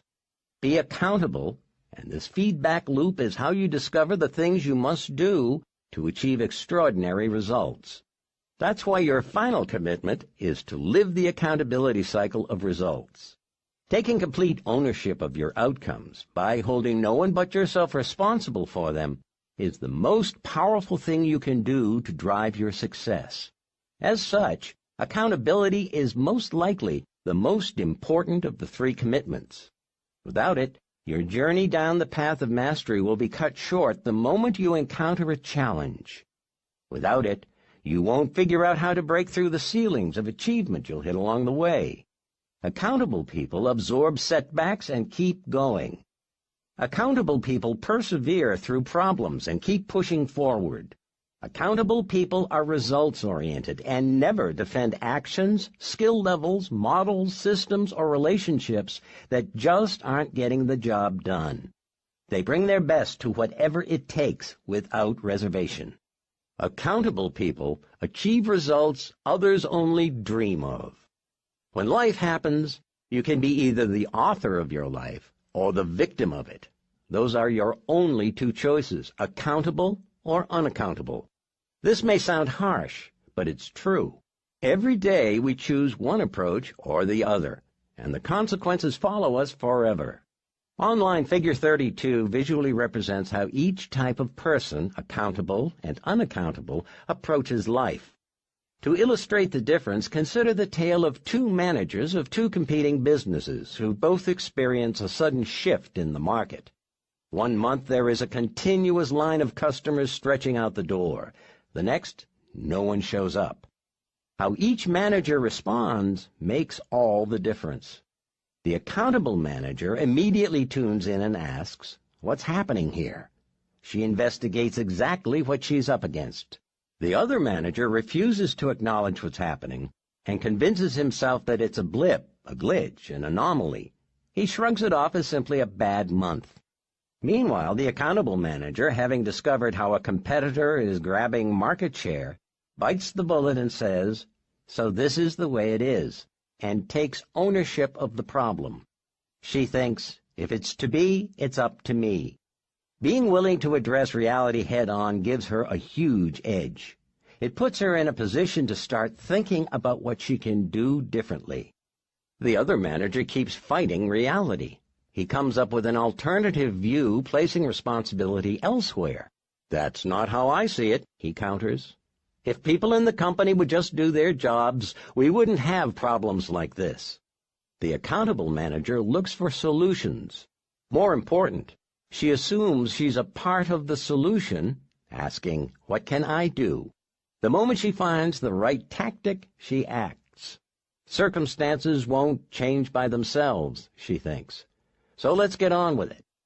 The other manager, having blamed everyone else, now excuses himself altogether. "It's not my job," he declares, and settles in to hoping things change for the better. Told in this way, the difference is pretty stark, isn't it? One is actively trying to author her destiny. The other is simply along for the ride. One is being accountable. The other is being a victim. One will change the outcome, one won't. Granted, victim is a tough word. Please know that I'm describing the attitude, not the person. Though if kept up long enough, these could become one and the same. No one is a born victim. It's simply an attitude or an approach. But if allowed to persist, the cycle becomes a habit. The opposite is also true. Anyone can be accountable at any time, and the more you choose the cycle of accountability, the more likely it is to become your automatic answer to any adversity. Highly successful people are clear about their role in the events of their life. They don't fear reality. They seek it, acknowledge it, and own it. They know this is the only way to uncover new solutions, apply them, and experience a different reality, so they take responsibility and run with it. They see outcomes as information they can use to frame better actions to get better outcomes. It's a cycle they understand and use to achieve extraordinary results. One of the fastest ways to bring accountability to your life is to find an accountability partner. Accountability can come from a mentor, a peer, or in its highest form, a coach. Whatever the case, it's critical that you acquire an accountability relationship and give your partner license to lay out the honest truth. An accountability partner isn't a cheerleader, although he can lift you up. An accountability partner provides frank, objective feedback on your performance, creates an ongoing expectation for productive progress, and can provide critical brainstorming or even expertise when needed. As for me, a coach or a mentor is the best choice for an accountability partner. Although a peer or a friend can absolutely help you see things you may not see, ongoing accountability is best provided by someone to whom you agree to be truly accountable. When that's the nature of the relationship, the best results occur. Earlier, I discussed Dr. Gail Matthews' research that individuals with written goals were 39.5% more likely to succeed. But there's more to the story. Individuals who wrote their goals and sent progress reports to friends were 76.7% more likely to achieve them. As effective as writing down your goals can be, simply sharing your progress toward your goals with someone regularly, even just a friend, makes you almost twice as effective. Accountability works. Erickson's research on expert performance confirms the same relationship between elite performance and coaching. He observed that the single most important difference between these amateurs and the three groups of elite performers is that the future elite performers seek out teachers and coaches and engage in supervised training, whereas the amateurs rarely engage in similar types of practice. An accountability partner will positively impact your productivity. They'll keep you honest and on track. Just knowing they are waiting for your next progress report can spur you to better results. Ideally, a coach can coach you on how to maximize your performance over time. This is how the very best become the very best. Coaching will help you with all three commitments to your one thing. On the path to mastery, on the journey from E to P, and in living the accountability cycle, a coach is invaluable. In fact, you'd be hard-pressed to find elite achievers who don't have coaches helping them in key areas of their life. It's never too soon or too late to get a coach. Commit to achieving extraordinary results, and you'll find a coach gives you the best chance possible. Big ideas. Commit to be your best.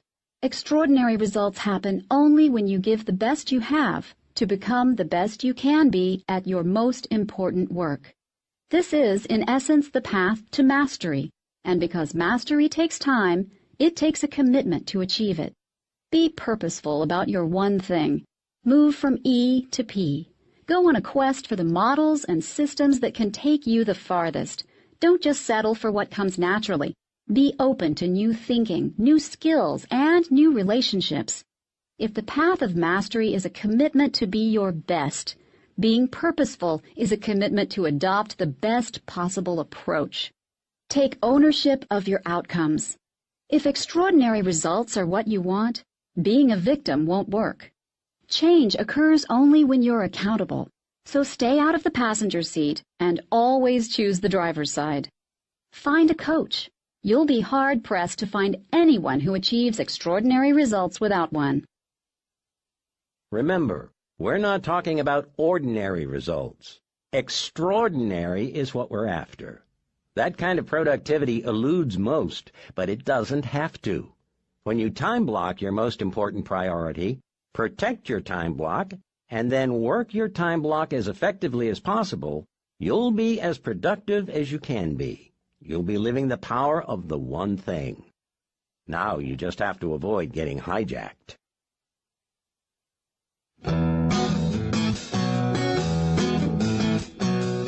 Chapter 17. The Four Thieves. John Carmack said, "Focus is a matter of deciding what things you're not going to do." In 1973, a group of seminary students unknowingly participated in a grand study known as the Good Samaritan experiment. These students were recruited and divided into two groups to see what factors influenced whether or not they would help a stranger in distress. Some were told they were going to prepare a talk about seminary jobs. The others that they were going to give a talk about the parable of the Good Samaritan, a biblical story about helping people in need. Within each group, some were told they were late and had to hurry to their destination, while others were told they could take their time.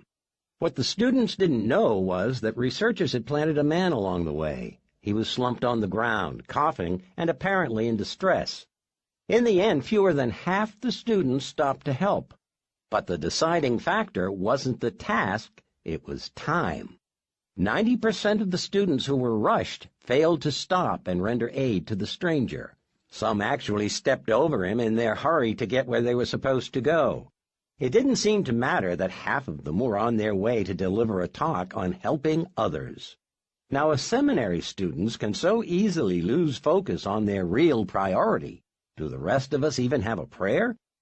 Clearly, our best intentions can easily be undone. Just as there are 6 lies that will deceive and mislead you, There are 4 thieves that can hold you up and rob you of your productivity. And since there's no one standing by to protect you, it's up to you to stop these thieves in their tracks. The 4 thieves of productivity. The first thief is the inability to say no. Second is the fear of chaos. The third is poor health habits. And the fourth thief is an environment that doesn't support your goals. Thief 1. The inability to say no. Someone once told me that one yes must be defended over time by 1,000 no's. Early in my career, I didn't understand this at all, but today, I think it's an understatement. It's one thing to be distracted when you're trying to focus. It's another entirely to be hijacked before you even get to. The way to protect what you've said yes to and stay productive is to say no to anyone or anything that could derail you. Peers will ask for your advice and help. Co-workers will want you on their team. Friends will request your assistance. Strangers will seek you out. Invitations and interruptions will come at you from everywhere imaginable. How you handle all of this determines the time you're able to devote to your one thing and the results you're ultimately able to produce. Here's the thing. When you say yes to something, it's imperative that you understand what you're saying no to. Screenwriter Sidney Howard of Gone with the Wind fame advised, "One half of knowing what you want is knowing what you must give up before you get it. In the end, the best way to succeed big is to go small. And when you go small, you say no. A lot. A lot more than you might have ever considered before." No one knew how to go small better than Steve Jobs. He was famously as proud of the products he didn't pursue as he was of the transformative products Apple created. In the 2 years after his return in 1997, he took the company from 350 products to 10. That's 340 no's, not counting anything else proposed during that period. At the 1997 Macworld Developers Conference, Jobs explained, "When you think about focusing, you think, well, focusing is saying yes. No. Focusing is about saying no." Jobs was after extraordinary results, and he knew there was only one way to get there. Jobs was a no man. The art of saying yes is, by default, the art of saying no. Saying yes to everyone is the same as saying yes to nothing. Each additional obligation chips away at your effectiveness at everything you try. So the more things you do, the less successful you are at any one of them. You can't please everyone, so don't try. In fact, when you try, the one person you absolutely won't please is yourself. Remember, saying yes to your one thing is your top priority. As long as you can keep this in perspective, saying no to anything that keeps you from keeping your time block should become something you can accept. Then it's just a matter of how. All of us struggle to some degree with saying no. There are many reasons. We want to be helpful. We don't want to be hurtful. We want to be caring and considerate. We don't want to seem callous and cold. All of this is totally understandable. Being needed is incredibly satisfying, and helping others can be deeply fulfilling. Focusing on our own goals to the exclusion of others, especially the causes and the people we value the most, can feel downright selfish and self-centered, but it doesn't have to. Master marketer Seth Godin says, "You can say no with respect, you can say no promptly, and you can say no with a lead to someone who might say yes. But just saying yes because you can't bear the short-term pain of saying no is not going to help you do the work." Godin gets it. You can keep your yes and say no in a way that works for you and for others. Of course, whenever you need to say no, you can just say it and be done with it. There's nothing wrong with this at all. In fact, this should be your first choice every time. But if you feel there are times you need to say no in a helpful way, there are many ways to say it that can still lead people forward toward their goals. You can ask them a question that leads them to find the help they need elsewhere. You might suggest another approach that doesn't require any help at all. You might not know what else they could do, so you could help them by gently prompting them to get creative. You can politely redirect their request to others who might be better able to assist them. Now, if you do end up saying yes, there are a variety of creative ways you can deliver it. In other words, you can leverage your yeses. Help desks, support centers, and information resources couldn't exist without this kind of strategic thinking. Pre-printed scripts, frequently asked question pages or files, written explanations, recorded instructions, posted information, checklists, catalogs, directories, and pre-scheduled training classes can all be used to effectively say yes while still preserving your time block. I started doing this in my first job as a sales manager. I leveraged training sessions to cut frequently asked questions off at the pass, and then by either printing or recording them, I created a library of answers my team could access whenever I wasn't personally available. The biggest lesson I've learned is that it helps to have a philosophy and an approach to managing my space. Over time, I developed what I refer to as the 3-foot rule. When I hold one of my arms out as wide as possible from my neck to my fingertips is 3 feet. I've made it my time-managing mission to limit who and what can get within 3 feet of me. The rule is simple. A request must be connected to my one thing for me to consider it. If it's not, then I either say no to it or use any of the approaches I shared above to deflect it elsewhere. Learning to say no isn't a recipe for being a recluse. It's just the opposite. It's a way to gain the greatest freedom and flexibility possible. Your talent and abilities are limited resources. Your time is finite. If you don't make your life about what you say yes to, then it will almost certainly become what you intended to say no to. In a 1977 article in Ebony magazine, the incredibly successful comedian Bill Cosby summed up this productivity thief perfectly. As he was building his career, Cosby read some advice that he took to heart.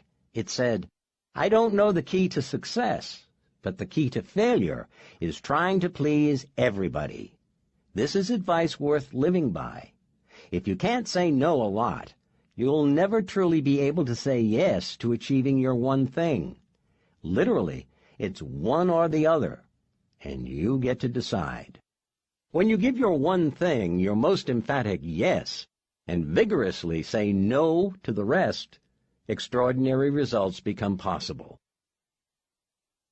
Thief 2. Fear of chaos. A not-so-funny thing happens along the way to extraordinary results. Untidiness, unrest, disarray, disorder. When we tirelessly work our time block, clutter automatically takes up residence around us. Messes are inevitable when you focus on just one thing. While you whittle away on your most important work, the world doesn't sit and wait. It stays on fast forward, and things just rack up and stack up while you bear down on a singular priority. Unfortunately, there's no pause or stop button. You can't run life in slow motion. Wishing you could will just make you miserable and disappointed. One of the greatest thieves of productivity is the unwillingness to allow for chaos or the lack of creativity in dealing with it. Focusing on the one thing has a guaranteed consequence. Other things don't get done. Although that's exactly the point, it doesn't automatically make us feel any better about it. There will always be people and projects that simply aren't a part of your biggest single priority, but still matter.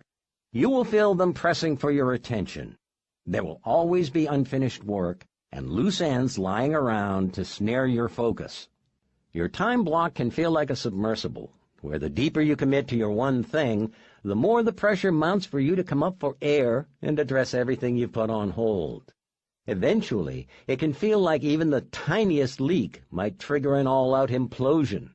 When this happens, when you give in to the pressure of any chaos being left unattended, it can be a total relief, but not when it comes to productivity.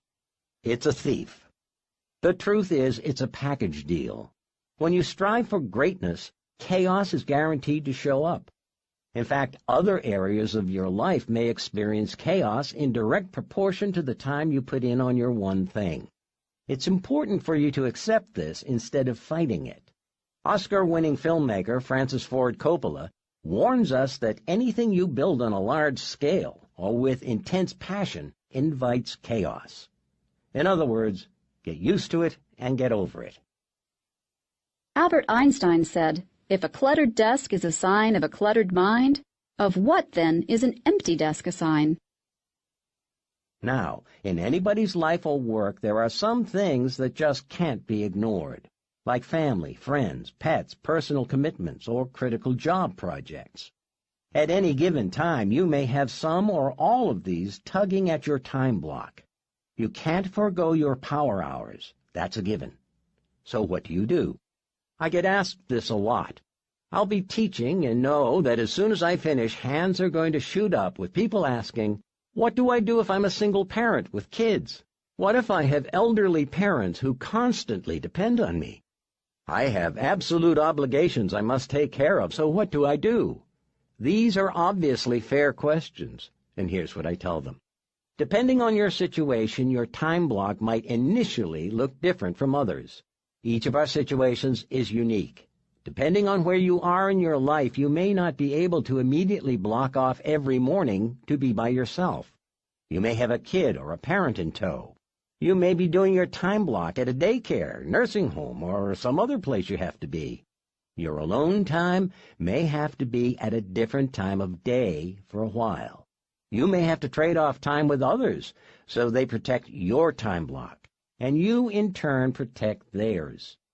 You may even have your kid or parents help you during your time block because they simply must be with you or you actually need the support.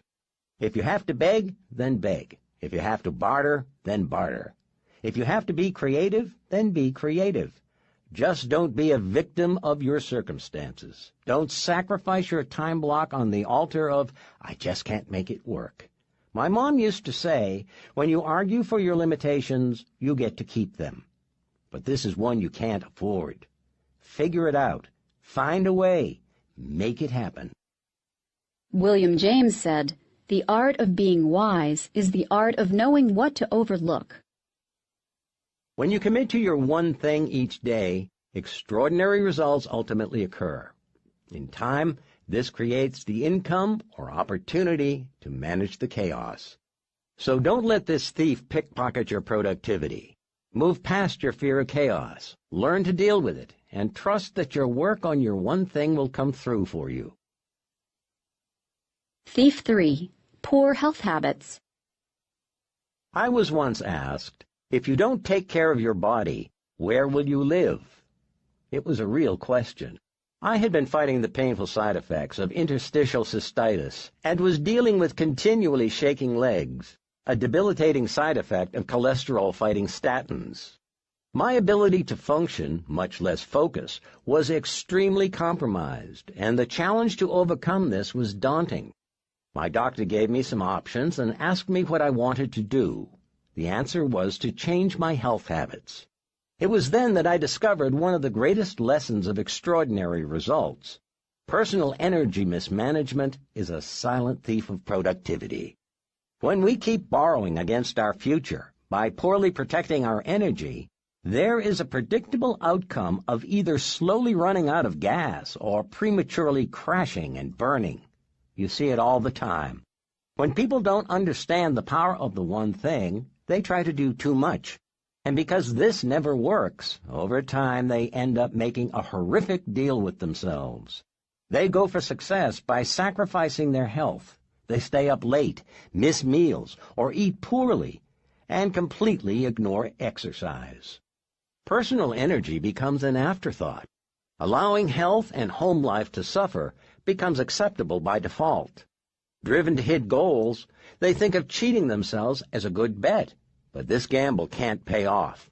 Not only does this approach consistently short-circuit your best work, it's dangerous to assume that health and hearth will be just waiting for you to come back and enjoy any time in the future. High achievement and extraordinary results require big energy. The trick is learning how to get it and keep it. So what can you do? Think of yourself as the amazing biological machine you are, and consider this daily energy plan for high productivity. Begin early with meditation and prayer for spiritual energy. Starting the day by connecting with your higher purpose aligns your thoughts and actions with a larger story.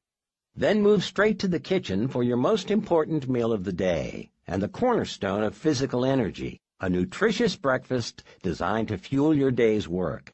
You can't run long on empty calories, and you can't run at all on an empty tank. Figure out easy ways to eat right, and then plan all your daily meals a week at a time. Fueled up, head to your exercise spot to relieve stress and strengthen your body. Conditioning gives you maximum capacity, which is critical for maximum productivity. If you have limited time to exercise, the simple thing to do is to wear a pedometer. Toward the end of the day, if you haven't walked at least 10,000 steps, make it your one exercise thing to reach your 10,000-step goal before you go to bed. This one habit will change your life. Now, if you haven't spent time with your loved ones at breakfast or during your workout, go find them. Hug, talk, and laugh. You'll be reminded why you're working in the first place and motivated to be as productive as possible so you can get home earlier. Productive people thrive on emotional energy. It fills their heart with joy and makes them light on their feet. Next, grab your calendar and plan your day. Make sure you know what matters most, and make sure those things are going to get done. Look at what you have to do, estimate the time it will take to do it, and plan your time accordingly. Knowing what you must do and making the time to do it is how you bring the most amazing mental energy to your life. Calendaring your day this way frees up your mind from worrying about what might not get done, while inspiring you with what will. It's only when you make time for extraordinary results that they get a chance to show up. When you get to work, go to work on your one thing. If you're like me and have some morning priorities you must get done first, then give yourself an hour at most to do them. Don't loiter and don't slow down. Clear the decks and then get down to the business of doing what matters most. Around noon, take a break, have lunch, and turn your attention to everything else you can do before you head out for the rest of the day. Last, in the evening, when it's time for bed, get 8 hours of sleep. Powerful engines need cooling down and resting before taking off again, and you're no different. You need your sleep so your mind and body can rest and recharge for tomorrow's extraordinary productivity. Anyone you know who gets little sleep and appears to be doing great is either a freak of nature or hiding its effects from you.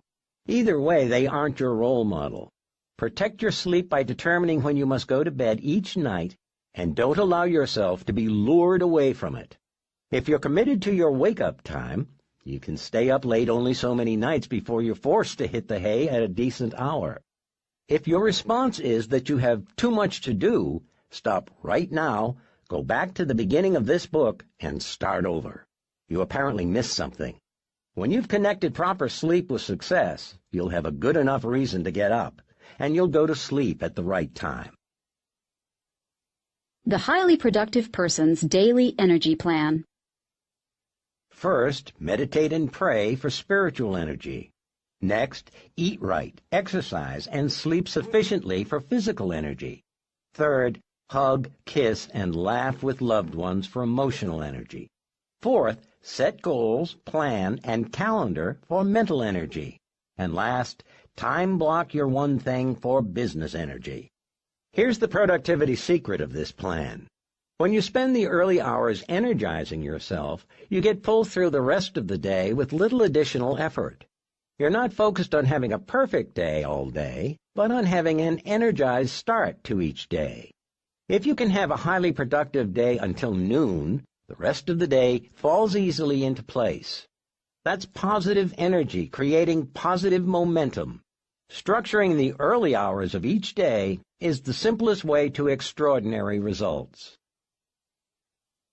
Thief 4. Your environment doesn't support your goals. Early in my career, a married mom of 2 teenagers sat in front of me and cried. Her family had told her they would support her new career, as long as nothing at home changed. Meals, carpooling, anything that touched their world couldn't be disrupted. She had agreed, only to discover later how bad a deal she'd cut. As I listened, I suddenly realized I was hearing about a productivity thief almost everyone overlooks. Your environment must support your goals. Your environment is simply who you see and what you experience every day. The people are familiar, the places comfortable. You trust these elements of your environment and quite possibly even take them for granted. But be aware, anyone and anything at any time can become a thief, diverting your attention away from your most important work and stealing your productivity right from under your nose. For you to achieve extraordinary results, the people surrounding you and your physical surroundings must support your goals. No one lives or works in isolation. Every day, throughout your day, you come in contact with others and are influenced by them. Unquestionably, these individuals impact your attitude, your health, and ultimately, your performance. The people around you may be more important than you think.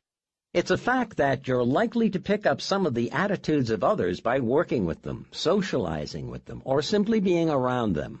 From co-workers to friends to family, if they're generally not positive or fulfilled on the job or away from it, they'll probably pass on some of their negativity.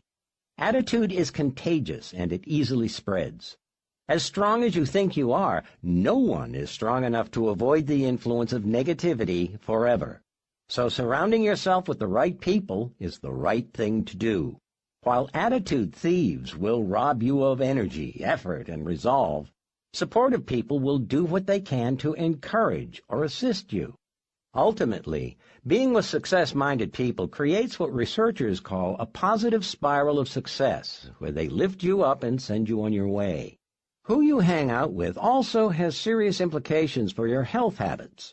Harvard professor Dr. Nicholas A. Christakis and University of California, San Diego associate professor James H. Fowler wrote the book on how our social networks unmistakably impact our well-being. Their book, Connected, The Surprising Power of Our Social Networks and How They Shape Our Lives, connects the dots between our relationships and drug use, sleeplessness, smoking, drinking, eating, and even happiness. For instance, their 2007 study on obesity revealed that if one of your close friends becomes obese, you're 57% more likely to do the same. Why? The people we see tend to set our standard for what's appropriate. In time, you begin to think, act, and even look a little like those you hang out with.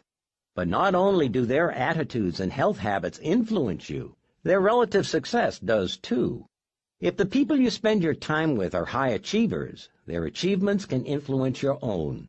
A study featured in the psychology journal, Social Development, shows that out of nearly 500 school-age participants with reciprocal best friend relationships, children who establish and maintain relationships with high-achieving students experience gains in their report card grades. Further, those who have high-achieving friends appear to benefit with regard to their motivational beliefs and academic performance. Hanging out with people who seek success will strengthen your motivation and positively push your performance. Your mother was right when she cautioned you to be careful of the company you keep. The wrong people in your environment can most certainly dissuade, deter, and distract you from the productivity course you've set out on. But the opposite is also true. No one succeeds alone, and no one fails alone. Pay attention to the people around you. Seek out those who will support your goals and show the door to anyone who won't. The individuals in your life will influence you and impact you probably more than you give them credit for.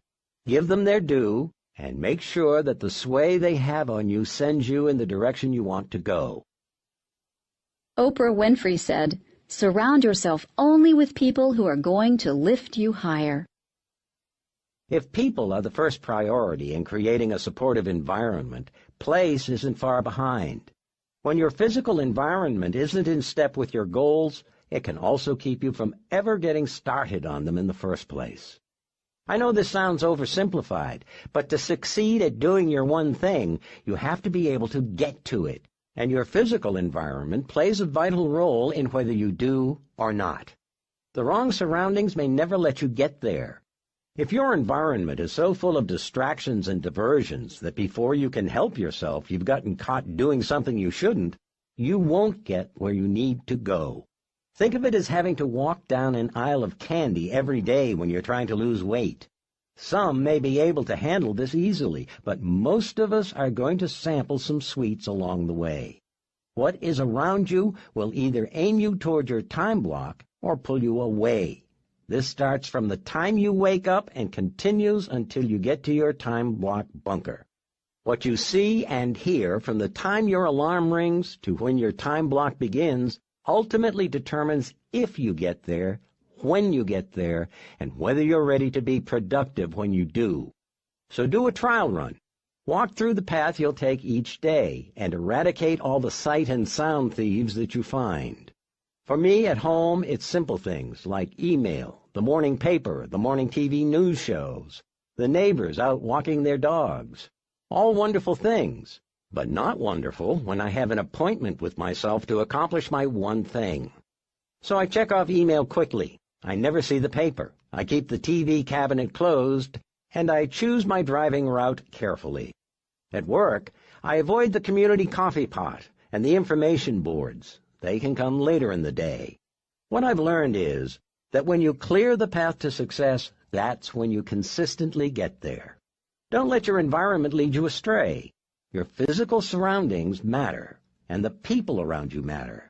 Having an environment that doesn't support your goals is all too common, and unfortunately an all too common thief of productivity. As actor and comedian Lily Tomlin once said, the road to success is always under construction, so don't allow yourself to be detoured from getting to your one thing. Pave your way with the right people and place. Big ideas. Start saying no. Always remember that when you say yes to something, you're saying no to everything else. It's the essence of keeping a commitment. Start turning down other requests outright or saying no for now to distractions so that nothing detracts you from getting to your top priority. Learning to say no can and will liberate you. It's how you'll find the time for your one thing. Accept chaos. Recognize that pursuing your one thing moves other things to the back burner. Loose ends can feel like snares, creating tangles in your path. This kind of chaos is unavoidable. Make peace with it. Learn to deal with it. The success you have accomplishing your one thing will continually prove you made the right decision. Manage your energy. Don't sacrifice your health by trying to take on too much. Your body is an amazing machine, but it doesn't come with a warranty, you can't trade it in, and repairs can be costly. It's important to manage your energy so you can do what you must do, achieve what you want to achieve, and live the life you want to live. Take ownership of your environment. Make sure that the people around you and your physical surroundings support your goals. The right people in your life and the right physical environment on your daily path will support your efforts to get to your one thing. When both are in alignment with your one thing, they will supply the optimism and physical lift you need to make your one thing happen. Screenwriter Leo Roston pulled everything together for us when he said, "I cannot believe that the purpose of life is to be happy. I think the purpose of life is to be useful, to be responsible, to be compassionate. It is above all to matter, to count, to stand for something, to have made some difference that you lived at all. Live with purpose, live by priority, and live for productivity. Follow these three for the same reason you make the three commitments, and avoid the four thieves, because you want to leave your mark. You want your life to matter."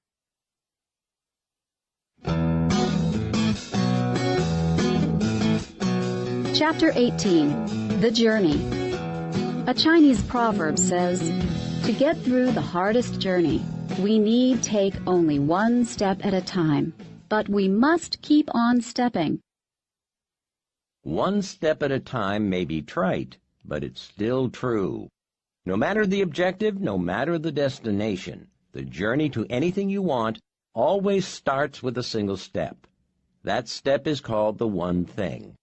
I want you to do something. I want you to close your eyes and imagine your life as big as it can possibly be, as big as you have ever dared to dream, and then some. Can you see it? Now open your eyes and listen to me. Whatever you can see, you have the capacity to move toward.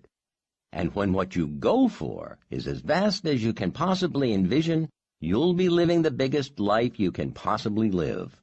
Living large is that simple. Let me share a way you can do this. Write down your current income. Then multiply it by a number. 2, 4, 10, 20, it doesn't matter. Just pick one, multiply your income by it, and write down the new number. Looking at it and ignoring whether you're frightened or excited, ask yourself, will my current actions get me to this number in the next 5 years? If they will, then keep doubling the number until they won't. If you then make your actions match your answer, you'll be living large. Now, I use personal earnings only as an example.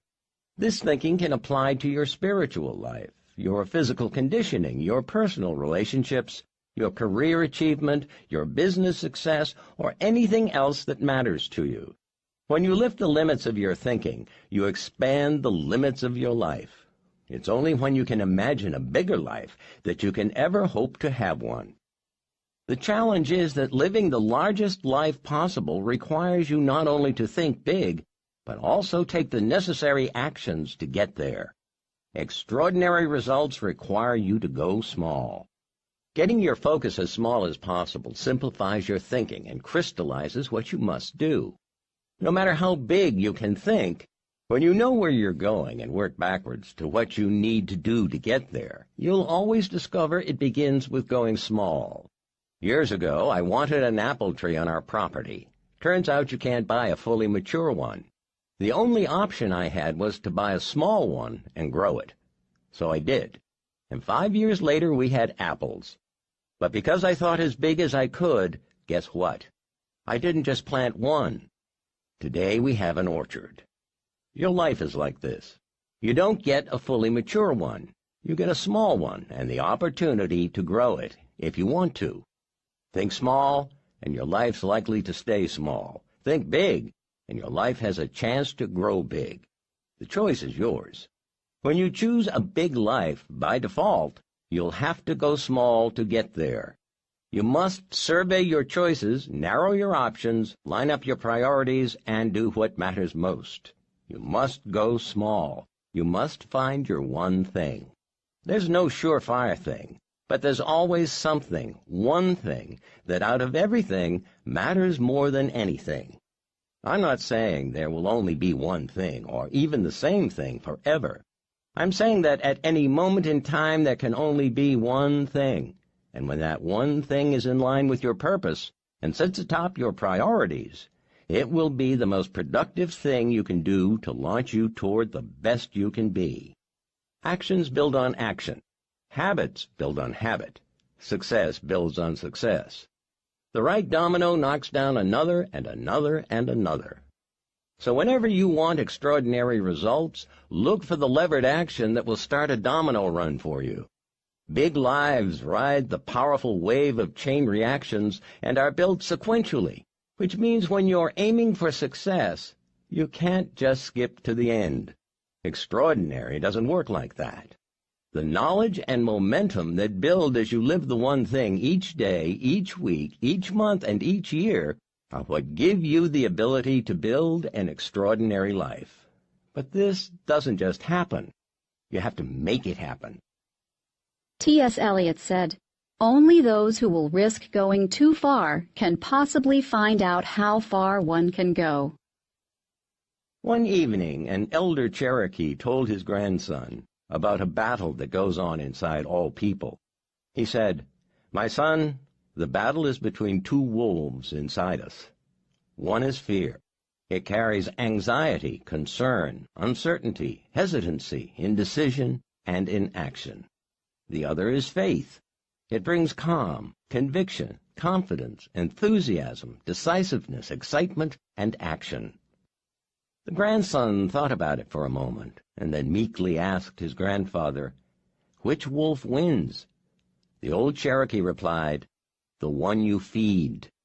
Your journey toward extraordinary results will be built above all else on faith. It's only when you have faith in your purpose and priorities that you'll seek out your one thing. And once certain you know it, you'll have the personal power necessary to push you through any hesitancy to do it.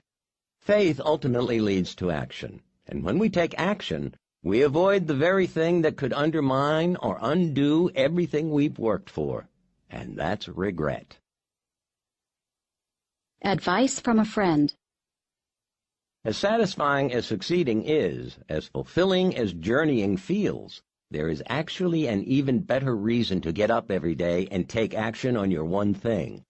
On your way to living a life worth living, doing your best to succeed at what matters most to you not only rewards you with success and happiness, but with something even more precious: no regrets. Mark Twain said, 20 years from now, you will be more disappointed by the things that you didn't do than by the ones you did do. So throw off the bow lines, sail away from the safe harbor, catch the trade winds in your sails, explore, dream, discover. If you could go back in time and talk to the 18-year young you, or leap forward and visit the 80-year-old you, who would you want to take advice from? It's an interesting proposition. For me, it would be my older self. The view from the stern comes with the wisdom gathered from a longer and wider lens. So what would an older, wiser you say? Go live your life. Live it fully, without fear. Live with purpose. Give it your all, and never give up. Effort is important, for without it you will never succeed at your highest level. Achievement is important, for without it you will never experience your true potential. Pursuing purpose is important, for unless you do, you may never find lasting happiness. Step out on faith that these things are true. Go live a life worth living, where, in the end, you'll be able to say, "I'm glad I did," not, "I wish I had." Why do I think this? Because many years ago, I began trying to understand what a life worth living would look like. I decided to go out and discover what this might be. It was a trip worth taking. I visited with people older than me, wiser than me, more successful than me.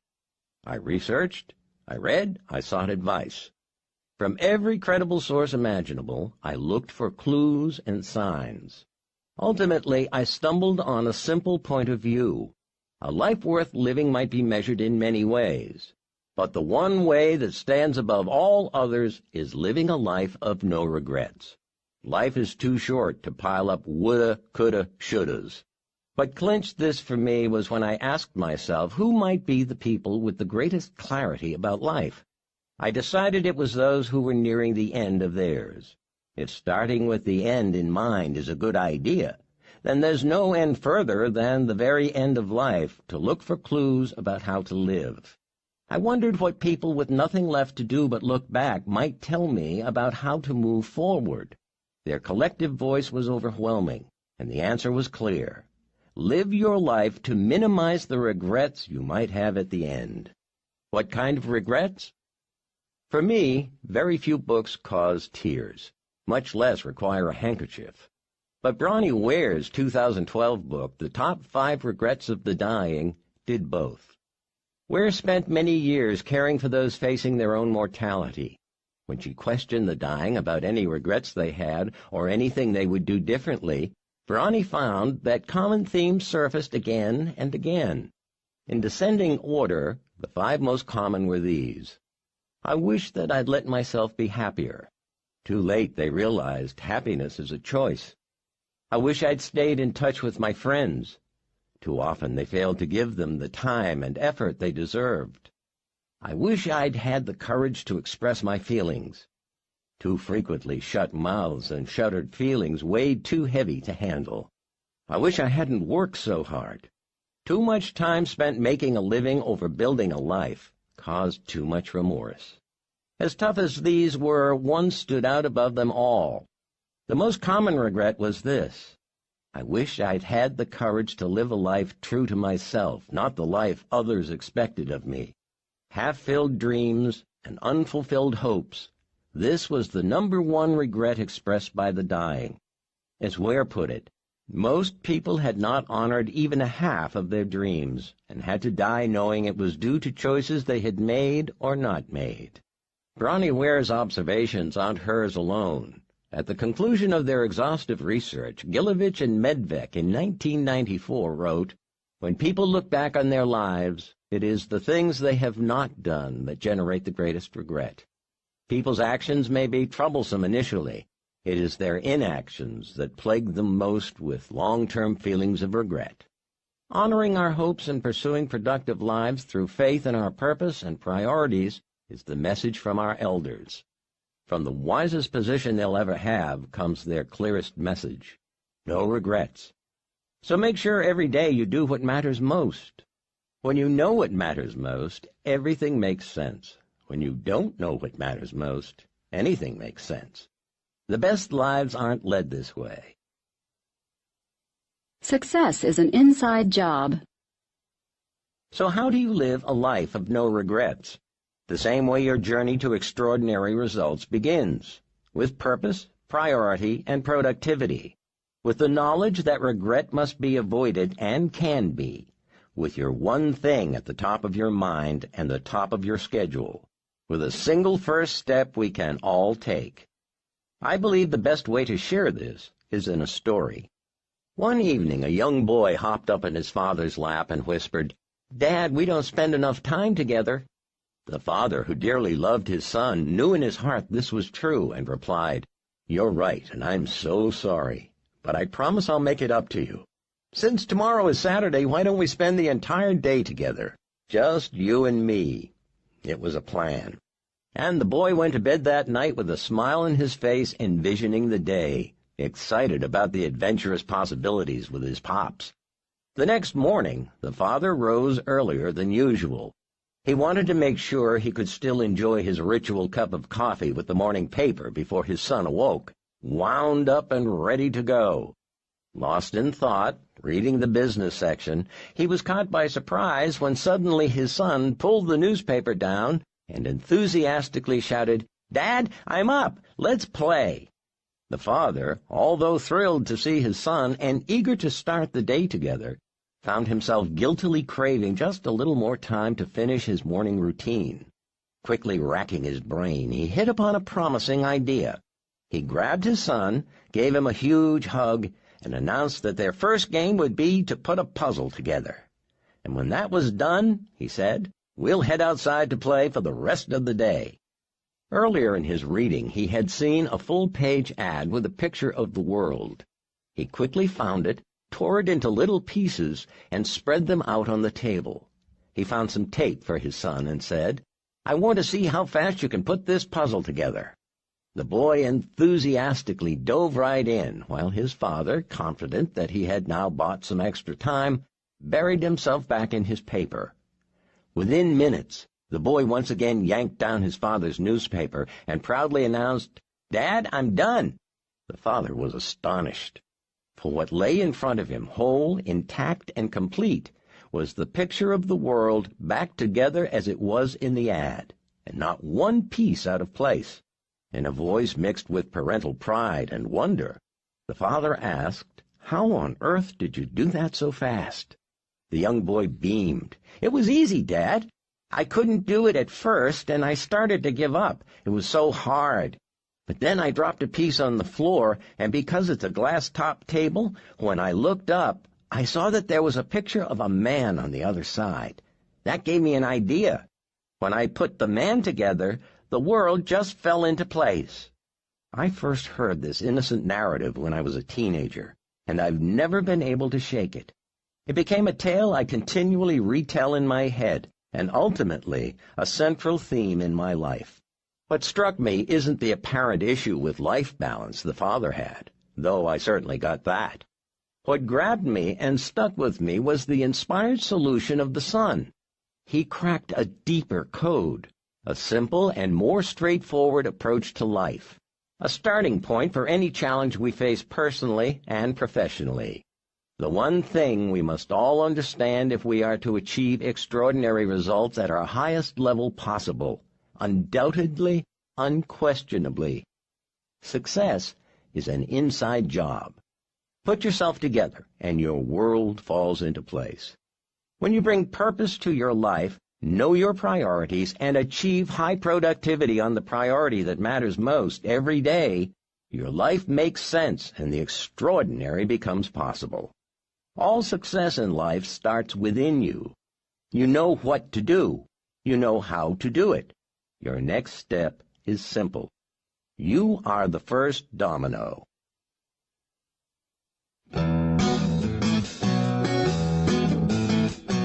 Putting the one thing to work. William Shakespeare said, "In delay there lies no plenty." So, what now? You've heard the book. You get it. You're ready to experience extraordinary results in your life. So what do? How do you tap into the one thing in the most powerful way? Let's revisit the heart of the book and look at ways you can put the one thing to work right now.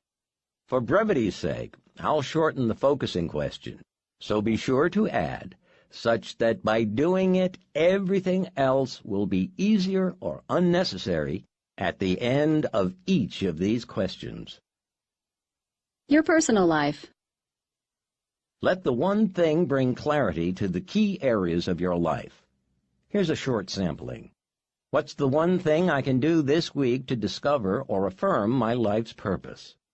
What's the one thing I can do in 90 days to get in the physical shape I want? What's the one thing I can do today to strengthen my spiritual faith? What's the one thing I can do to find time to practice the guitar 20 minutes a day? Or to knock 5 strokes off my golf game in 90 days? Or to learn to paint in 6 months? Your family. Use the one thing with family for fun and rewarding experiences. Here are some options. What's the one thing we can do this week to improve our marriage?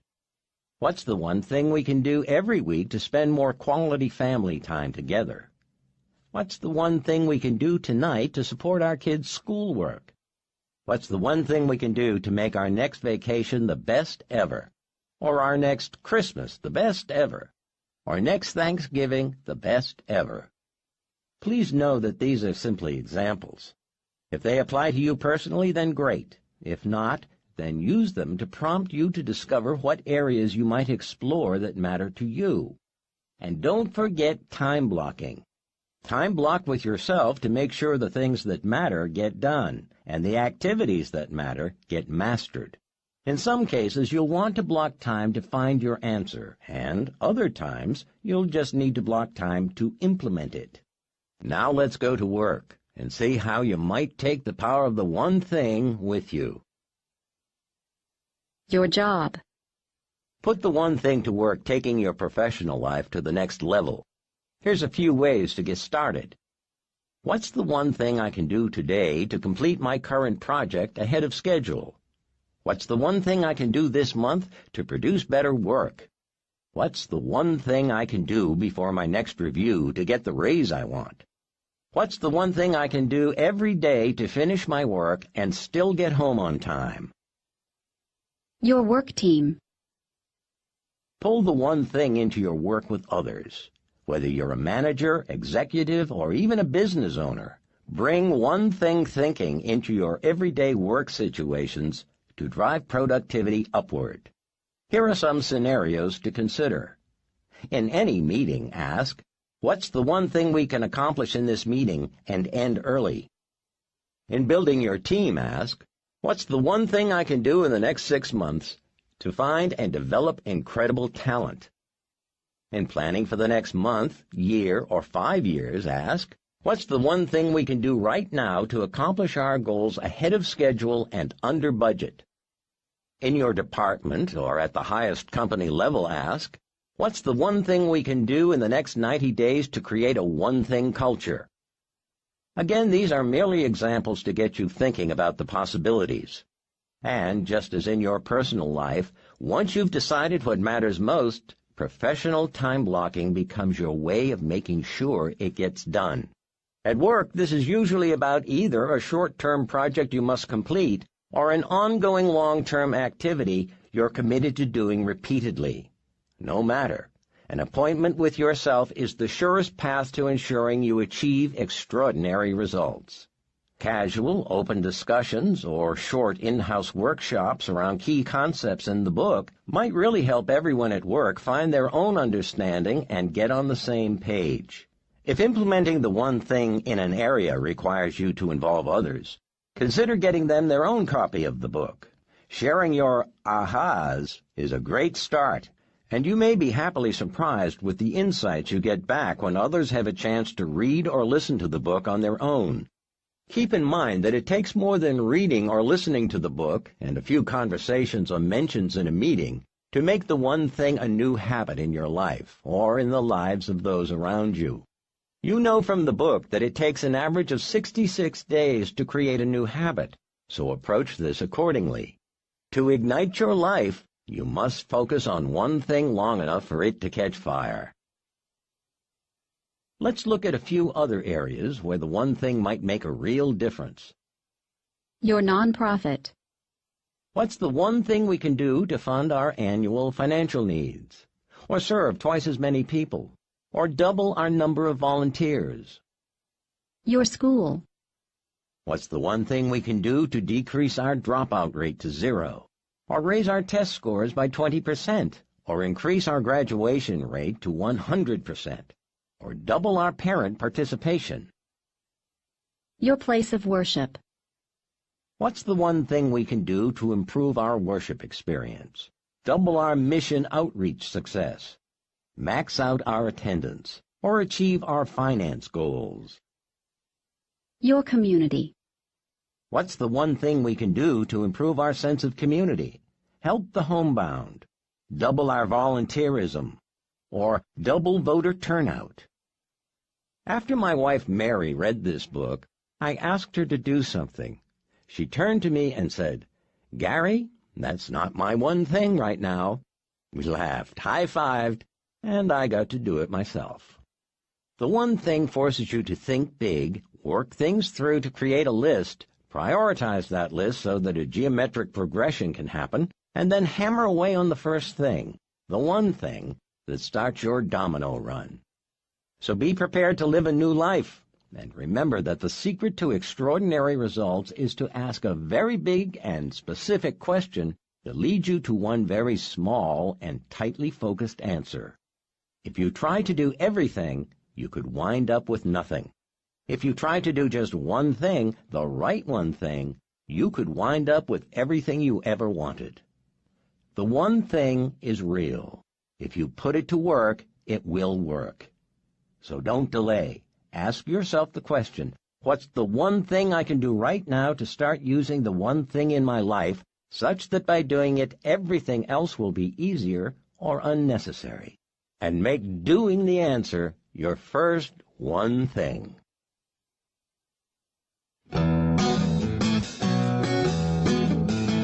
On the research. Although I've lived the lessons of this book for some time, we began researching the one thing in earnest in 2008. Since then, we've archived a collection of well over 1,000 scholarly articles, scientific studies, and academic papers, hundreds of newspaper and magazine articles, and a large library of books written by the foremost experts in their fields. Binder after binder of discoveries, facts, and anecdotes literally covered every inch of our writing space. If you want to dive deeper into what you've learned from this book, you can find an extensive list of our references organized by topic and by chapter at theonething.com. The website is a gateway into our minds. We mention the authors who have inspired us, provide links to articles that are available online, and list the white papers that educated our thinking. We've also thrown in some additional interesting facts and even a fun video here and there. Enjoy the journey.